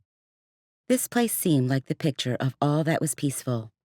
Not a car or another soul in sight. Finally, Ryan spoke. To answer your question, it was easy to walk away from Wall Street because I realized it was sucking the life out of me. I realized there were more important things than money and titles and your placement on the social ladder. We've only got one chance to do right in this life. We've got to make it count. It's true. He looked down at his hand. It was still intertwined with hers. Daleigh made no effort to let go. I've never told you that I was married, Daleigh. Her throat burned. What happened? My wife was one of the reasons I moved back here. She couldn't stand life in the big city. I worked long hours and was never home with her. She hadn't managed to make many friends. She said she couldn't relate to the people in New York. She had 2 miscarriages also, and those nearly did her in. I didn't think I'd ever get her out of the apartment again. My heart just broke for her. So you gave up everything for her? He nodded, his face grim and lined with sorrow. I'm afraid it was all too late, though. She started taking antidepressants before we left to come back here. I thought being back here in Hertford would lift her spirits. We bought a place and dreamed of making it a home. I thought she was doing better. I really did. But I came home one day and I found her. She'd overdosed. His voice sounded raw with emotion. She squeezed his hand as grief squeezed her heart. I'm so sorry, Ryan. I can't imagine. There were some really dark days that followed. All of that really brought me to the end of myself. I realized how desperately I needed Jesus in my life. That's beautiful. It wasn't long after that I met your father. He really helped me find some perspective and reminded me of who I'm called to be. He was an amazing man, and I'm so glad he was part of my life. I'm glad too, Ryan. He glanced up, and his gaze caught hers. Daleigh, I'm really glad I met you. Her heart sped a beat. I'm glad we met too. There's been something I've been wanting to talk to you about. She drew in a deep breath, trying to find the right words. The nice part to writing songs was that she could ponder the right words for days. In real-time conversations, that was never the case. Ryan, I know you've seemed upset with me, and you have every right. He squeezed her knee, his head waving back and forth. I wasn't upset with you, Daleigh. He pulled away and ran a hand through his hair before looking away and chuckling. No, Daleigh, I wasn't upset at all. Then what was it? Had she done that bad of a job reading him? Something had been wrong, she was certain of that. It's just that. His gaze caught hers, and something unsaid passed between them. Electricity tingled through Daleigh. Yes? Daleigh could feel his breath against her cheek. She took a deep breath and inhaled his cologne, along with the faint scent of oil. Her heart sped. He paused, mere centimeters away from her, as if giving her the chance to pull back. Not in a million years. Finally, his lips brushed hers. He leaned in closer and pulled her toward him. An aura seemed to swirl around them, locking them in the moment. Tingles ran down her spine and back up again. Then, just as quickly as the kiss started, it ended. Ryan darted to the other side of the gazebo as if he'd touched fire. What had just happened? Ryan stood far away from her, his eyes closed, and regret pulling at his features. Ryan, I'm sorry. Daleigh stared at him, her heart squeezed in confusion. She had no idea what was going on, except that Ryan had just apologized for kissing her. This wasn't exactly the way she'd hoped things would play out. Sorry about what? Her voice sounded breathless, even to her own ears. He shook his head and ran his hand through his hair. His thoughts were obviously heavy and burdened. Even his voice sounded tight and husky with emotion. I know you have a boyfriend, Daleigh. I've known it all along. I should have stayed away. I tried. God knows I've tried. But then tonight... She moved across the gazebo and placed her hand on his shoulder, everything suddenly coming into clarity. Wait, Ryan, you need to hear me out. Vince and I aren't together anymore. We broke up. He looked up, and his eyes widened. But he was just on the news talking about you. He showed up at your cottage. He kissed you. Talking is what he does best, Ryan. Getting his way is another one of his many talents. She glanced up at Ryan's chest and shook her head. I don't know. Relationships are just messy sometimes, aren't they? It's that same messiness that makes them real, though. He stepped closer, his hands going protectively to her waist. I can't argue with that. She shook her head. I don't know. I guess I knew a long time ago that my relationship with Vince was over. I just didn't want to face the facts. It's easier to stay with what's familiar than to face the unknown. He hasn't always been faithful, but I always took him back. He could be very convincing. But I've just realized that my life is spiraling out of control. Everyone wants a piece of me. Everyone wants to tell me what to do. It's been going on for so long that I don't even know what I want anymore. His fingers went to her chin, and he nudged her face up. Hey, I can tell you one thing. You're worth fighting for. Your dreams are worth holding on to, whatever direction it means that you take. She sucked on her bottom lip, her throat suddenly dry. People would sell their souls to be in my shoes, Ryan. But my own soul is the one I need to worry about. I feel so far away from everything that I at one time thought was important. Have you prayed about it? Not as much as I should, but I'm working on it. She glanced over at the reflection of the moon on the river. All I ever wanted to do was to be a singer. I was the stereotypical kid who sang with a hairbrush in front of the mirror. Then I moved on to school talent shows and special music at church. My dad, in all of his wisdom, took a walk with me by Lake Victoria. We were there on one of his trips the summer between my junior and senior year. The moon was reflected on the water. He leaned over the pier, touched the moon's reflection, and told me that sometimes reaching your dreams was as easy as changing your perspective. Your dad always was a wise man. What am I going to do without him? Her voice cracked as the words slipped from her lips. Ryan pulled her into his arms. Her head nestled against his chest as he stroked her hair. He tenderly kissed the top of her head. He said nothing. There was nothing to say. His presence offered her all the strength and comfort she needed. She stepped back. We should probably go check on that soup. He made no effort to move. Instead, he ran his thumb down her cheek and gently pressed his lips into hers. He pulled away and rested his forehead against hers. I guess we should, shouldn't we? She laced her fingers through his, and they walked back toward the house. Halfway there, Daleigh stopped in her tracks and pointed toward the woods. Did you see that? See what? The moonlight just hit something over there on the edge of the trees. It looked like binoculars. Are you sure? He squinted in the distance. There, did you see it? I sure did. Let's put an end to this once and for all. Chapter 17. Ryan marched forward a few steps when Daleigh pulled him back. You can't go in there. You don't know what you're facing. You don't know if they have a gun. All of this needs to end. Daleigh's eyes pleaded with him. Please, I can't stand the thought of losing someone else. Just then, someone scampered through the underbrush.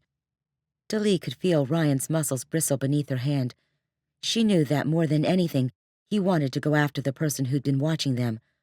But if that person hiding had a weapon, Ryan would be a goner. She couldn't even think about the implications. She waited with bated breath to see what he would do.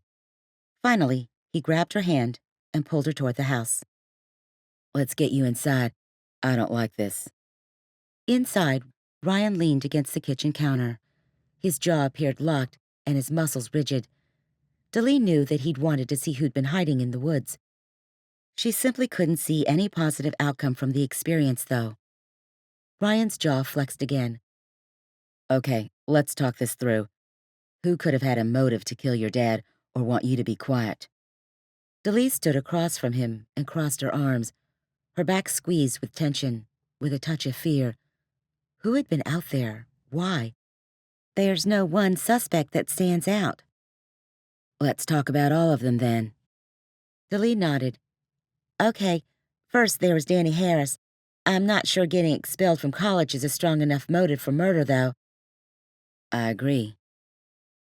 Then there's Chuck from the lunchbox. I guess my father's study took a different direction than Chuck hoped, which made the man angry. He also served some prison time for aggravated assault, so he has a history of violence. Definite possibility. Maybe there was something else your father discovered about the lunchbox during his study. Maybe funds were being embezzled or something. I have a hard time thinking publishing the results of a study would lead to murder and all of these threats against you. Henry mentioned that Thorne Alligood didn't like my father. Do you know anything about that? Thorne? He doesn't like half the town. I suppose I might have heard something about it, but I didn't give it much thought. I assumed he didn't like your father because he was friends with Henry, and Henry is running against him for town mayor. I heard he has a temper. Ryan nodded. He does. He loves power and dislikes anything that threatens that power. I don't know if I could see him killing for it, though. Of course, I hate to think of anyone around here who'd be desperate enough to kill.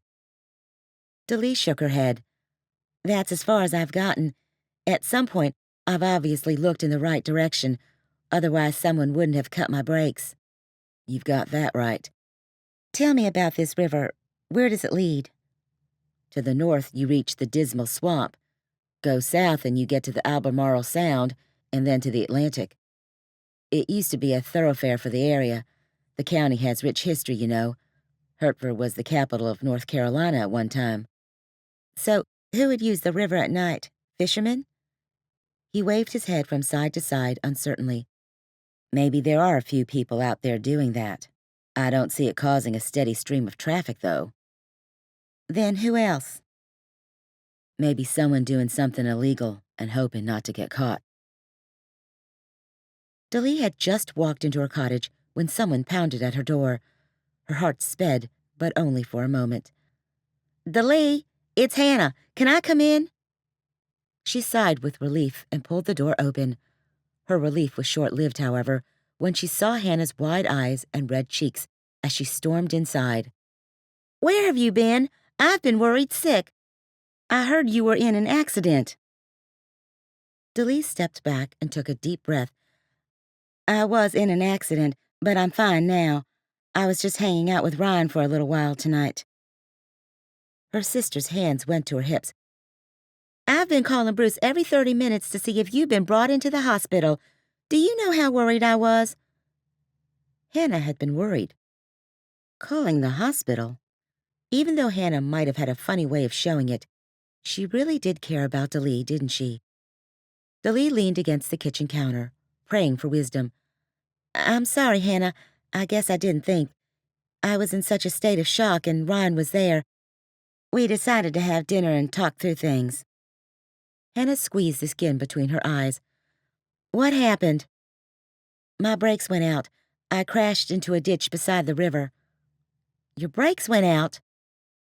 Last time Daleigh brought it up, Hannah had gone into hysterics. Should she even bother now? How long could she bite her tongue and keep the truth from her sister, though? Tension pulled across her chest, causing a subtle ache there. "Someone tampered with my car, Hannah. It wasn't an accident." Her sister's eyes widened. "What are you talking about? Why would someone do that?" "Maybe for the same reason that they wanted to hurt Dad." Tears rushed to her sister's eyes. "I told you not to talk like that. It's crazy. No one would want to hurt Dad. Everyone loved him." "I agree that Dad was hard to dislike. But something was going on, Hannah, whether you want to believe it or not." Hannah waved her finger in the air. "You're just starting drama. Aren't you getting enough attention with your career? Now you've got to come to my hometown and stir up things." Her words slapped Daleigh in the face. "I'm not trying to stir up anything, Hannah. Well, you are. Maybe you should go back to Nashville, Daleigh. You've always been good at staying away." Her sister turned and stomped toward the door, slamming it behind her. Daleigh sank onto the couch and cradled her head with her hands. The bridge needed to bring Daleigh and Hannah together seemed impossible to repair. Was it even worth trying for anymore? Daleigh wasn't sure. Daleigh's head weighed 1,000,000 pounds the next morning as her fight with Hannah slammed back into her mind. Sisters. Why couldn't she and her sister get along and be best friends just like other women? Because it was like Ryan said, relationships were messy. That's what made them real. It seemed like most of Daleigh's relationships didn't have a chance to get messy because inevitably, she ended up moving. That had been the case for her entire life. Perhaps all of this moving had set her up with unrealistic expectations of relationships. Perhaps she'd underestimated the amount of work involved in them. Not only work, but sacrifice, honesty, growing pains. She'd mastered surface relationships and had uncountable acquaintances and admirers. What she really needed was to get her hands dirty with some deep relationships, though. Before Daleigh could even get out of bed, her cell phone rang. She moaned when she saw caller ID. It was Gus, her manager. She'd requested a week off, and that week was almost up. No doubt Vince had returned to Nashville and filled him in on everything that had transpired. Gus, of course, would side with Vince and give Daleigh an earful. Begrudgingly, she answered. She tried to sound perky as she said, "Hey, Gus." "Daleigh."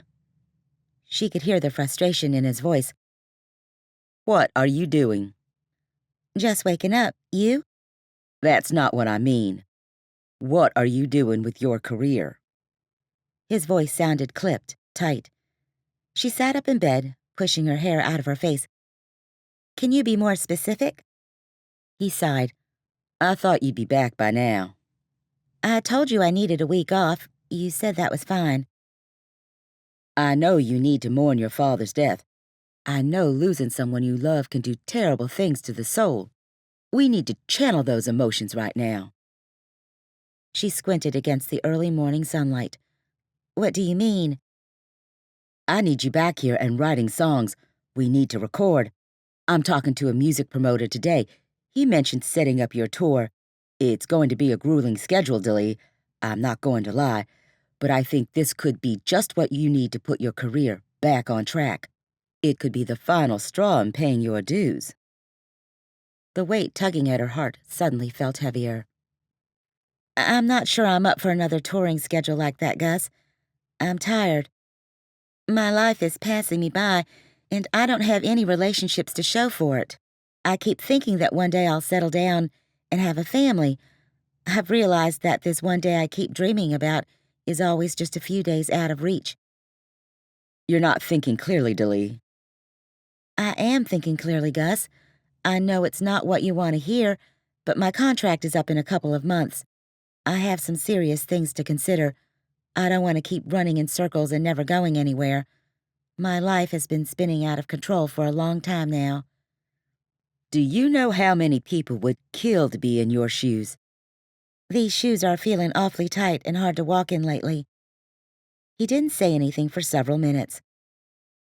I need you back here, Daleigh. I'm still tying up loose ends.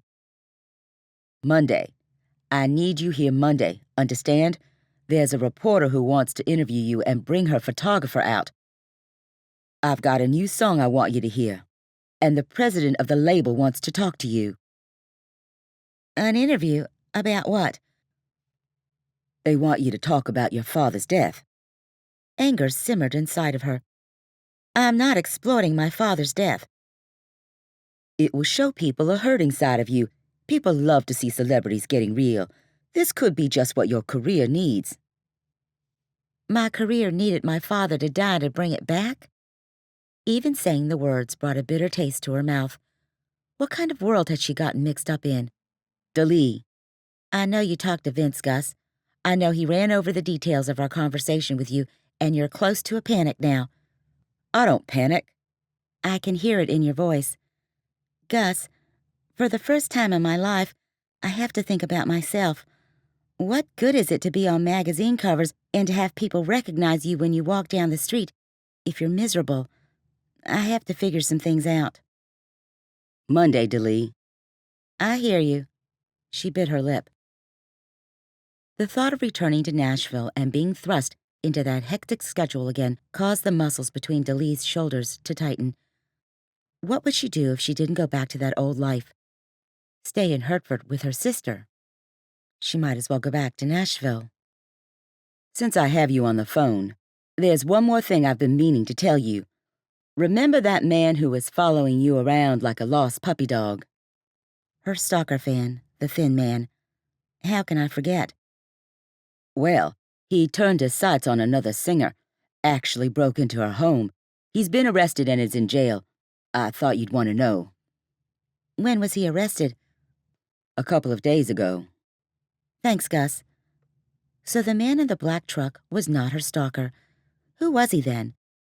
Her sense of relief was mixed with more questions and confusion over everything. No sooner had she hung up with Gus than did her phone ring again. She didn't recognize the number. Daleigh? This is Patricia, your father's graduate assistant. Patricia, how are you? I need to talk to you. Is everything okay? I found something. Can we meet? She remembered her car being in the shop, possibly even totaled. Still, she found herself saying, Yes, of course. The relief was audible in Patricia's voice. Great. How about lunch for tomorrow? She rattled off a place in Elizabeth City. Daleigh agreed and hung up. Just what had Patricia learned? Maybe the answers were finally getting closer. Chapter 18. Daleigh took a long shower, played her guitar for a few minutes, and then decided to walk to a used bookstore she'd seen at the other end of town. Willa had said she'd work there part-time. Maybe she could check in with her and see how Trevor was doing. She needed to ask about the benefit concert also, so she could go ahead and get things lined up. She had to find a band and sound equipment, and the organizers would need to start advertising here locally. She detoured past Ryan's garage, taking a longer route. She caught a glimpse of Ryan busy at work under a car as she passed. He didn't even see her. As much as she wanted to stop and say hello, she let him work. She'd see him tonight after all, when they ate at Henry's place. Just the thought of spending more time with him caused a smile to stretch across her face. She never thought when she'd come to Hertford to bury her father that life would have taken the best and worst turns. The best was Ryan. The worst was realizing her father's death was no accident. She stepped into the bookstore and spotted Willa behind the desk. A huge smile stretched across the woman's face as she stood to give Daleigh a hug. "Daleigh, how are you? Trevor hasn't stopped talking about your visit. You made more than his day. You made his year." "I'm so glad. How's he doing?" "He's doing great."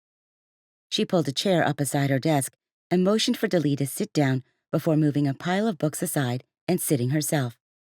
"Ryan had mentioned that you're going to do a benefit concert for Trevor. Is that true?"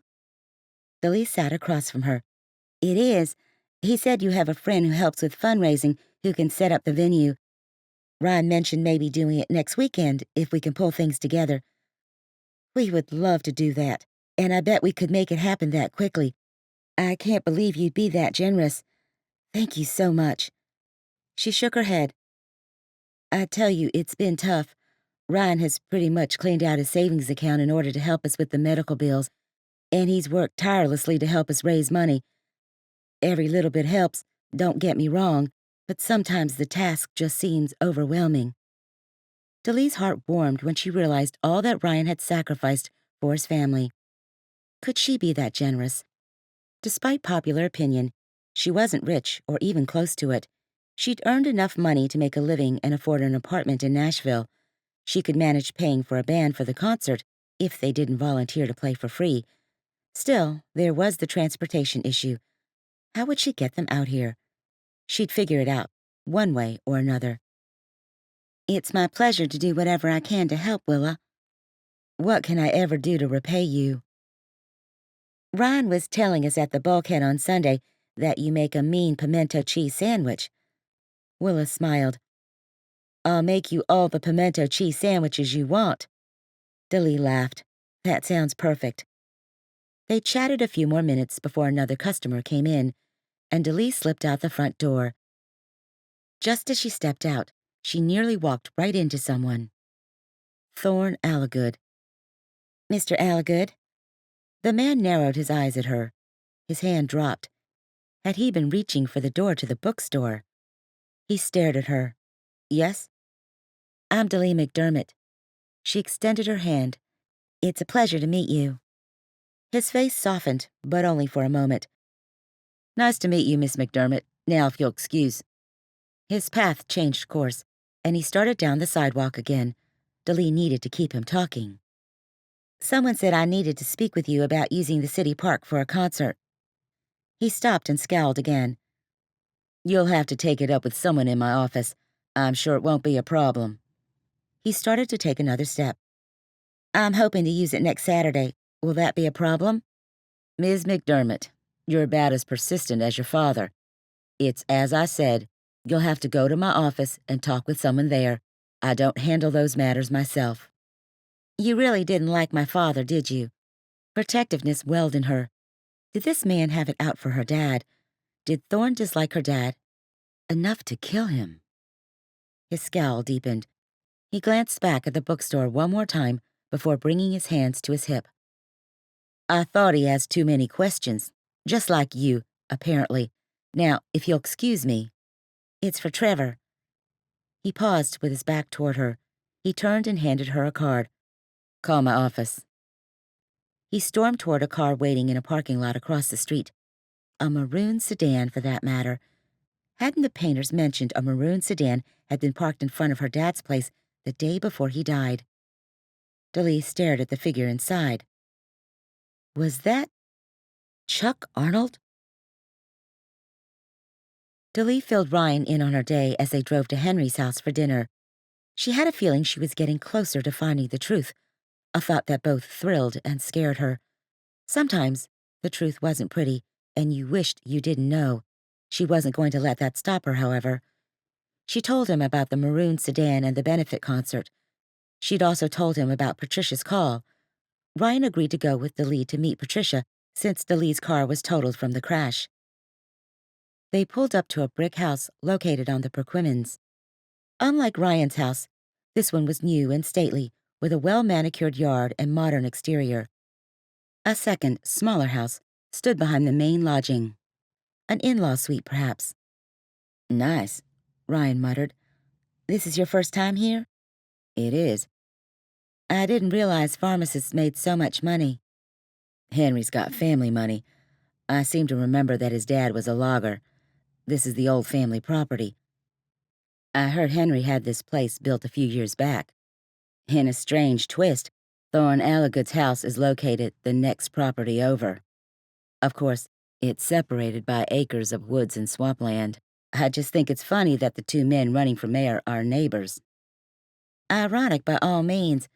I'm beginning to think that everyone around here lives on the water.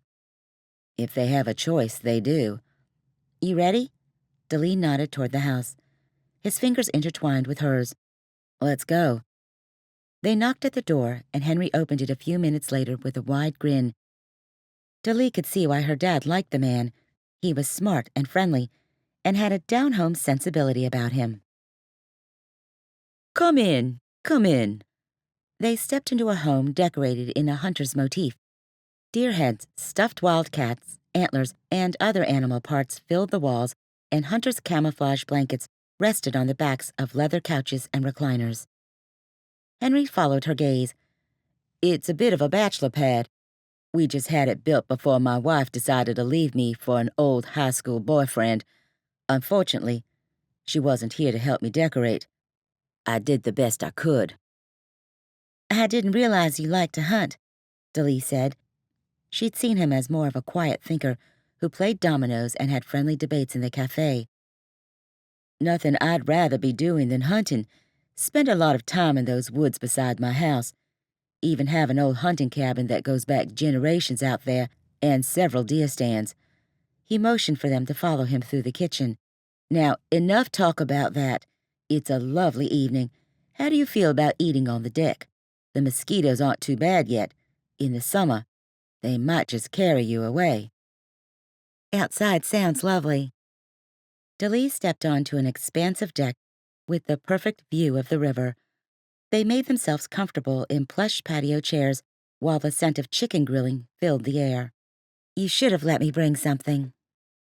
Henry checked on the food, flipping over a thigh with oversized tongs. Nonsense. You just won't get anything too fancy. I picked up the potato salad from the bulkhead, along with some fruit and rolls. It's easy that way. That sounds wonderful. How are you doing, Daleigh? He asked. Are you holding up okay?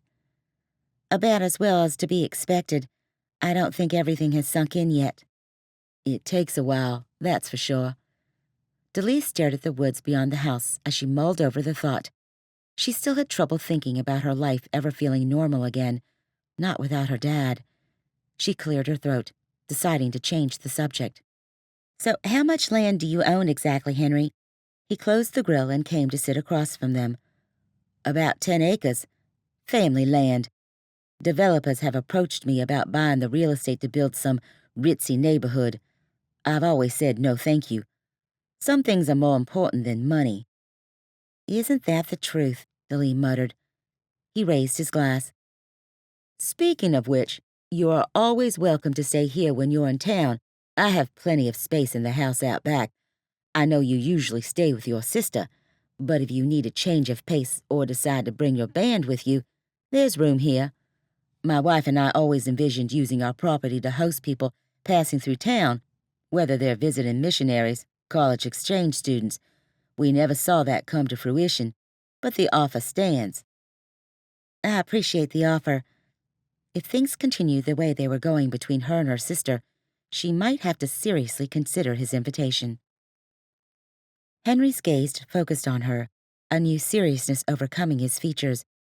Have you found any answers about your father's death, Daleigh? I know you've been concerned. She shook her head. No, not really. I just keep reaching dead ends. Did you talk to Chuck? She nodded. I did. Nothing. He was very hostile, but that doesn't mean he's guilty of murder. And Thorne? Again, he's unfriendly, but capable of murder? I don't know. She looked off in the distance at the moon as it reflected on the water. I keep wondering if his death had something to do with the river. Henry shifted. Why would you think that? I know my dad spent a lot of time fishing in the weeks before he died, and more than one person has told me that they think something strange is going on at night. She leaned closer. Do you have any idea what it might be? I sit out here a lot at night and watch the river. Ryan set his drink down. Has there been a lot of activity after the sun sets? He shrugged. Maybe. Some fishermen do prefer the night. I guess it helps them to avoid game wardens. Some of them say the fish are easier to catch. Some people, that's the only time their wives will let 'em out of the house. He chuckled. Ryan nodded toward the water. Now that I think about it, we do have some interesting phenomenon here on the water on occasion. Gases form out of the swamp and look like big electrified balls of light floating in the air. We had a TV station out here doing a big report on them once. It was all the talk of town. I think that special just aired a few weeks back. Maybe we have some crazy tourists coming out hoping to see something. Daleigh nodded, realizing that would make sense. Anything is a possibility, I suppose. Suddenly, a scream cut through the night. Shivers raced through Daleigh's muscles before they went rigid. That was a woman screaming, from somewhere in the woods surrounding Henry's property. Ryan stood. Adrenaline surged through him at the sound of the woman screaming. What was going on out in those woods? Someone needs help. Henry's face went white. He stood, took a step toward the edge of the deck, but stopped. He pulled his cell phone from his pocket. I'm calling the police. They won't get here in time, Daleigh said. Her voice sounded as tight as her muscles looked. Her arms were pulled over her chest, and her jaw appeared locked in place. Henry shook his head. RJ will. I asked him to stop by to drop something off for me. He's supposed to be here any minute. Henry stepped away from them and mumbled into the phone. A moment later, he turned toward them. He's pulling into the drive now. Just then, another scream pierced the air, followed by, Help me! Daleigh's face went pale beside him. What was going on? That was the question. Ryan could hardly keep himself on the deck. RJ rushed up the back steps, still in his police uniform. I just heard it too. I'm going to check it out. Ryan stepped forward. I'm going with you. RJ shook his head. You don't know these woods like I do. I don't really care. Someone needs help. I'm not going to sit around and do nothing. RJ finally nodded. You take the north side of the woods, I'll get the south. Little creeks run through that area. You can get stuck in mud as thick as quicksand if you're not careful. Be careful, Daleigh muttered as Ryan stepped off the deck. He nodded to her before taking off toward the tree line. How far away had that scream come from? All the way from Thorne's property? Could this have something to do with those mysterious boats people had been seeing in the area? As Ryan reached the woods, he stepped onto the soft ground filled with swampy recesses and spongy underbrush. He listened for another telltale sound that would give him an indication as to where to go.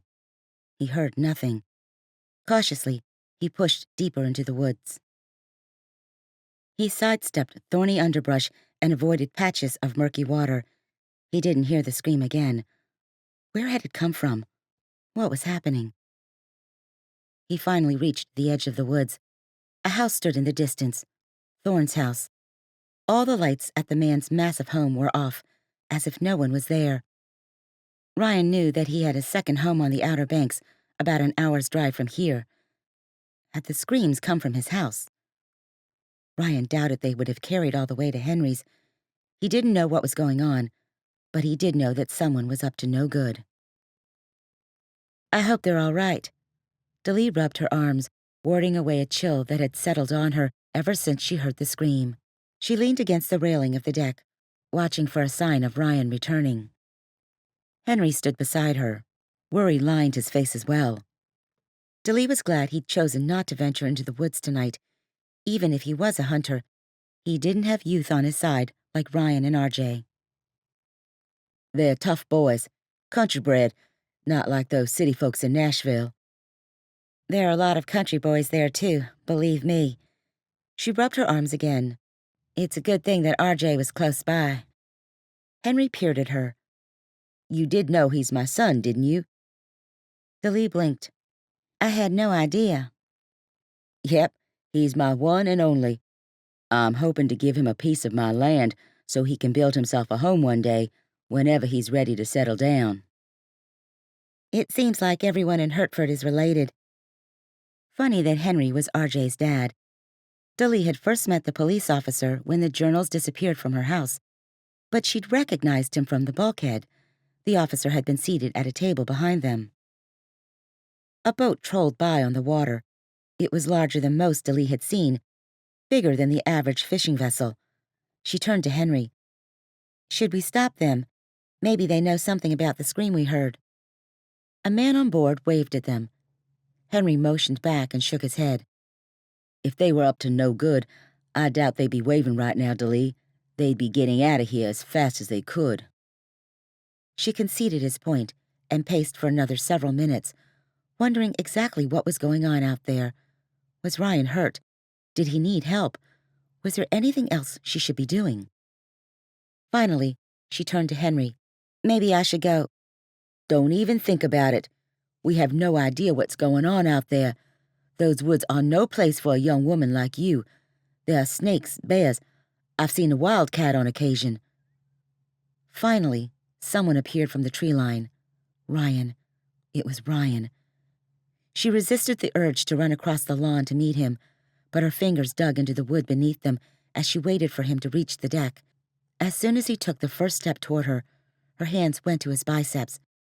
"Are you okay? Did you find anything?" Ryan shook his head. I didn't find anyone or hear a thing. Maybe RJ had better luck.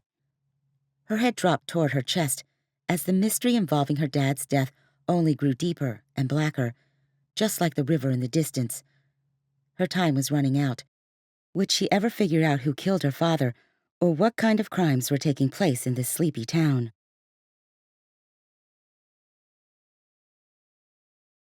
Chapter 19. Daleigh hadn't gotten home the night before until well past midnight. RJ had finally made his way back to Henry's house, only to tell them he'd discovered nothing, so the mystery of the screaming woman remained. The best Henry and RJ could offer was that perhaps it was a fox, which could make a screeching sound at times. Daleigh had felt exhausted and slightly overwhelmed. Unease lined Ryan's face as well as he told her good night. She could tell that he was worried about her when he wrapped his arms around her and pulled her into a long, warm hug. He gently kissed her goodbye and slipped away to his truck.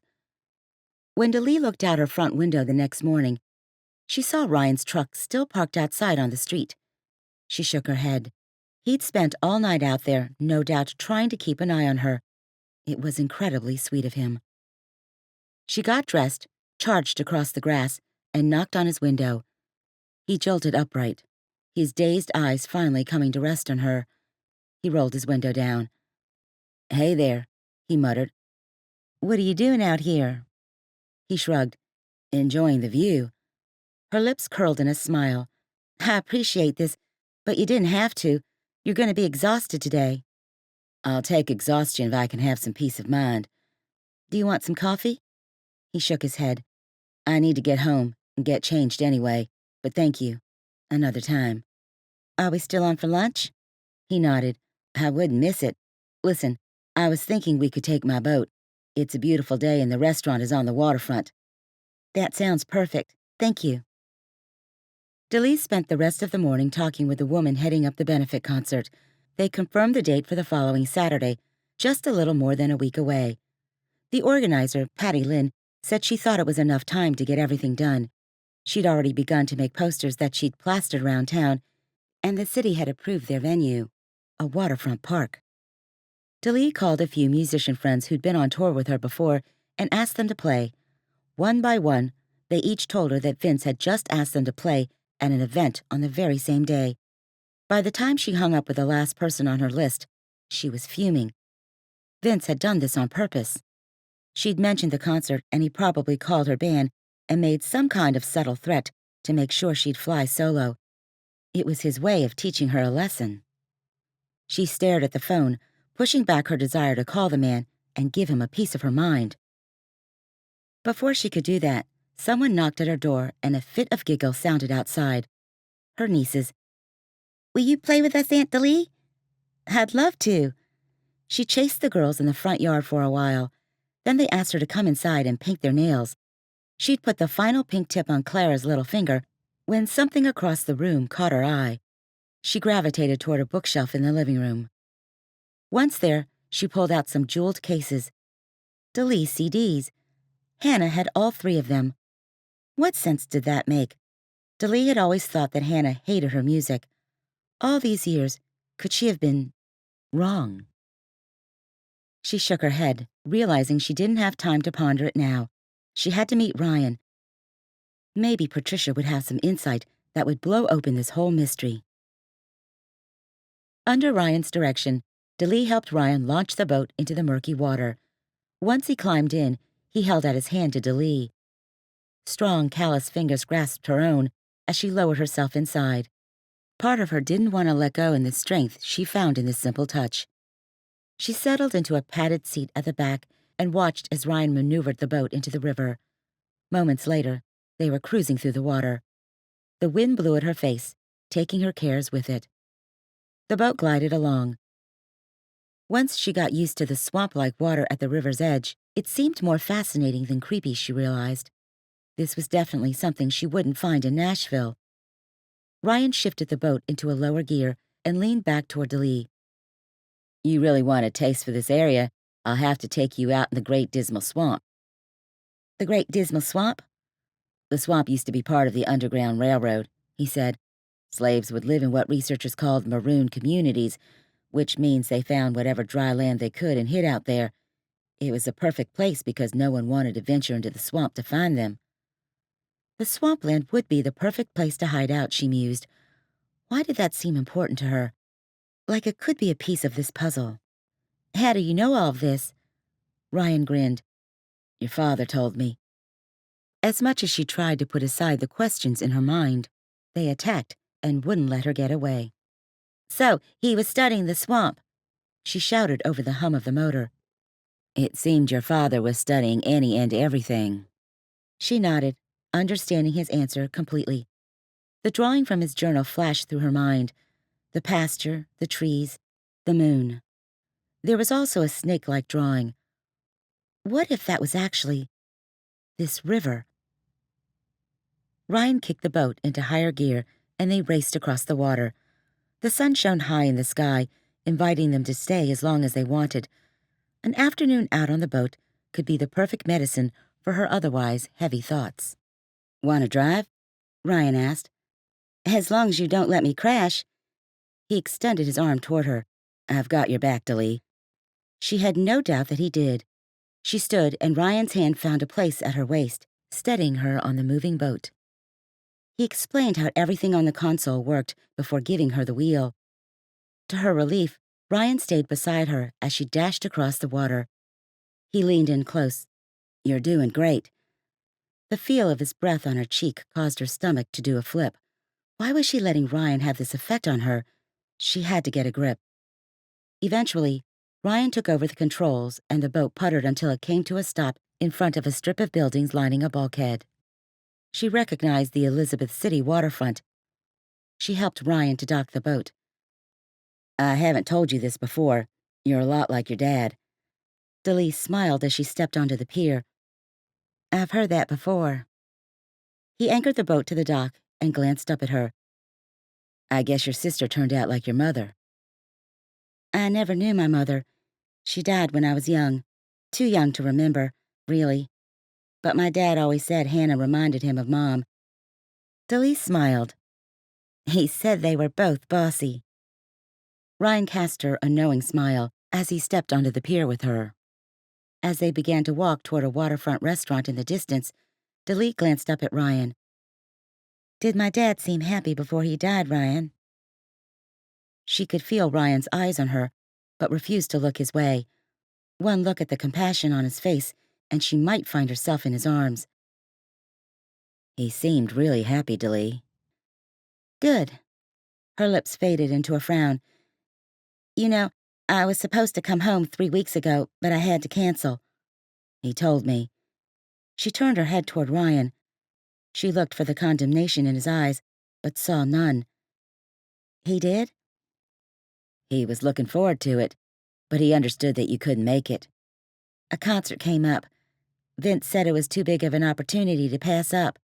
For some reason, I listened to him. Vince knows what he's talking about. He's been in music a long time. Yeah, but family should have come first. We have to live and learn, Daleigh. Are you always such a good listener? She paused for a moment to study his face, how the sunlight covered him with an orange glow that made him look like a travel guide cover model. He had down-home good looks, and that grin, whenever he flashed it, Daleigh went weak at the knees. I could listen to you all day. He flashed that charming dimpled grin and pulled on her hand. We should get inside before we're late. They walked into the restaurant. The inside was dimly lit and boasted decorations like fishing nets and plastic swordfish. An underlying scent of dirty dishwater hung in the air, turning Daleigh's stomach. She spotted Patricia sitting in the corner by the window. Her face looked pinched and pale. Daleigh tensed as she wondered what this conversation would hold. They slid into the booth across from her. Patricia's gaze fluttered up, and part of her lips curled in a half-hearted smile. Thanks for meeting me. No problem, Daleigh said. Before she could dive into her questions, the waitress appeared. Daleigh ordered a sweet tea, and Ryan got a root beer. Daleigh rested her arms on the table and studied Patricia a moment. The woman looked nervous. What's going on? Daleigh asked. Patricia glanced around, almost as if looking for anyone who was eavesdropping. I finally made myself go through some of your father's things. I found a recorder in his drawer. I've never really known him to record anything, although he said his arthritis was acting up lately. Maybe recording was easier than writing. She shook her head. I don't know. Anyway, I didn't know if I should listen to it or not, but I decided just to see what was on the recorder in case it had to do with his classes. Apprehension squeezed Daleigh's lungs. And? Patricia cleared her throat before leveling her gaze with Daleigh's. I think your dad was studying moonshiners. Moonshiners? Daleigh whispered. She leaned back, shocked at the new information. Of all the things she expected to hear, moonshining was not one of them. Really? Do people even do that anymore? She nodded. Apparently. It can be big money. It's also very illegal, Ryan added. Why do people even moonshine? I don't get it. What am I missing here? The waitress brought them their drinks. After she scurried away, Ryan rested his arm on the table. People moonshine to evade high liquor taxes. The alcohol content in moonshine can be much higher than commercial alcohol, which is dangerous. It's not regulated either, which can cause some problems. Patricia nodded. I did a little research. It's called moonshine because its makers used to move it at night, under the light of the moon, to avoid being caught by authorities. The river. At night. Could that be what was going on? Daleigh's eyes widened. Finally, maybe she was onto something. I thought of something else that might interest you, Patricia continued. The university has a bit of a reputation as a party school. Not too long ago, one of the students was killed in a drunk driving accident. Your dad seemed really preoccupied with the woman's death and trying to figure out who was selling alcohol to underage students. Did he know the student who died? She was in one of his classes. Daleigh shook her head, trying to process all the new information. Did my dad say anything else? That same strained expression pulled at Patricia's features. The recording was very staticky at points, but I did make out one name. Whose? Danny Harris. Daleigh leaned against the railing overlooking the water. Patricia had gone back to the university after their lunch, and now she and Ryan took a moment to mull over their conversation. Before she left, Patricia handed over the recorder, which was now in Daleigh's back pocket. She'd listen to it once she got home. She glanced over at Ryan and shook her head in disbelief. Moonshine? Could all of this be because of alcohol? People have killed for lesser reasons, though I agree it's strange. What if that's what all the activity on the river is? The Coast Guard thought it could be drugs. It could be moonshine. Exactly. And somehow, my dad discovered that Danny Harris was behind it, and he got himself killed. What if... What if this student who died in the accident somehow got the alcohol, the moonshine, from Danny Harris?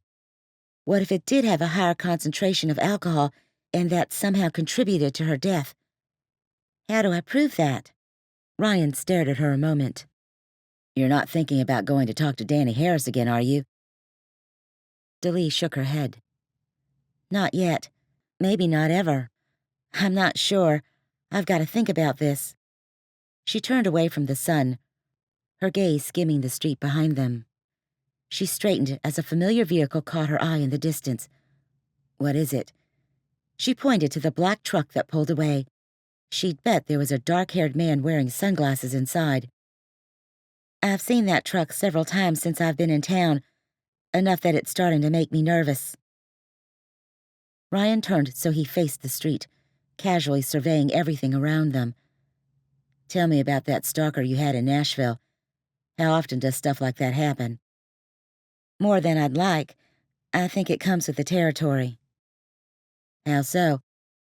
People feel like they know me because they've seen my interviews and been to my concerts. They feel like we've established a relationship when the fact of the matter is, I don't know them at all. Some people get a little weird about it. How do you handle it? I really just try to keep life as normal as possible. I've never wanted to be a star. I've just wanted to sing and write songs. You're not thinking I'm a stalker or something, are you? Ryan's boyish grin pulled her from her thoughts. Not at all. Never with Ryan. With others, maybe. But there was something about Ryan that allowed Daleigh to give him her total trust. Have I told you you're incredible lately?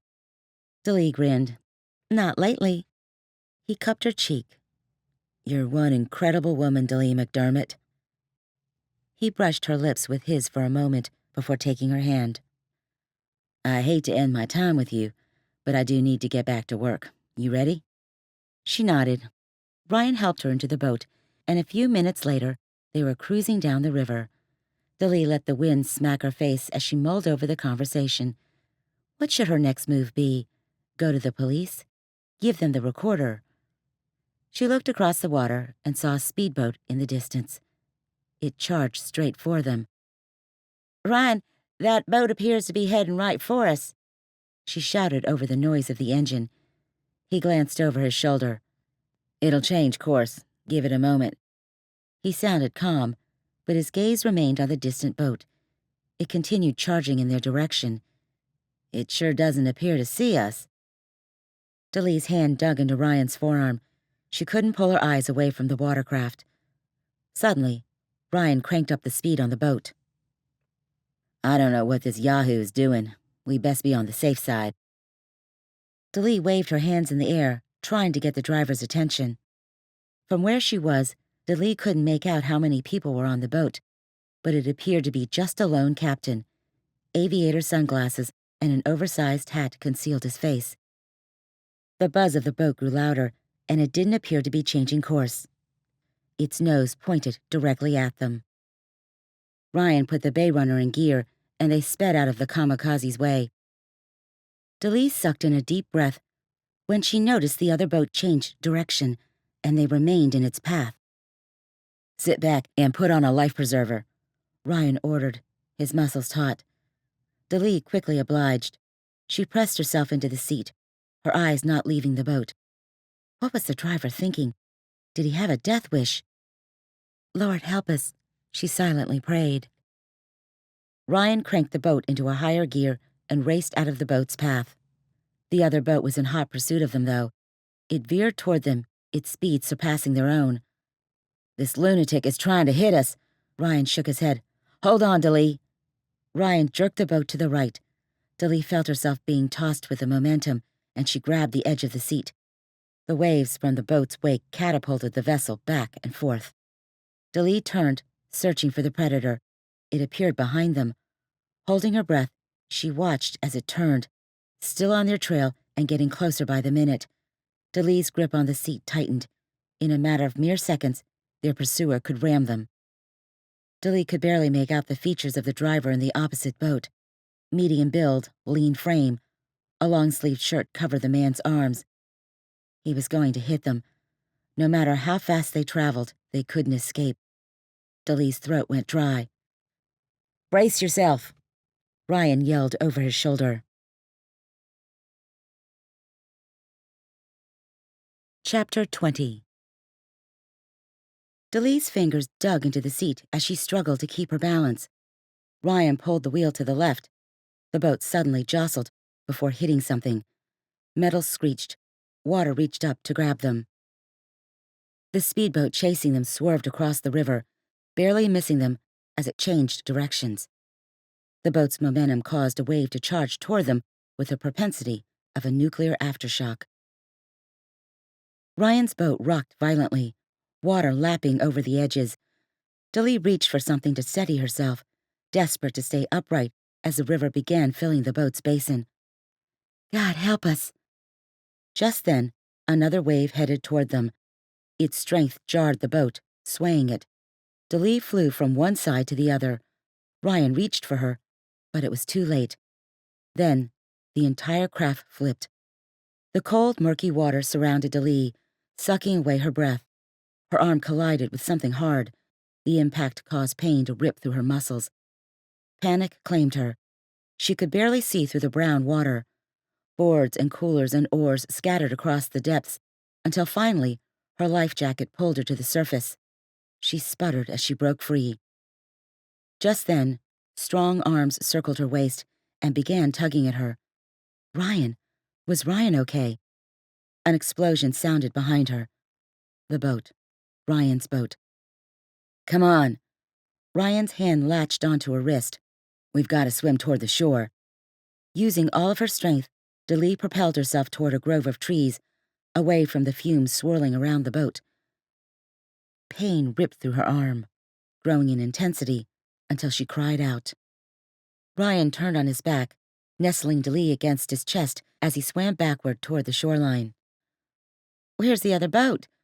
Daleigh looked around, waiting for it to return and finish the task. "It disappeared as soon as our boat flipped." "He was trying to kill us," she muttered, disbelief straining each word. Daleigh touched land, and she dragged herself to her feet. Ryan's arm wrapped around her, helping to steady her in chest-deep water. Pain shot through her shoulder, making her wince. "What's wrong?" Ryan gently took her arm and examined it. Pain continued to rip through her shoulder. "I hit something when the boat flipped. My shoulder." "We'll get you help. You hang in, okay?" Another boat approached in the distance, beyond where Ryan's boat flamed. Ryan waved his hands in the air. "Over here." Daleigh's lungs tightened. Could they trust these men? How did they know this boat wasn't the same one that had tried to ram them? The closer the boat came, the more tightly wound her muscles felt. Part of her wanted to run for the shoreline, but the stumps rising from the surface were like knives. One slip, and she'd only hurt herself more. The pain in her shoulder clouded her rationale. Instead, she sagged against Ryan, trusting his judgment. As the boat approached them, Daleigh spotted two elderly fishermen on board and breathed a sigh of relief. "We saw the explosion. Is everything okay?" An older Asian man asked them. "We need to get to the hospital," Ryan said. "Another boat tried to ram us, and Daleigh's shoulder is hurt."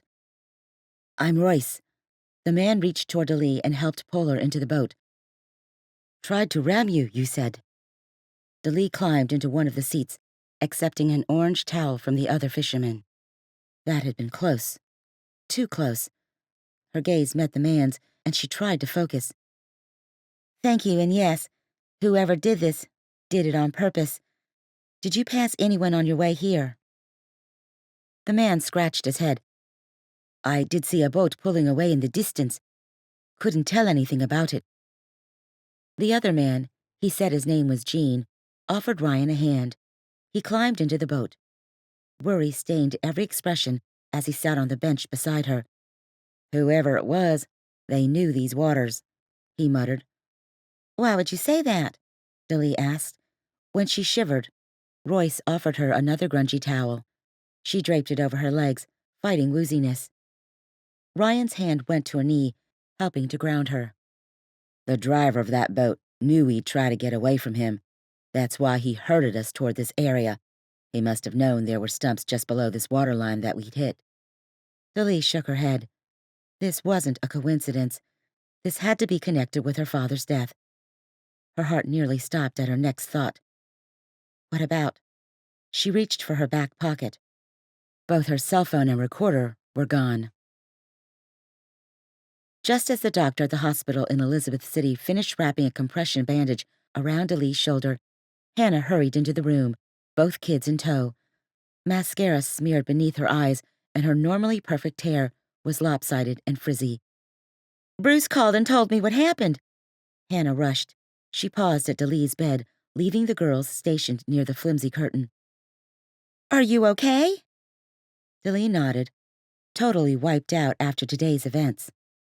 She couldn't remember the last time when she felt so completely exhausted. "Nothing that won't heal." "What happened?" Hannah turned an accusatory gaze on Ryan, who sat in a chair by Daleigh's bed in the curtain-enclosed emergency room. Someone tried to sink my boat, with us on it. Ryan shifted in his seat and held his gaze against Hannah's. Daleigh fought a smile, glad to see that Ryan didn't back down from her sister. "Why would someone do that?" Hannah shot a wide-eyed gaze Daleigh's way. Her sister did care, Daleigh realized, even if she did show it in odd ways sometimes. "We don't know," Daleigh said, "but they were determined to shake us up." "Someone tried to hurt you?" Clara gasped. Her little eyes widened to the size of half her face, it seemed. Daleigh sucked in a breath, trying to choose her words carefully. The last thing she wanted was to traumatize her nieces. "Someone just tried to make us go swimming when we didn't want to." Clara's lips stuck out. "That's not very nice." Daleigh shook her head. "You're right, it's not." Hannah opened her mouth, but shut it again, before finally saying, "So, you have no idea who tried to make you go swimming?" "Whoever it was made every effort to disguise himself so we wouldn't recognize him," Daleigh said. Was it because he was someone they knew? The realization occurred to Daleigh as she sucked in a breath. Clara gasped again, her little hand with the pink fingernails fluttering over her open mouth. "Disguise himself? Like on Scooby-Doo?" Daleigh swallowed hard. "Kind of, only they weren't quite as clever." Her adorable niece shook her head. "Why would someone do that, Aunt Daleigh?" Daleigh glanced at Hannah. "I think this Scooby-Doo villain is the same bad guy who's behind some other incidents in the area. Incidents where other people have been forced to go swimming." She stared at her sister, hoping she'd get the message of the same person who killed Dad. Hannah's eyes lit with emotion. "You haven't been poking your nose around, have you? I told you there's nothing suspicious going on." She glanced back at her girls. "No one is trying to make anyone go swimming. Not now, not ever." "If no one is forcing people to go swimming, why is—" Daleigh paused, trying to find the right euphemism. "Why is someone trying to teach me to hold my breath underwater when I don't want to?" "You're reading too much into things. It could all be just a crazy coincidence. No one forced Dad into the water."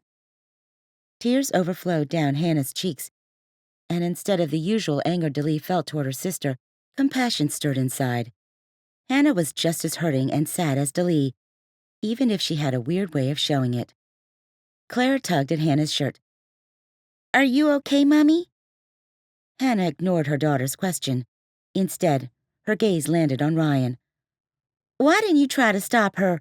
Why did you let her continue on with these crazy ideas? She could have gotten the bends, for goodness sakes." Anger replaced Daleigh's empathy. "Leave Ryan out of this. If I get the bends, it's all my own fault." "No, Daleigh, I'm part of this, no matter which way you look at it." The unwavering resonance of Ryan's voice sent ripples through Daleigh. "And Hannah, you've got to realize that your sister is her own person and that no amount of badgering or condemning will make her into the person you want her to be." The truth of this statement silenced everyone. Hannah shot daggers toward Ryan, then Daleigh. She opened her mouth, but before she could speak, the doctor pushed into the room. It looks like you're going to be fine, Daleigh. It's just a rotator cuff injury. Nothing too serious. Take some of those painkillers whenever you need them, and call us if any complications arise." A deeper question burned in her mind. She rubbed her shoulders. "Playing the guitar, will that be a problem?" The doctor, an elderly man with thin features, patted her hand. "You'll be fine. Back to making that beautiful music in no time. If I understand what you've been telling me correctly, you're lucky your shoulder is the only thing that's hurt." Daleigh nodded. "You're right. I am." He glanced at Ryan and nodded. "The police are waiting outside to take a statement. Is it okay if I send them in?" Daleigh pulled her gown closer to her neck. "That's fine." She glanced at Hannah and studied her sister's upturned nose and raised chin. Invisible fumes huffed from her ears. As if she noticed Daleigh's gaze, Hannah turned, narrowed her eyes to her. "I'll be going." She grabbed her girl's hands and took a step away. As they stepped out of the room, Daleigh heard Clara say, "Mommy, I don't think I want to go swimming again for a while." If Hannah could have slammed the door, Daleigh felt for sure she would have. But as it was, she flipped aside the curtain and stomped away. Daleigh already felt so weary from the accident and everything that it implied that her sister's outburst only exhausted her further. She leaned back into the bed. She glanced over at Ryan. He looked as tired as she felt. But the bold set of his jaw, the unflinching steadiness of his gaze, said more than words. Clearly he was upset, though Daleigh didn't know if it was over the hit and run or Hannah or both. She wished she could find out, that she could have a moment with him alone. Instead, she squeezed his hand. His smile looked forced. A short, stocky Elizabeth City police officer with a mushroom-like nose walked into the room. He offered a curt nod toward both Daleigh and Ryan. "It sounds like the two of you have had quite a harrowing day. Would you mind telling me what happened?" Daleigh and Ryan took turns piecing together the story.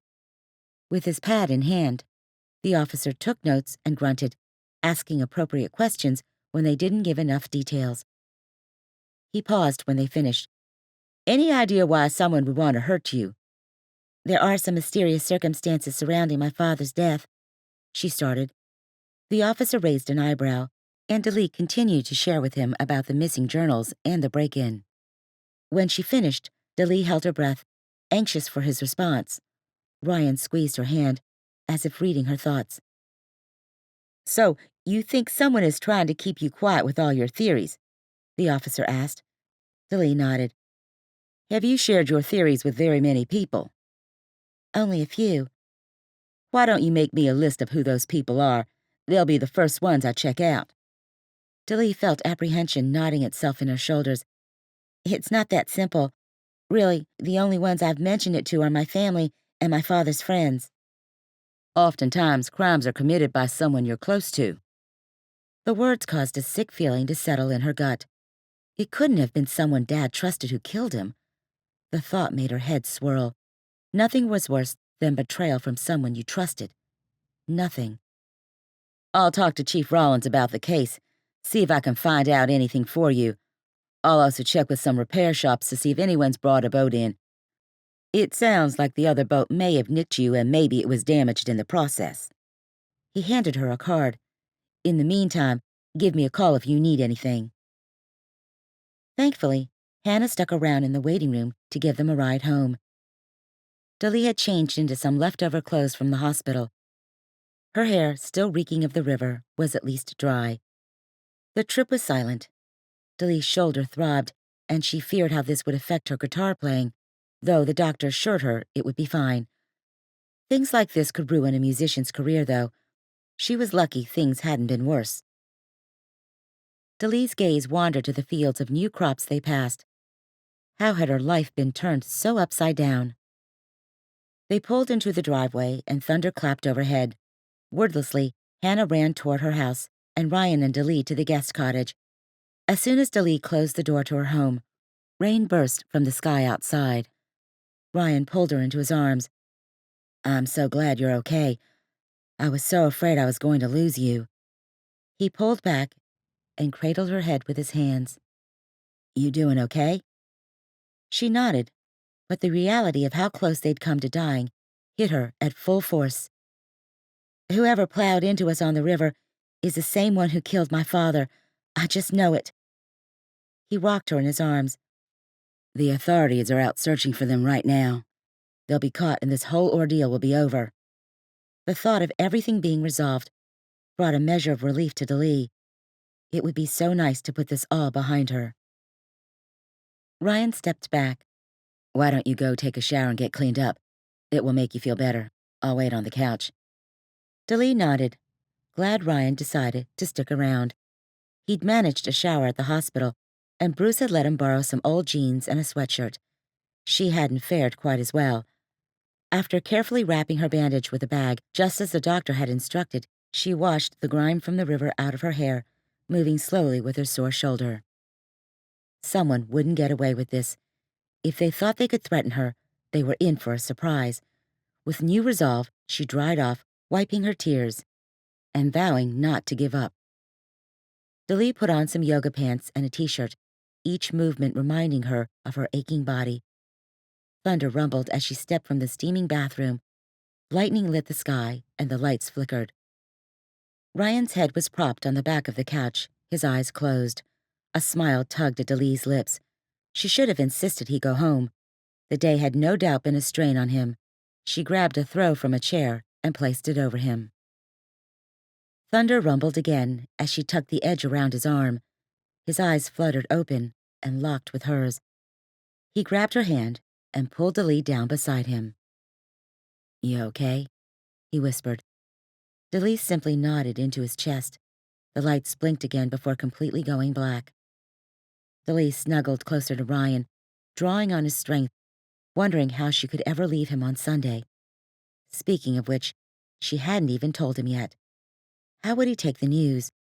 Surely he knew she couldn't stay here forever, no matter how tempting it might be. Someone pounded at the door. Daleigh sat up, alertness pulsing through her veins. Stay here. I'll get it. Ryan rose and strode to the door. He yanked it open. Who are you? Where's Daleigh? A deep voice asked. Daleigh stood, recognizing the voice. She hurried to Ryan's side and looped her arm through his. Dread pulled in her gut when her realization proved true. Vince, I thought you went home. Vince ignored Ryan and stood in front of her. I had to come back and see you. She stepped away from his touch. Why? I got back to Nashville and realized I was a fool leaving you here as I did. You mean the world to me. Give me another chance. The blood drained from Daleigh's face. This couldn't be happening. She knew it had been too easy when she broke things off with him. Vince, you can't be serious. We're meant for each other, Daleigh. I can't imagine being back in Nashville and not having you at my side. I know things have been rough lately, but we can work on it. Don't give up yet. Don't give up your career for... He glanced over her shoulder. For a mechanic. Her spine straightened as indignation rushed through her. Vince, you have no right to barge in here like this.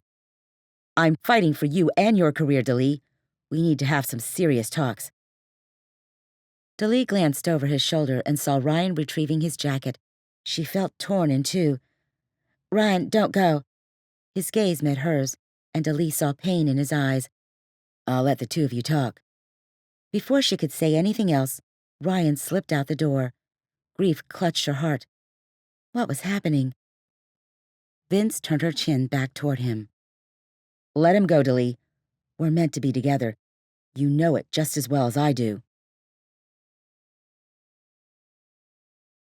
Chapter 21. Daleigh turned over in bed and rubbed her eyes, carefully rotating her sore shoulder to get the kinks out. She tossed and turned all night, her arm aching and a myriad of thoughts torturing her subconscious. The confrontation with Vince last night, Ryan leaving, the hit and run on the river, the fact her sister wasn't speaking to her, Vince's proclamation that her career was going down the drain. She pressed her head harder into the pillow.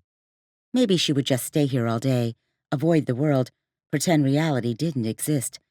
It seemed a good option. The only problem was that reality did exist. With hesitation, Daleigh threw back the covers and crawled out of bed. A glance at the clock told her it was already noon. Moments later, coffee percolated, its aroma calming her anxious spirit. She wrapped her fingers around a mug and stared out the window at the blue river stretching before her. I've lost Vince, Ryan, possibly my career. The one member of my family who's still alive isn't speaking to me. Sadness pressed in on her. She recalled the conversation with Vince last night, when she told him it would never work out between them. He said she'd be nothing without him, that he wouldn't produce her songs any longer, that she'd be on her own, that her manager was going with him, leaving her because she'd been making bad choices. For a moment, and just a moment, she'd second-guessed herself. Then she told Vince that she'd be just fine without his help. He stormed out, and Daleigh tried to call Ryan to explain everything. He didn't answer, despite the messages she left. Just the thought of Ryan caused heaviness to press on her chest. A definite wall existed between them. What would it take to tear it down? Could it be torn down, or was the damage irreparable? She knew he didn't want to stand in the way of her career. He pulled away every time Vince came around. Did he also wonder if she still had feelings for Vince? An even bigger question lingered. How had Vince known about Ryan? How had Vince known he was a mechanic? There was only one answer Daleigh could come up with. Hannah. Had her sister sold her out? Had she told Vince what Daleigh had been up to? How could she? Daleigh threw some clothes on and stormed across the lawn to her sister's house. Hannah opened the door on the first knock, a dish towel draped over her shoulder, and surprise etched across her face. Before she could say anything, Daleigh blurted, "You talked to Vince, didn't you?" She blinked, as if composing herself for a moment. "What are you talking about, Daleigh? And please, put some makeup on, you look like death." Daleigh raised a finger. "You called Vince. Tell me it's not true." Her sister shrugged. "We may have talked." "How could you? What have I ever done for you to think that you have the right to treat me this way? You're not only killing your career, you're practically killing yourself while on this ridiculous investigation. Someone needed to talk some sense into you before you lose everything. You're obviously not going to talk to me. You hate country music." Daleigh sliced her hand through the air. "Why do you care about my career? All you do is complain that I never see enough of you because I'm on tour." Hannah seethed, her shoulders rising and her eyes narrowing as she muttered, "I'm just trying to look out for you. You have a strange way of showing it. All I really want is for you to be my friend, Hannah. Not a dictator, not a judge, not a mother hen. A friend. Is that too much to ask?" Her sister stared at her a moment without saying anything. "I only want what's best for you." She said the words so quietly that Daleigh hardly heard her. "Letting me be my own person is what's best for me." Hannah let out a quick sigh and shook her head as tears glistened in her eyes. She stared off in the distance, her chin jutting out and her breathing coming fast. "You're like the prodigal son, you know. I'm left here to be the responsible one while you go chasing flights of fancy, yet whenever you finally come home, Dad treated you like a princess, forgetting that I'd been there for him the whole time." Daleigh's heart twisted, first with grief, then regret, and finally, anger at Hannah's implications. "I haven't gone out and squandered my life, Hannah. I've done the opposite, I'd like to say." Hannah frowned. "No, I guess I'm the one who squandered my life." She stepped inside and closed the door. Daleigh replayed their conversation, each remembrance of their verbal exchange causing emotions to punch her heart even harder. Was that really how Hannah felt? Like she'd drawn the short straw and been forced to be the responsible one? Was that at the root of all their issues? Daleigh wrapped her arms around herself and headed back to the cottage. She wasn't sure it was even possible to save her relationship with her sister. Maybe too many years of hard feelings had made the future impossible to change. Ryan only picked at the pot roast in front of him. He stared out the window, wondering if Daleigh would walk by the Have a Nice Day cafe, wondering if he should fight for her or if he should just let the pieces fall as they may. He'd camped out in his truck outside her house last night, just to make sure she was okay. Someone wanted her silenced, and he wasn't sure how far they'd take it. This morning, he'd made a couple of calls to boat repair shops in the area, hoping to hear if anyone had brought in a damaged watercraft. So far, no, but Ryan had gotten a couple of promises that people would call him if they heard anything. More than anything, he wanted Daleigh to be safe. He frowned at the thought of everything that had happened. He frowned at the thought of Daleigh and how life had changed in the brief period of time since they'd met. Daleigh wasn't interested in staying here in Hertford. She'd have to give up her record contract to do it, and he couldn't let that happen. He'd known from the start that this little fling would go nowhere. But something about Daleigh kept drawing him to her. He should at least talk to her, should explain why he was giving her space. Explain that he could never give her the life that Vince Torres would. Explain that he had no desire to live in Nashville, that he needed to be close to Trevor, and that he was happy with a simple life here. At least, he was before Daleigh came into it. If she left, when she left, her absence in his life would be like Hertford without the Perquimmins. It just wouldn't be the same. "That's some good pot roast, if I do say so myself." Ryan looked up and saw Mildred standing there with her hands on her ample hips. "So, if it tastes good but you're not eating it, something must be the matter." He stabbed at a carrot. "Nah, I'm fine." "Does this have something to do with that McDermott girl?"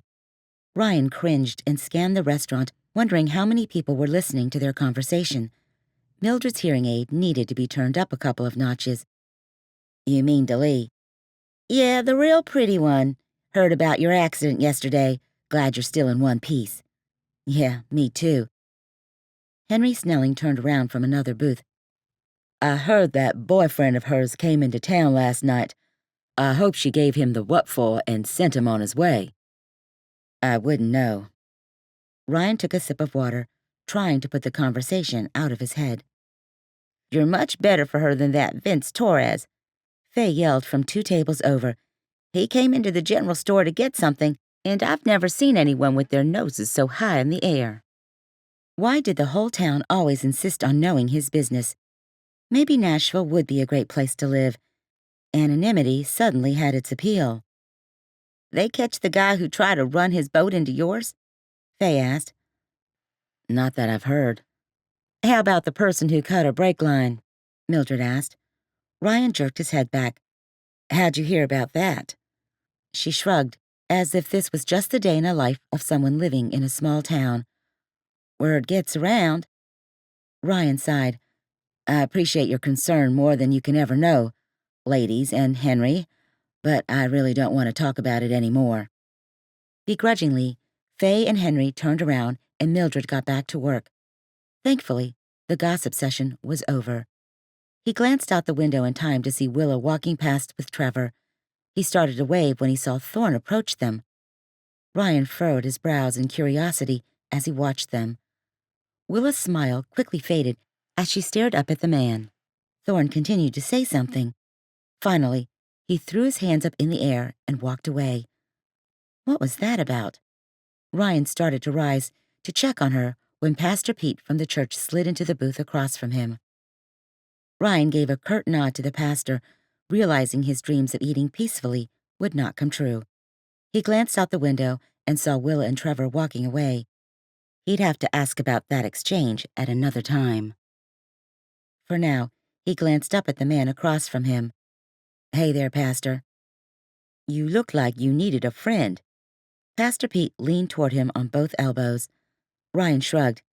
"Who doesn't need a friend? What's going on?"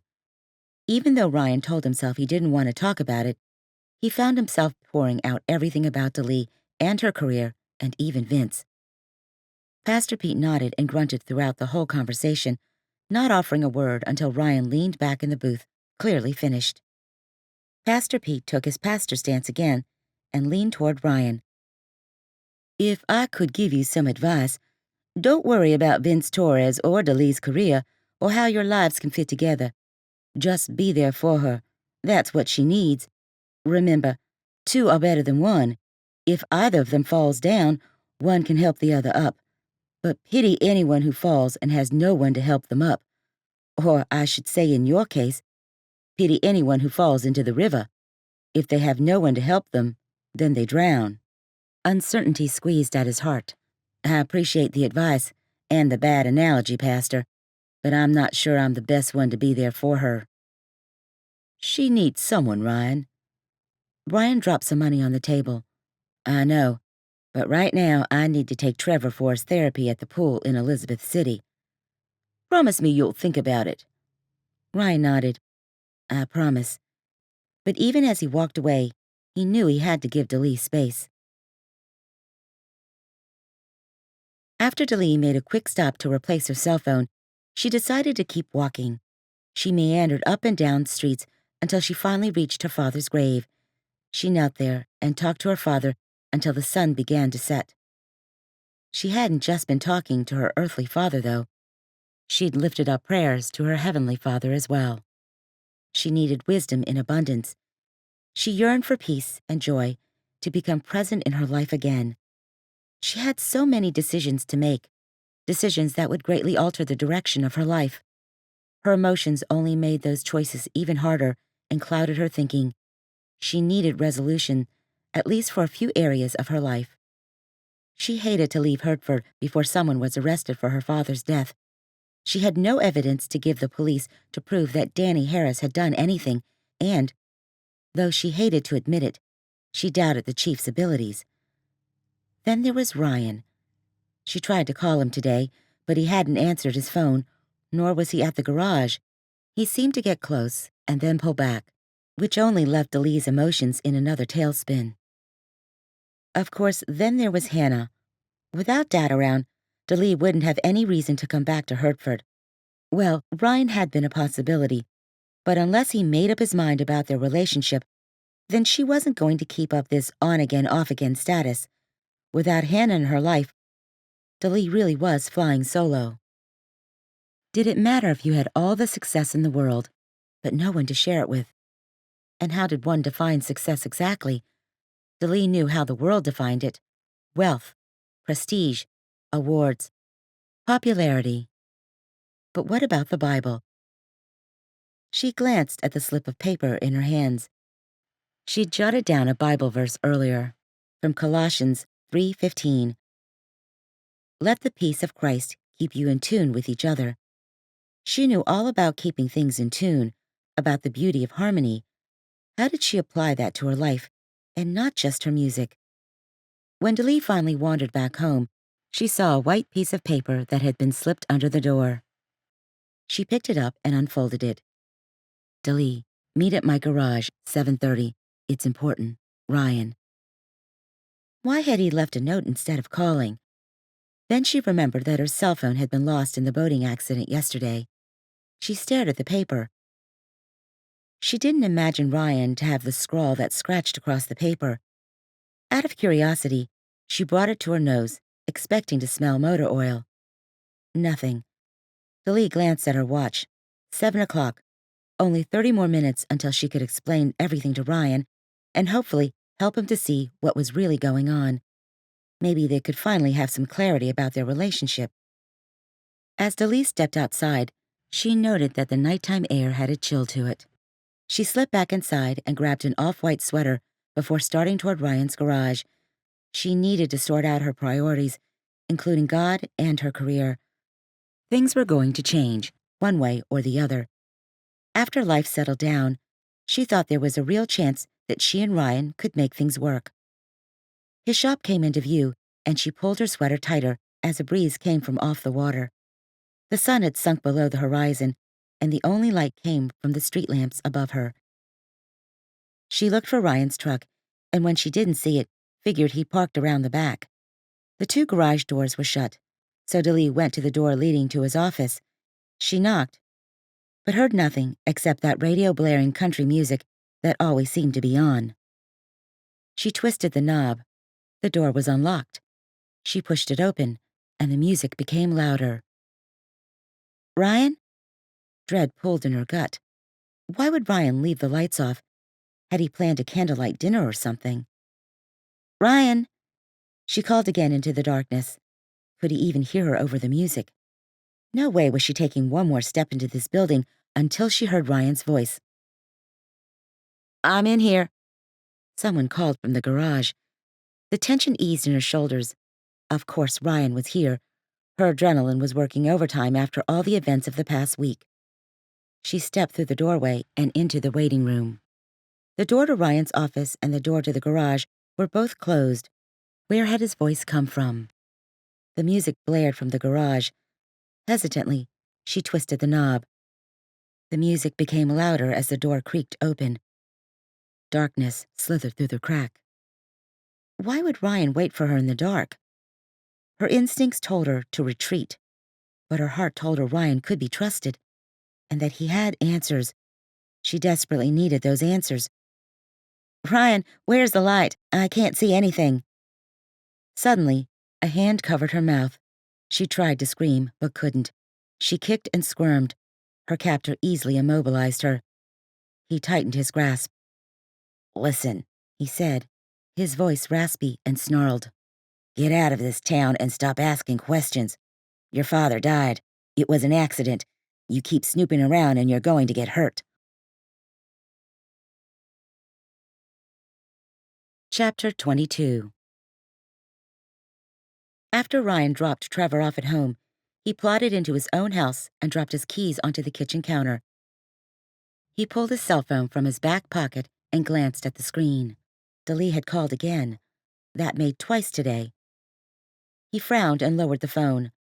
That woman was like forbidden fruit that he just kept coming back to again and again. He had to step back and use some logic. Just as he plugged the cell in to be charged, the phone let out a shrill ring. He paused and glanced at the caller ID. Whose number was that? Hesitantly, he put the phone to his ear. "Hello?" "Ryan, it's Hannah." Her voice came out quick and high. Ryan's grip on the phone tightened. "Hannah, what's wrong?" "I went to see Daleigh when I got home because I wanted to." Hannah's voice cracked. "She didn't answer the door, so I went inside. I found a note from you saying to meet you at your garage at 7:30. Ryan, you were at the pool at 7:30. Ryan's mind raced. "Call the police, Hannah. I'm on my way to the garage now. Hurry." He grabbed his keys, ran to his truck, and cranked the engine.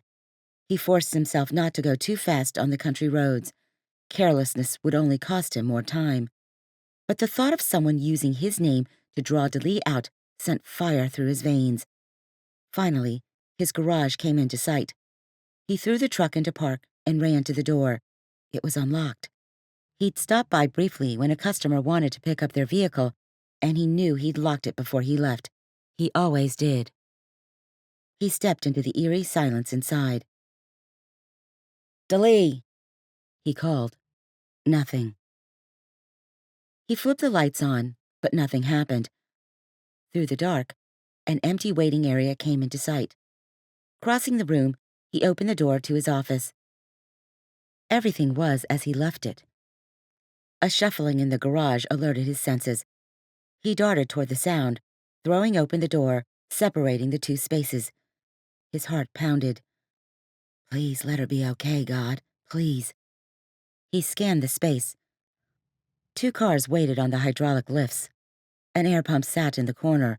An oversized toolbox stood beside him. A movement in the corner caught his eye. Daleigh. Tape covered her mouth, bound her wrists and ankles. He darted toward her, searching her for injuries. Not seeing any, he ripped the tape from her mouth. "Are you okay?" She nodded. "Now I am." Ryan pulled out a pocket knife and cut the tape, binding her hands and feet. She let out a groan. He remembered the injury to her rotator cuff. She winced and slowly moved her arm in circles. Her other arm flew around his neck, and she buried herself in his chest. He sank to the floor and held her. Gently, he stroked her hair, her back. "Thank you, God, that she's okay." "I knew you'd find me," she whispered between cries. "I knew you'd find me." "Daleigh, you know I didn't write that note." "I should have known." "Police." Chief Rollins and Officer RJ burst into the garage. They lowered their guns when they spotted Ryan and Daleigh. "It's clear," Chief Rollins shouted. Hannah ran through the doorway, mascara running down her cheeks and her hair mussed. She rushed over to Ryan and Daleigh. "Daleigh!" Hannah knelt on the floor and threw her arms around her sister. "Are you okay?" "Just a little shaken, otherwise fine." The chief squatted beside Daleigh while RJ looked around the garage. "Any idea who did this?" Rollins asked. Daleigh shook her head, her eyes still lined with pain. She rubbed her shoulder, and Ryan could only imagine how uncomfortable she felt. "I have no idea. I thought I was coming here to meet Ryan." "What happened?" the chief asked. "Someone told me to get out of Hertford and to stop investigating my father's death. Then they tied me up and left me here." She trembled, and Ryan held her tighter. "Someone wanted to scare you." The chief stood and looked into the distance. "Ryan, I take it you didn't leave that note." "No, ma'am." "I saw him at the pool in Elizabeth City from 6:30 to 7:30, Hannah said. Her hand remained on Daleigh's uninjured shoulder. "I can vouch for him." "Hannah, did you see anyone by Daleigh's cottage today?" the chief asked. Hannah straightened and closed her eyes. When she opened them, fire loomed in their depths. Her gaze fell on RJ. "As a matter of fact, I did. Why don't you tell us all what you were doing at Daleigh's house, RJ?" Daleigh watched as RJ shook his head. He stepped back, colliding with a wall full of hubcaps. They clanged together. "I wasn't leaving a note, if that's what you're implying. I simply stopped by at the chief's orders to see how she was doing." "I told him to stop by," Chief Rollins said, her hands on her tiny hips. "Wanted to let Daleigh know there were no new developments." "Now do you believe me when I say there's more to the story than meets the eye?" Daleigh pulled away from Ryan's embrace and immediately missed his warmth and strength. She rubbed her raw wrists, grateful that Ryan had found her when he did. Too much more time alone on the concrete floor, and her personal demons may have driven her to insanity. "Something's definitely going on." The chief's chin jutted out, and her gaze looked far away. "We're going to find out who did this to you, Daleigh. You have my word on that." "Have you checked out Danny Harris yet?" Ryan asked. Daleigh tried to stand, but she'd been cramped for too long. Her legs gave out, and she found herself back in Ryan's arms. The chief shook her head. "Who's Danny Harris, and why would I check him out?" Ryan glanced at Daleigh. "You didn't tell her." Daleigh shook her head. "The recorder is gone, washed away in the river. I have no proof of anything." "Fill me in here." Daleigh told the chief about everything that had happened yesterday. RJ stopped her near the end of the story. "Did you say something about a maroon sedan?" Daleigh nodded. "That's right. I saw a sedan pull away from your house just as I drove up." The chief looked at RJ. "Let's see if we can get a warrant to check out this Danny Harris place. We'll also send off that tape to see if there are any prints or particulates." Hannah stood. "I've got to get back home to the girls. I'm glad you're okay, Daleigh." "Thanks, Hannah. I'll swing by and check on you tonight, okay?" Daleigh nodded, and Hannah sniffled again before walking away. "Are we free to go?" Ryan asked. One of his hands still firmly gripped her arm, as if he feared Daleigh might fall over. The chief nodded. "I'll call you, Daleigh, as soon as we know something." Ryan tugged at her hand. "Come on." With a steady hand on her elbow, Ryan led her to his truck. Neither said a word as they walked. After Daleigh was safely inside, Ryan climbed in. Still quiet, he cranked the engine and drove her home. They sat silently in the truck for a few minutes. Ryan cracked open their windows just an inch, and the sound of crickets and gentle waves wafted into the truck, along with a chilly breeze. Then he cut the engine. She stared at the water, replayed the events of the night, fought tears and anger and confusion. Ryan sat beside her, somehow understanding her need for quiet companionship. "I'm ready to go inside," she finally said. He nodded and ran to the other side of the truck to open her door. His hand went to her waist as they walked through the inky dark to her cottage. "I'm going to check out your place before you go in." He took her keys and let himself inside. A few moments later, he appeared in the doorway, declaring everything clear. The light shone from behind him, making him appear like a superhero to Daleigh. "Thank you, Ryan." They stepped inside and settled on the couch beside each other. Daleigh could tell Ryan wasn't happy by his tight muscles and his inability to do anything but sit upright. Finally, he shook his head.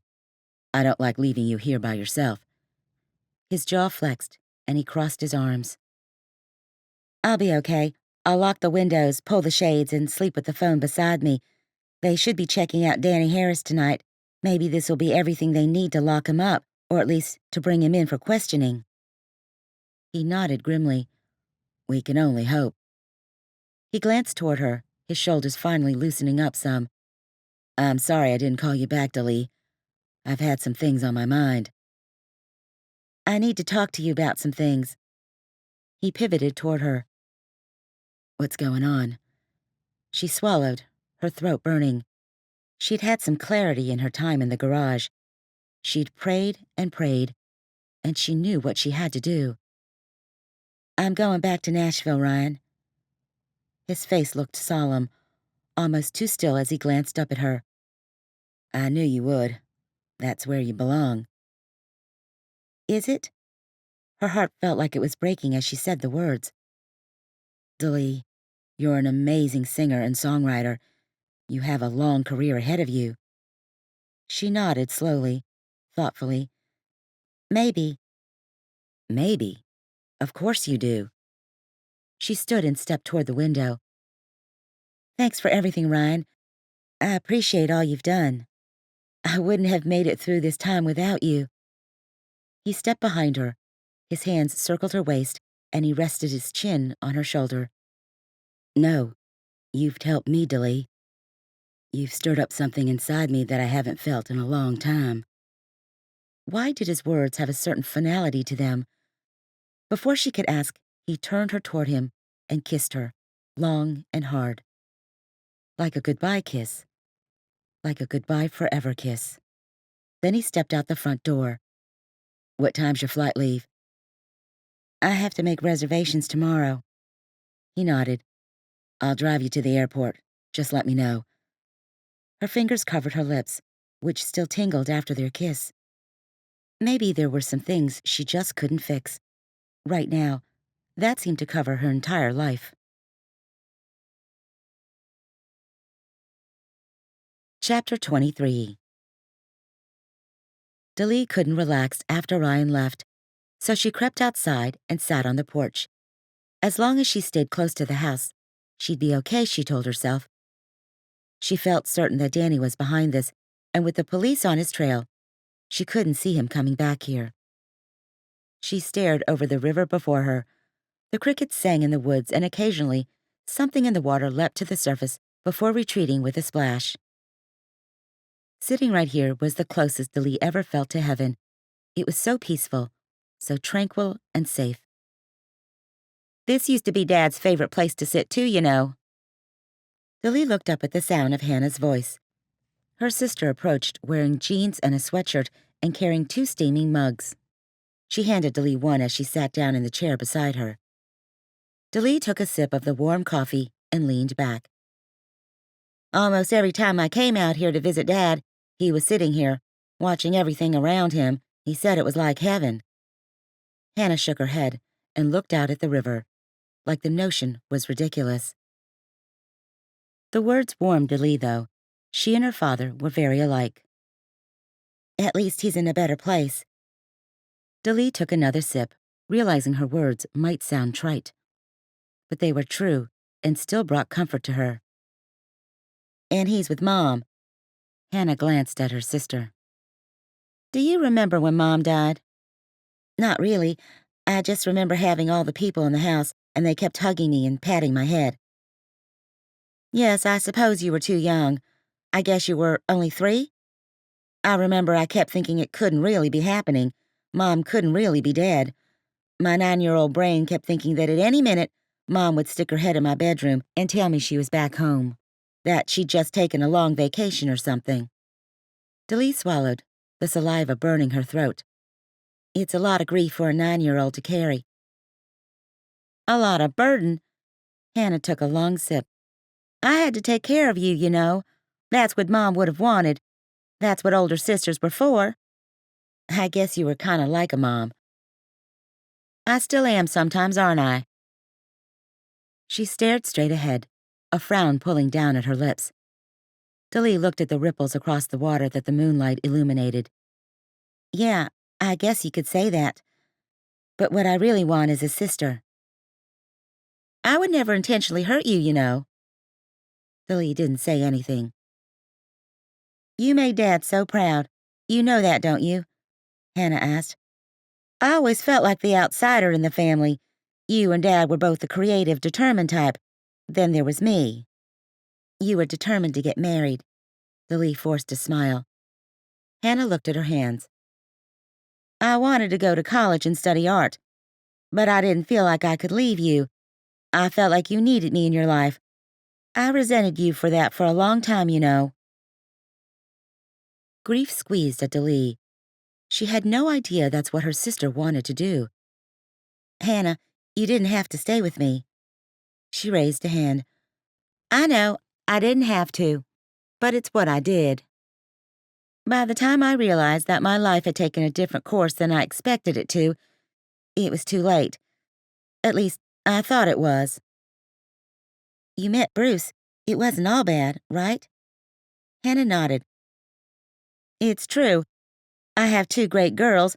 Then I look at you. You followed your dreams. You've made something of yourself. You've never settled for anything. Ever. Hannah looked up at Daleigh. I'm so envious of you sometimes. Daleigh snubbed her thumb into her own chest and tried to keep her mouth from dropping open. You? You're jealous of me? I thought you turned up your nose at the way I lived, that you'd rather eat worms than trade places with me. Oh, I thought if I acted that way, maybe my thoughts would follow. But you've always been the happy, carefree one. You weren't afraid to step outside of people's expectations. I always wanted to stay in my safe little box. Hannah chuckled, but the sound faded into sniffles. I'm so proud of everything you've become, Daleigh. Part of me wants to take credit for the way you've turned out. But you hate my music. You say it's whiny and twangy. Hannah glanced over and shrugged. I have every one of your CDs. I listen to them all the time. I even went to your concert once up in Richmond. This time, Daleigh's mouth did drop open. You did? Why didn't you find me after the show? I didn't think you'd want to see me. Of course I'd want to see you. You are my sister. Hannah shook her head. Everything I say you take the wrong way.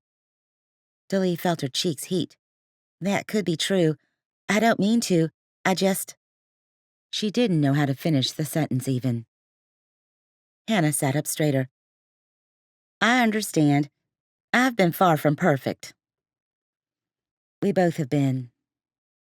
You know that conversation we had on Sunday on the way to church, the one where my family said I was a servant? Daleigh nodded. I remember every uncomfortable moment of that car ride. Hannah shrugged. I felt like a servant for a long time, but you know what I've realized? I'm okay with that. Today, when I was at the pool with the girls, I saw Ryan there with Trevor. I realized how quickly life can be snatched away or turned upside down. Then I started thinking about Dad, and then I came home and realized you were in trouble. She pressed her lips together, as if holding back a sigh. It's okay, Hannah. No, I need to finish. I realized that I can't complain a lick about how my life has turned out. I love being a mom and a wife. I love taking care of my family. Despite the different path my life took, I know where I'm supposed to be. Knowing where you're supposed to be is a great thing, Hannah. All of our lives are important, whether we're known by millions or just a few. Daleigh shrugged. Maybe you should start doing some art. You've got some great inspiration right here in Hertford. I can see some watercolor paintings of these trees and this river. You're right. You're so right. Hannah shifted to face her. I'm really sorry I've been so awful to you since you came here, Daleigh. I don't know what's gotten into me. It's just that we've lost Mom, then Dad, and when you started your private little investigation, all I could think about was losing you. All I've ever wanted is for you to accept me as I am, Hannah. Can we try again? Hannah's eyes were wide and brimmed with tears. I'd love to. They threw their arms around each other and then pulled back, each looking over the river. Daleigh's heart finally felt like it was healing and whole. She'd prayed for so long to find the answers she sought. Finally, life was coming into clarity, and she was incredibly grateful. It's beautiful here, Daleigh murmured. You always have a place to stay here. Even if you wanted to move here permanently, you'd have a place. I know I'm not the only one who would like that idea. Ryan. Daleigh's heart ached at the thought of him. I'm not sure if things between Ryan and me are going to work out, Hannah.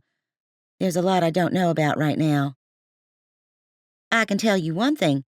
As much as I've given you a hard time about Ryan, both of you light up when you're around each other. That's more than I can say for that Vince guy. I thought you loved Vince.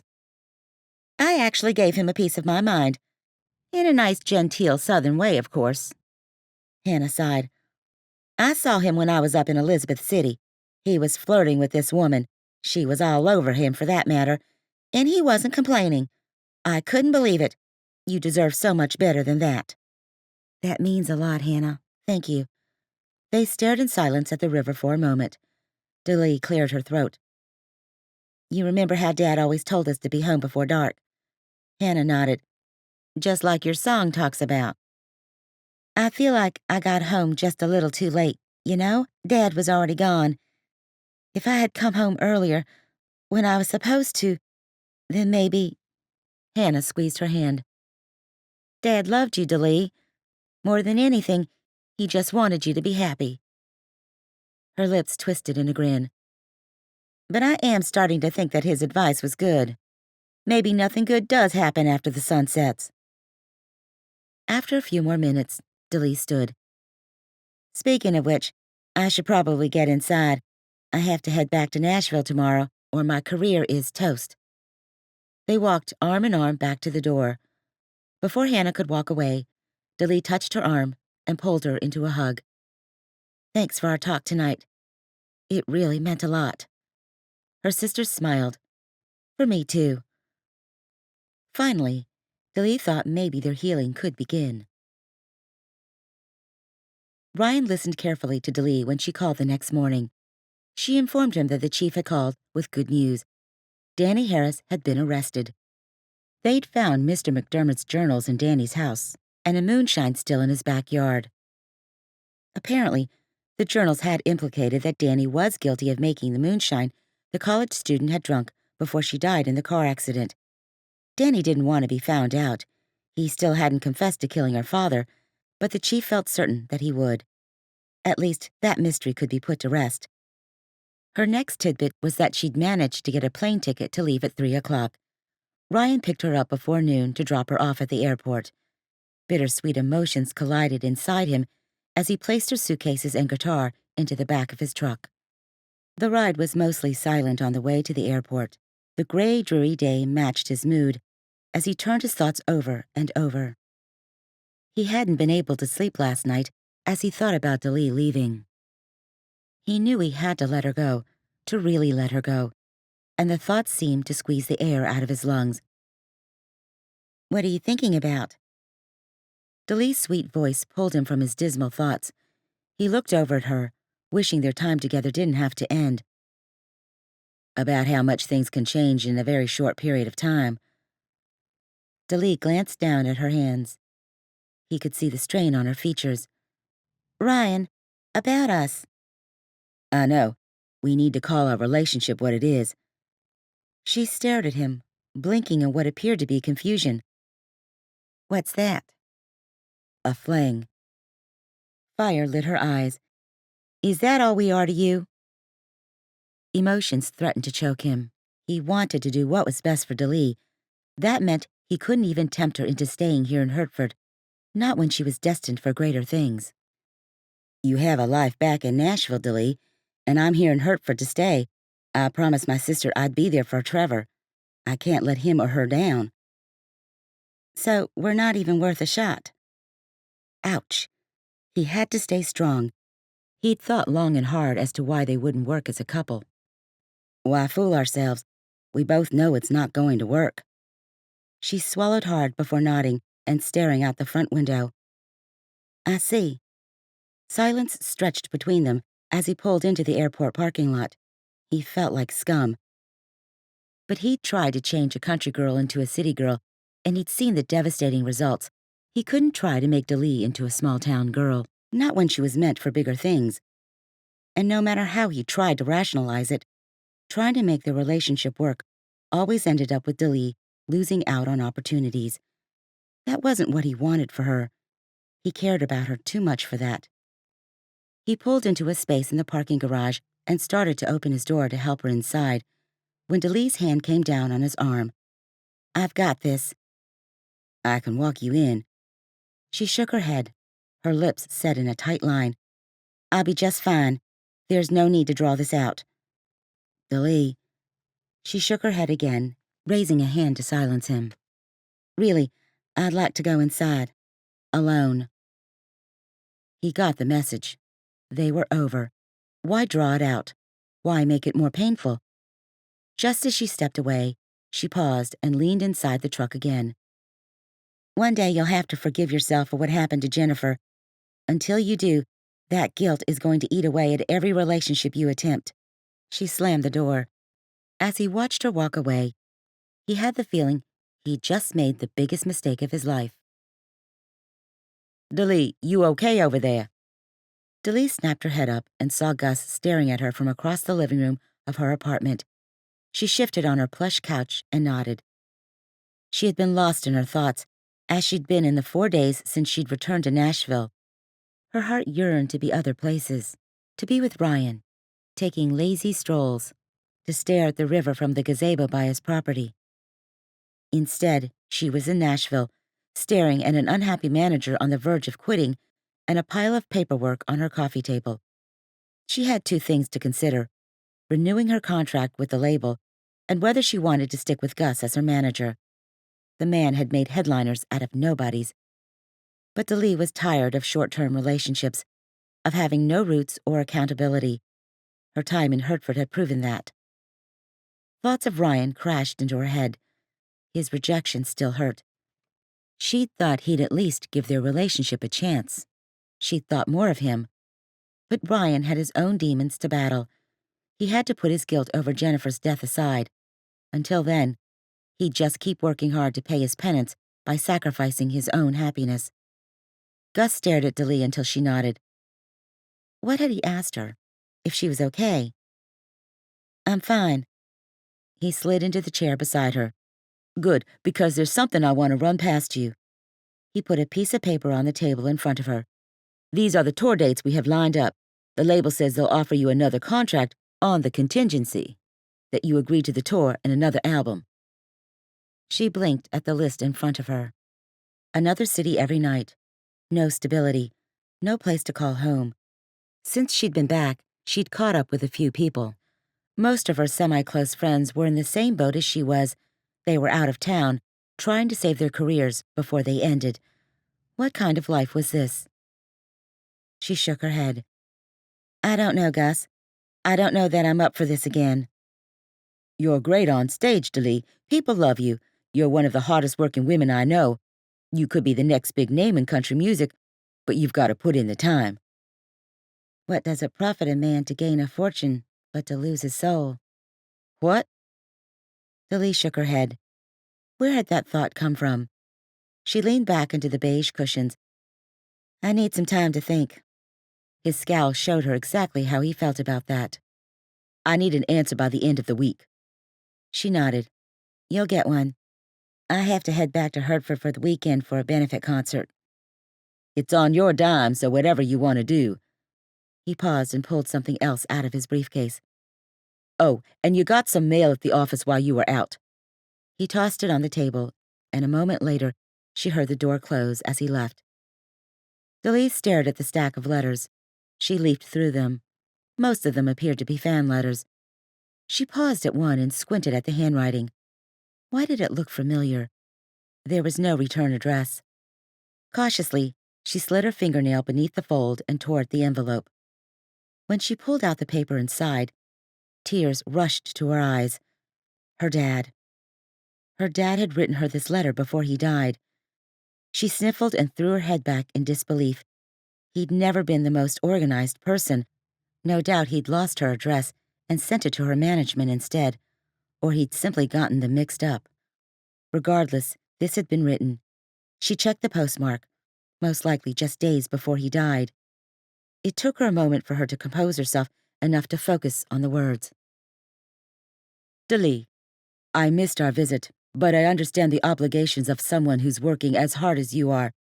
I always knew you had it in you to reach for the stars, or to touch the moon.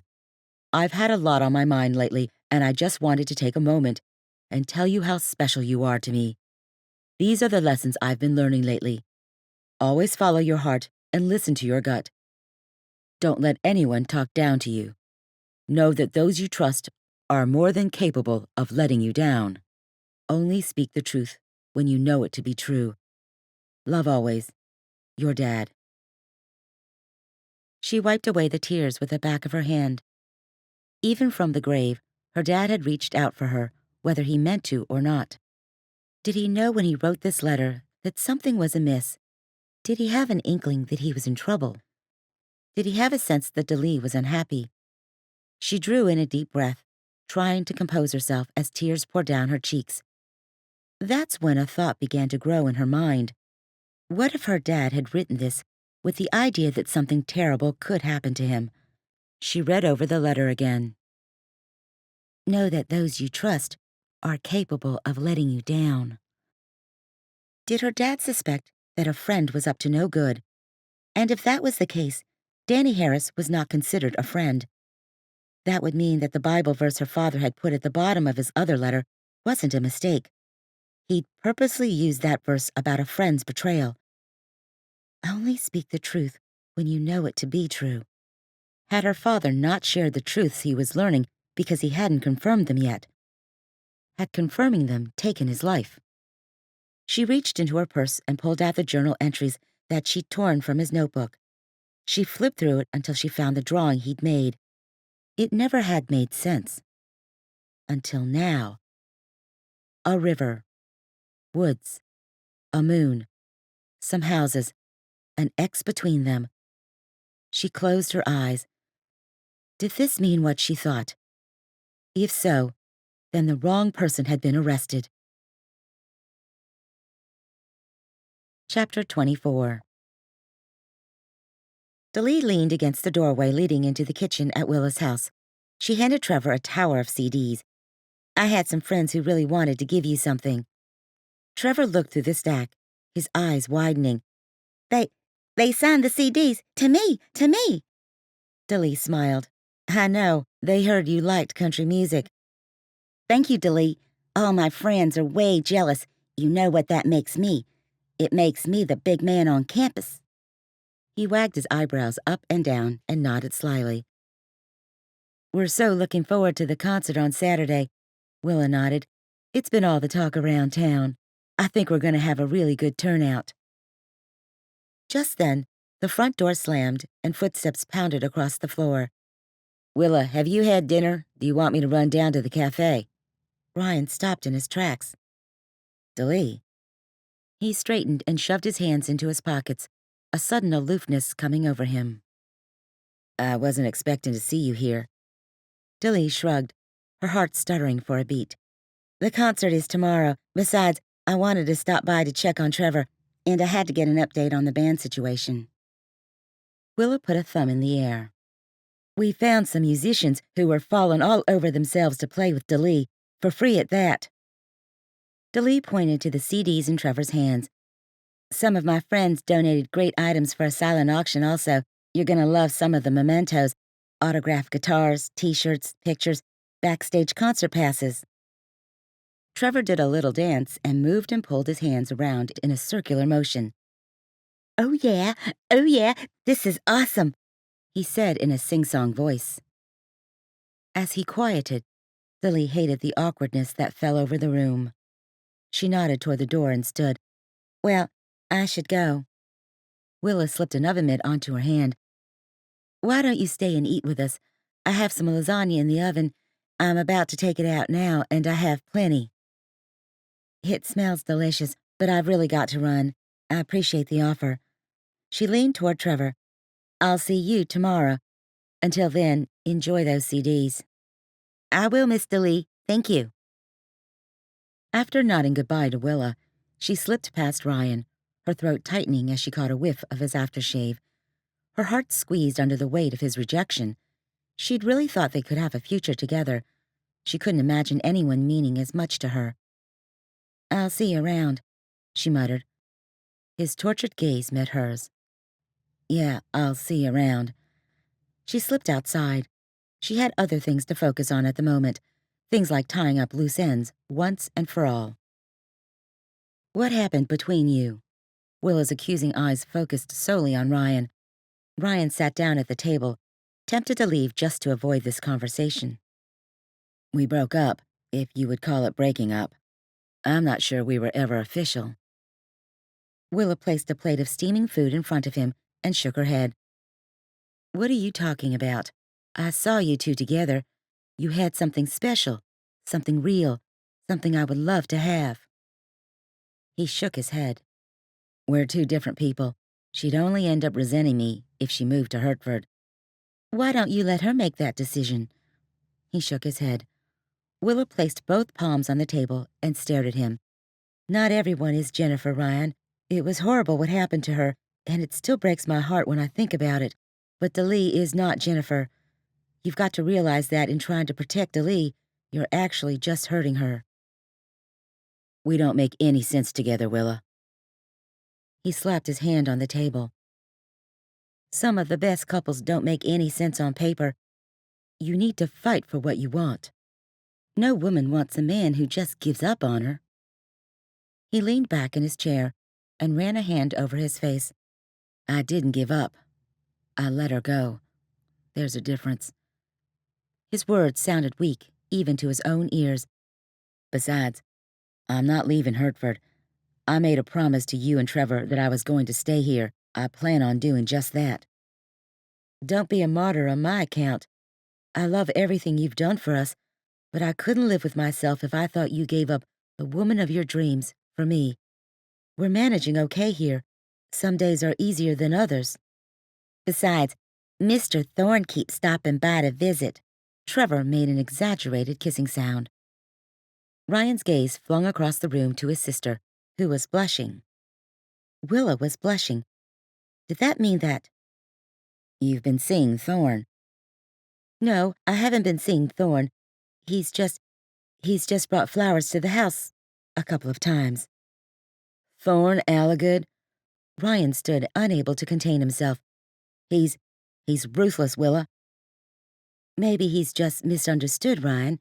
Have you considered that? You know how underhanded he can be at times. He thinks he's above everything. She shook her head. No, that's what you think he's like. You don't even know him. He's a good man. He's the one who donated all the money for Trevor's ramp. He's tried to give us even more, but I didn't feel right taking it.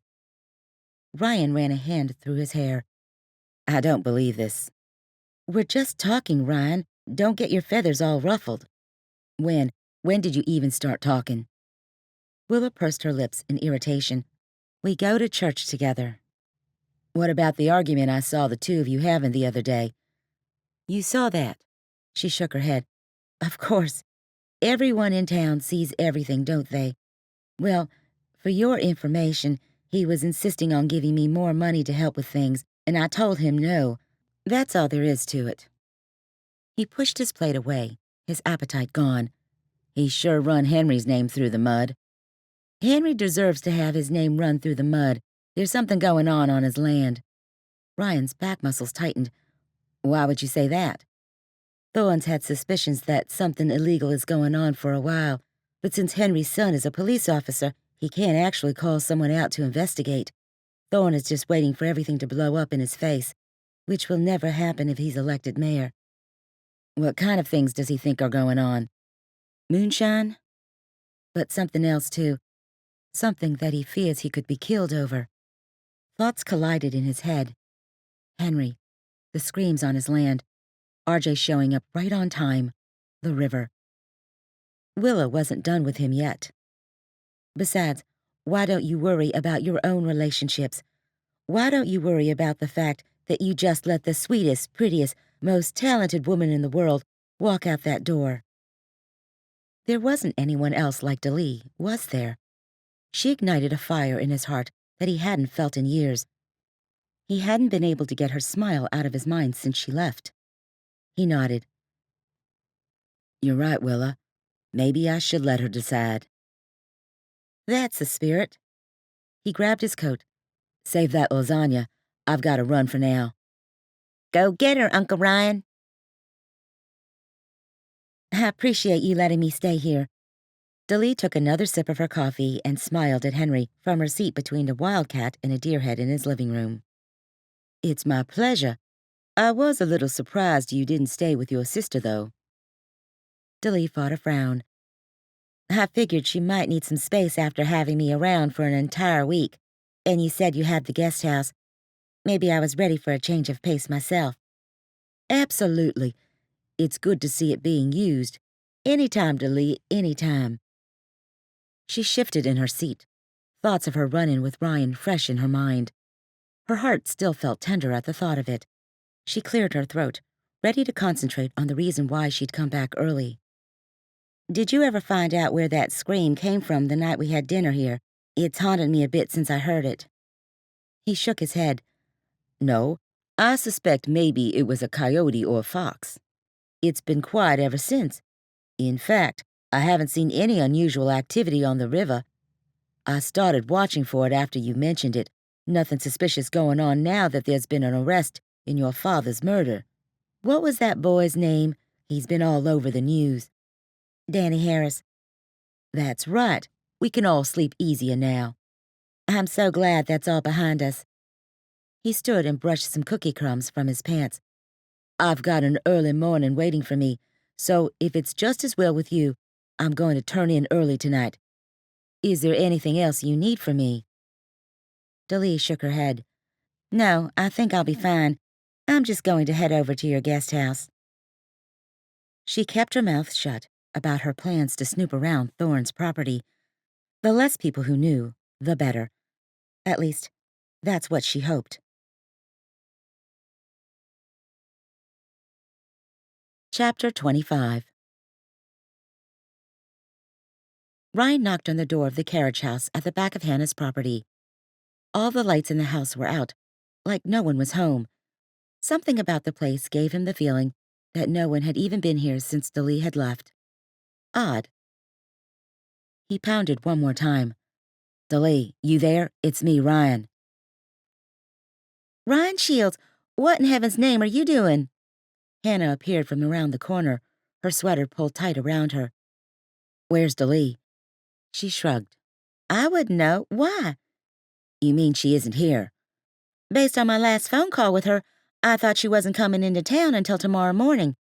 She tilted her head. Why do you think she's here? Because I ran into her at my sister's. She came to town early, and I assumed she'd stay here for the night. She is tomorrow night? I have no idea where she is now. Frustration rose in him. I've got to talk to her. Now. Why is it so important? His gaze met Hannah's. I think she could be in trouble. Hannah's face went pale before she looked off into the distance and thought. Check Henry's place. He told me the other day in the pharmacy that Daleigh and I could consider him a second dad. I thought it was kind of weird, but if he's like a second dad, then maybe she would have felt comfortable enough to stay there. Henry's? He had to get there, now. Waiters. Daleigh never thought she'd find herself wearing them, but here she was. She'd bought a pair and stuffed them in her suitcase just for this very purpose. Standing at the door, she felt glued to the spot. Her feet were unwilling to move from the safety of the guest house and tread through the unknown in the woods outside. But what other choice did she have? Coyotes?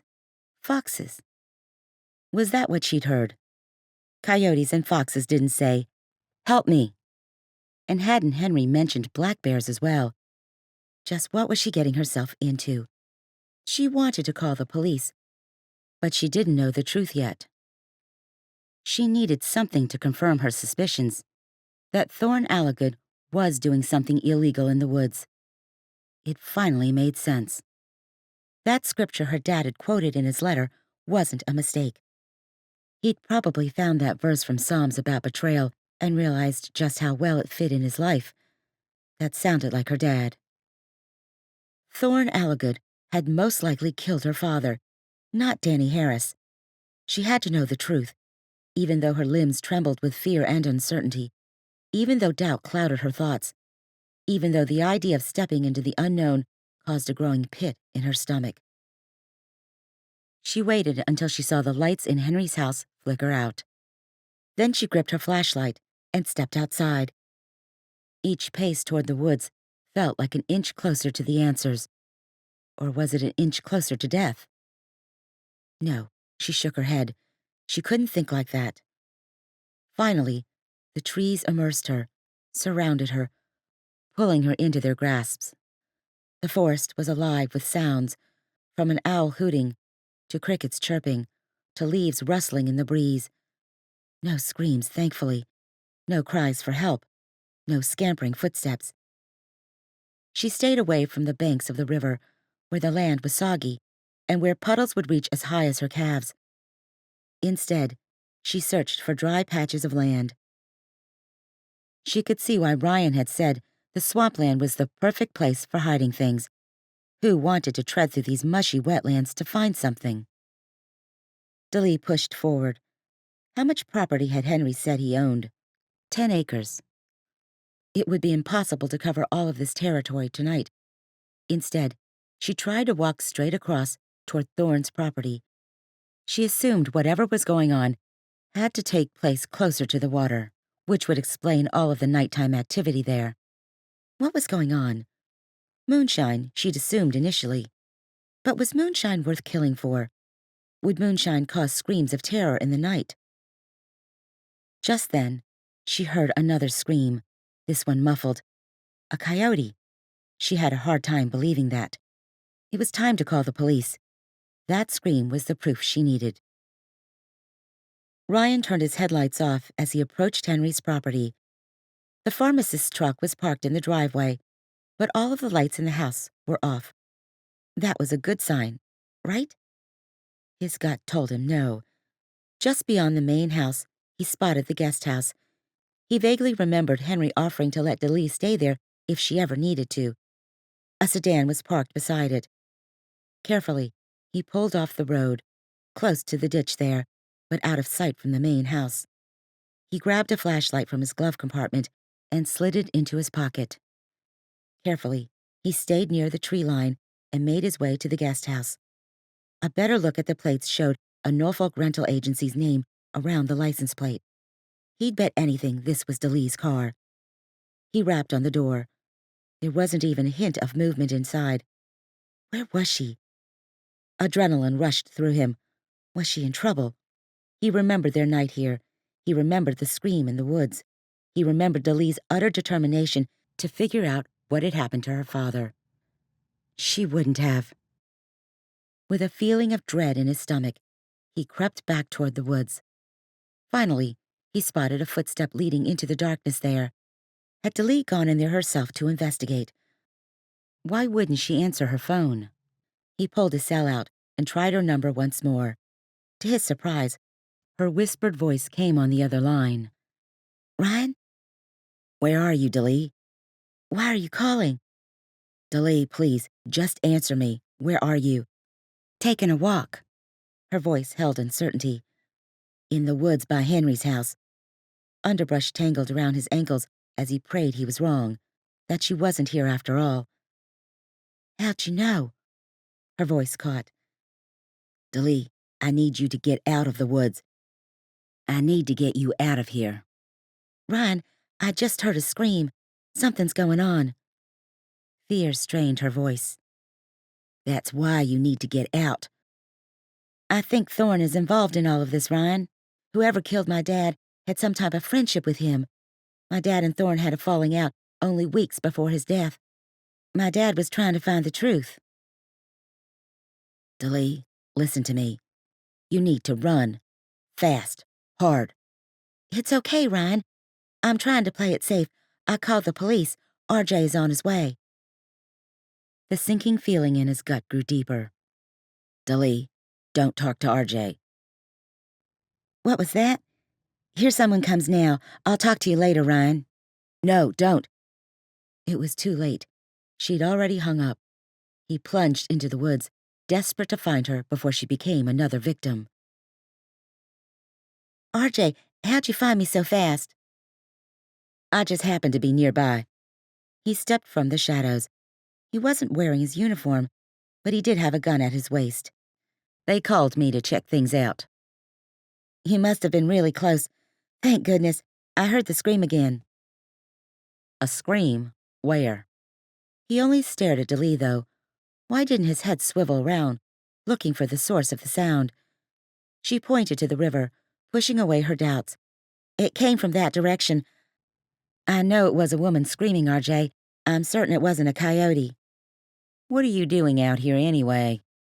She shrugged, suddenly feeling uncomfortable. Why wasn't he going to check out the sound? Didn't he realize that someone could be in trouble? I heard something. I was worried. He stepped closer, his eyes seeming darker than usual. I thought you said you just heard the scream, yet you're in the middle of the woods. You're either fast, or you were already out here. The skin on her neck prickled. I'm staying at your dad's place, so I wasn't far away. What are you really doing out here, Daleigh? He stepped closer. Daleigh fought the panic that wanted to emerge. She touched the base of her collarbone, realizing her throat burned. The question is, why aren't you searching for the source of that scream? Someone could be hurt and need help. Why couldn't you mind your own business, Daleigh? Just stop after Danny Harris was arrested. His voice became a growl. She backed up, her shoulder hitting the bristly bark of a tree. What do you mean?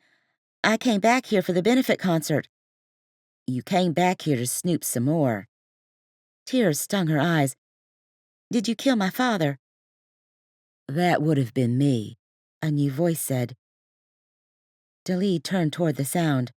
Just then, someone stepped through the darkness and joined RJ. Daleigh sucked in a breath.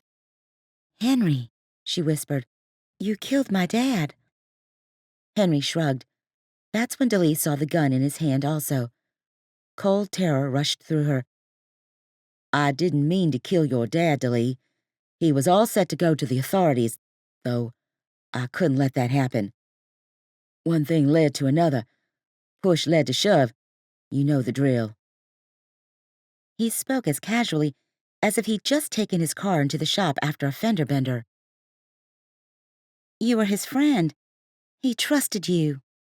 Accusation stained her voice. Friends don't try to report other friends. Henry's gaze locked on to Daleigh's, a new emotion in his voice. Vengeance. The scream ripped through the air again. Daleigh's blood went ice cold. What was going on? Ryan heard the scream. Was that Daleigh? He pushed himself even harder, desperate to find the woman he loved. He loved. He knew it was true. But now he had to tell her that. He watched each step, realizing that even a twig snapping could alert them to his presence. He slowed as he heard voices in the distance, pacing closer until he could make out the words. What are we going to do with her? The voice was clearly RJ's. There's going to be a terrible accident down by the river. It will be no surprise. Anyone could see you were melancholy since your father died and your boyfriend broke up with you. I've heard rumor that your label is about to drop you also. Poor thing. You know nothing about me, Daleigh hissed. Ryan hovered behind the tree. In the distance, he could see RJ, Daleigh, and Henry. RJ's gun was pointed at Daleigh, who stood with her back against a tree. I know you're extremely bright. Too bright for your own good. You are a lot like your father. I take that as a compliment. Daleigh raised her chin. He caught me driving down the road one night. The cover flew off the back of my truck, and he saw my moonshine equipment in the back. Threatened to turn me in. I told him I was going to come clean. His life was worth more than whatever profit you got from your illegal alcohol. Emotion strained her voice. Henry shrugged. It's slightly more complicated than that, but no need to share too many details. Let's just say that he came to check things out at my place. He got a little too nosy, tried to be a hero. You have a respectable business. This wonderful property left to you by your family. Why moonshine? Daleigh asked. Daleigh pulled off her waders, talking as she did so. Was she getting ready to run? Ryan prayed everything would play out as it should, and that no one would get hurt. For the money, the power, the family legacy. Who's screaming in these woods? You're obviously in more trouble than just moonshining. You're in more trouble than just murder, for that matter. Good girl. Buy all the time you can. Ryan remained behind a tree, just out of sight and trying to figure out his best move. The gleam of a gun in RJ's hand reminded him that he didn't have much time. Henry pointed at Daleigh. Let's take a trip to the river. Daleigh shook her head. Even from where Ryan stood, he could see her fingers digging into the tree bark behind her. I'm not going anywhere. We'll see about that, RJ grumbled. He grabbed her arm. You don't want to leave bruises, Daleigh argued. The medical examiner will notice them, and will know foul play was involved. You do your research. I'll make sure you're so bruised from your fall that they won't notice. Now come on. If Ryan was going to do something, he had to do it now. He lunged from the woods and knocked RJ onto the ground. The man's eyes widened. Daleigh, run! Ryan shouted. Just as the words left his mouth, gunfire filled the air. Pain pierced through him, and all he could do was pray. Daleigh ducked before another branch could slap her face. The woods surrounded her, reached for her, sucked the breath out of her. The darkness was an enemy all in itself, and right now, the nighttime stalked her.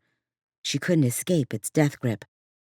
The trees blended together, morphing into an endless landscape that repeated itself over and over.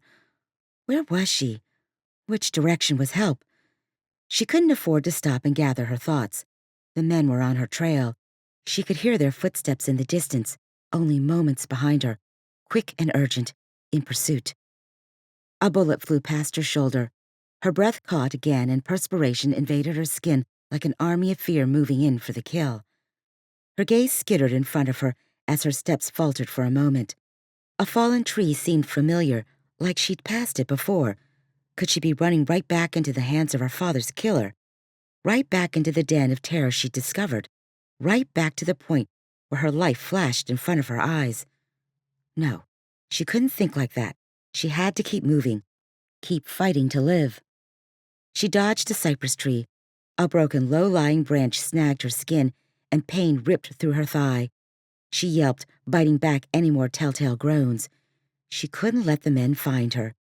She chomped down in an effort to remain silent. Blood soaked her taste buds. She had to keep moving. With one hand, she covered the wound on her leg. Something wet and warm saturated her fingers. Her blood. Her throat went dry at the thought. Run, Daleigh, run! Her life depended on getting away. She limped forward, her breath now coming in ragged gasps. How many more people had died? How many people had been casualties in this lust for money and power? Everyone she thought she could trust had let her down. Well, almost everyone. Her heart lurched as unfinished conversations slammed into her mind. A shout echoed behind her. Her heart stuttered as fear wrapped its talons around her again. She had to keep moving, despite the pain, despite the fear. 2 more steps, and her foot slipped. The ground disappeared beneath her. The river, she realized. She'd reached the river, and its black depths waited to swallow her. She gasped, realizing she might not have the strength to fight the watery grave awaiting her.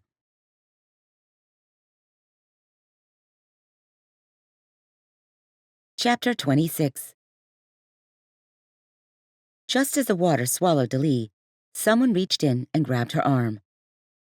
Her skin scratched the root-lined shoreline as she landed on marshy banks. She sputtered as her body forced out the water in her lungs. She didn't have time to relax, to slow down. Her adrenaline pumped through her, warning her that danger could still be close. She glanced up. The watcher stared at her. The man from the black truck. He'd saved her. But what now? "You're going to be fine," he mumbled, bending down beside her. "Who are you? Deranged fan? Moonshiner? Paparazzi?" He shook his head. "I'm Ben Maxwell with the ATF. I've been keeping my eye on this operation for a long time. Whenever I went to find answers, you were there." That would explain a lot. She pointed to the woods behind him. "Ryan?" "He's going to be fine. Chief Rollins is here as well as members of an FBI task force." "The woman screaming." "It's okay. We've got the girls, and we're taking them to the hospital." "The girls?" She pushed herself up on the soggy ground and coughed again. "Moonshine was just the tip of the iceberg. Henry Snelling had a hunting cabin out here where he was housing 3 women he'd trafficked in from overseas." "Trafficked in?" She shook her head, the horror of the situation coming over. "No." "It's true. The man got in over his head. He's been moonshining for years, but when his wife left him, something seemed to snap inside him. He's mixed up in some crazy schemes and will be going away for a long time." "He trafficked women in. Are they okay? How could he do that?" "One of the girls got away and ended up at Fanny's house. We believe RJ killed them both in order to cover up what was going on." Just then, Ryan hobbled out of the woods. Daleigh dragged herself from the ground and started to run toward him, but faltered in her steps. Things had ended between them. Where did they stand now? They both stared at each other a moment, tension stretched between them. Just as she opened her mouth to speak, EMTs ushered them out of the woods. Silence stretched between them as the paramedics asked them questions about their well-being. 2 ambulances waited at the edge of the woods. As they were being led in different directions, Daleigh looked over her shoulder. "Thank you, Ryan. You saved my life." Was this it? Was this the reason why Ryan had been brought back into her life? Perhaps he wasn't supposed to be a permanent fixture either. Why did her heart feel so heavy at the thought? "Any time, Daleigh. Any time." His tight smile only left her heart more torn than ever. By the time Ryan was released from the hospital and wandered down to find Daleigh, she was gone. He paused outside her empty room and leaned against the wall, letting his head hit the plaster behind him. She'd left? Without even a goodbye? He'd really ruined things, hadn't he? "Ryan." Someone called his name. He looked up and saw the ATF agent coming toward him, his hand extended. "Thanks for the information you gave us." "Anything I can do to help. This whole mess is finally finding some resolution." "I'm glad to hear that. I'm still having trouble fathoming something like this happening in Hertford." "It can happen anywhere." He took a step away. "Get some rest. We'll be in touch." Ryan nodded and started to walk away when a nurse stopped him. She handed him a piece of paper. "Daleigh McDermott asked me to give you this." He stared at the paper a moment before nodding and stepping against the wall to unfold it. His throat went dry at her words. "Ryan, thanks for all you've done. I didn't want to draw out our goodbye any more than necessary. Take care, and maybe I'll see you at the concert in a few hours." A few hours. He glanced at his watch. It was later than he'd thought. By the time the police had questioned him, and the doctor had bandaged up the cut from where the bullet had brushed his arm, the hours had slipped past. He crumpled the letter. This was his fault. He'd made it clear that they wouldn't work. Now how could he make it clear to Daleigh that they could? Daleigh adjusted the microphone once more. Her leg ached, and the pain medication made her head heavy. Still, she was thankful to be alive. The doctor had told her Ryan was okay. She'd wanted to stop by and see him, but the thought of being near him after their breakup weighed too heavy on her mind. Why put herself through something so unnecessary? Instead, she'd left the note, which she knew was a cowardly way out. Still, a girl had to protect her heart sometimes. "How's that sound to you, Daleigh?" one of her texts asked. She squinted against the early afternoon sun. "I could use some more guitar in my monitors." "You got it." People had already begun filing in. They set up their lawn chairs and blankets in the grassy area of the park. She searched the crowds. Was Ryan here? Willa and Trevor sat in the front row. Trevor raised his thumb and offered a wide grin. Daleigh gave him a smile and a thumbs up in return. When Daleigh returned to the stage several minutes later, she was pleased to see the entire park was filled. If she had to guess, there were at least 600 people who'd come out to support Trevor, including her sister and her family. On stage, she felt at home as she began to play some of her more popular songs. She paused at one point in her set and sat on a stool, ready to slow down for a moment. "This is one of my favorite parts of doing these concerts. You see, people are what inspire me the most when it comes to writing songs. Now, I want to hear your stories. Does anyone have a great love story they'd like to share with the crowds here?" Several people raised their hands. She called a few up on stage. One was an 80-year-old man who'd been married to the love of his life for 60 years. Another was a woman who'd lost her husband to brain cancer. A couple came on stage who dated in high school, only to be reunited 20 years later. As she was wrapping this portion up, a voice called from the crowd. "I have a love story I'd like to talk about," a deep voice said. "I wish I could listen to all of them," she insisted. That's when Ryan stepped out of the crowd. "I think you'll like my story." Daleigh's heart stammered a beat. "Do you?" The crowd cheered, urging her to let him tell his story. She let them yell for a minute before grinning and trying to get them to hush. Finally, she nodded. "Why don't you come on up here then?" Ryan bounded onto the stage, his gaze not leaving Daleigh's. She could hardly breathe as she waited to hear what he had to say. She pushed the microphone his way, her throat tight with anticipation. "Have at it." His gaze remained on her. "Once upon a time, there was a man who fell in love with a princess." He paused and the crowd cheered again.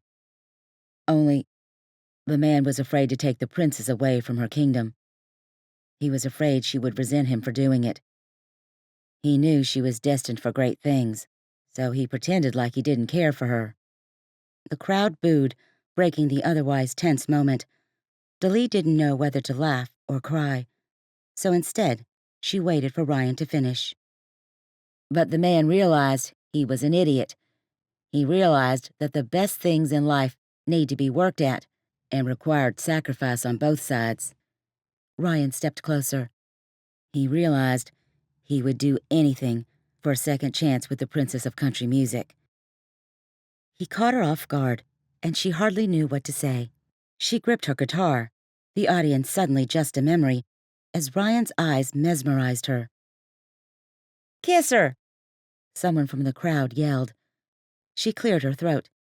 "Excuse me, sir, but love stories are supposed to have happy endings. Your ending doesn't give me many warm fuzzies." "I'm hoping you can help me change that." Her heart seemed to stop beating. "How can I do that?" "By giving me a chance to make things right. I think I loved you before I ever even knew you, Daleigh McDermott. Between your music and listening to your dad tell stories about you, you seemed like a friend long before we met face to face. Once we did meet, I knew you were the woman of my dreams. I love you, Daleigh McDermott, and I want you and me to have a happily ever after, together." "Kiss her!" someone else yelled. Another cheer rose from the crowd. Daleigh laughed and tried to shoo the audience, which made them cheer louder. Her grin disappeared when she glanced back at Ryan. "Ryan Shields, I would love for you to be part of my fairy tale ending." The audience went wild. Ryan let out a whoop, before pulling her into his arms and planting a kiss on her lips. Daleigh melted in his embrace. Moments like this were just a song waiting to happen. This has been Home Before Dark, Carolina Moon, written by Christy Barritt, narrated by Caroline McLaughlin. Copyright 2013 by Christina Barritt. Production copyright 2015 by Christina Barritt.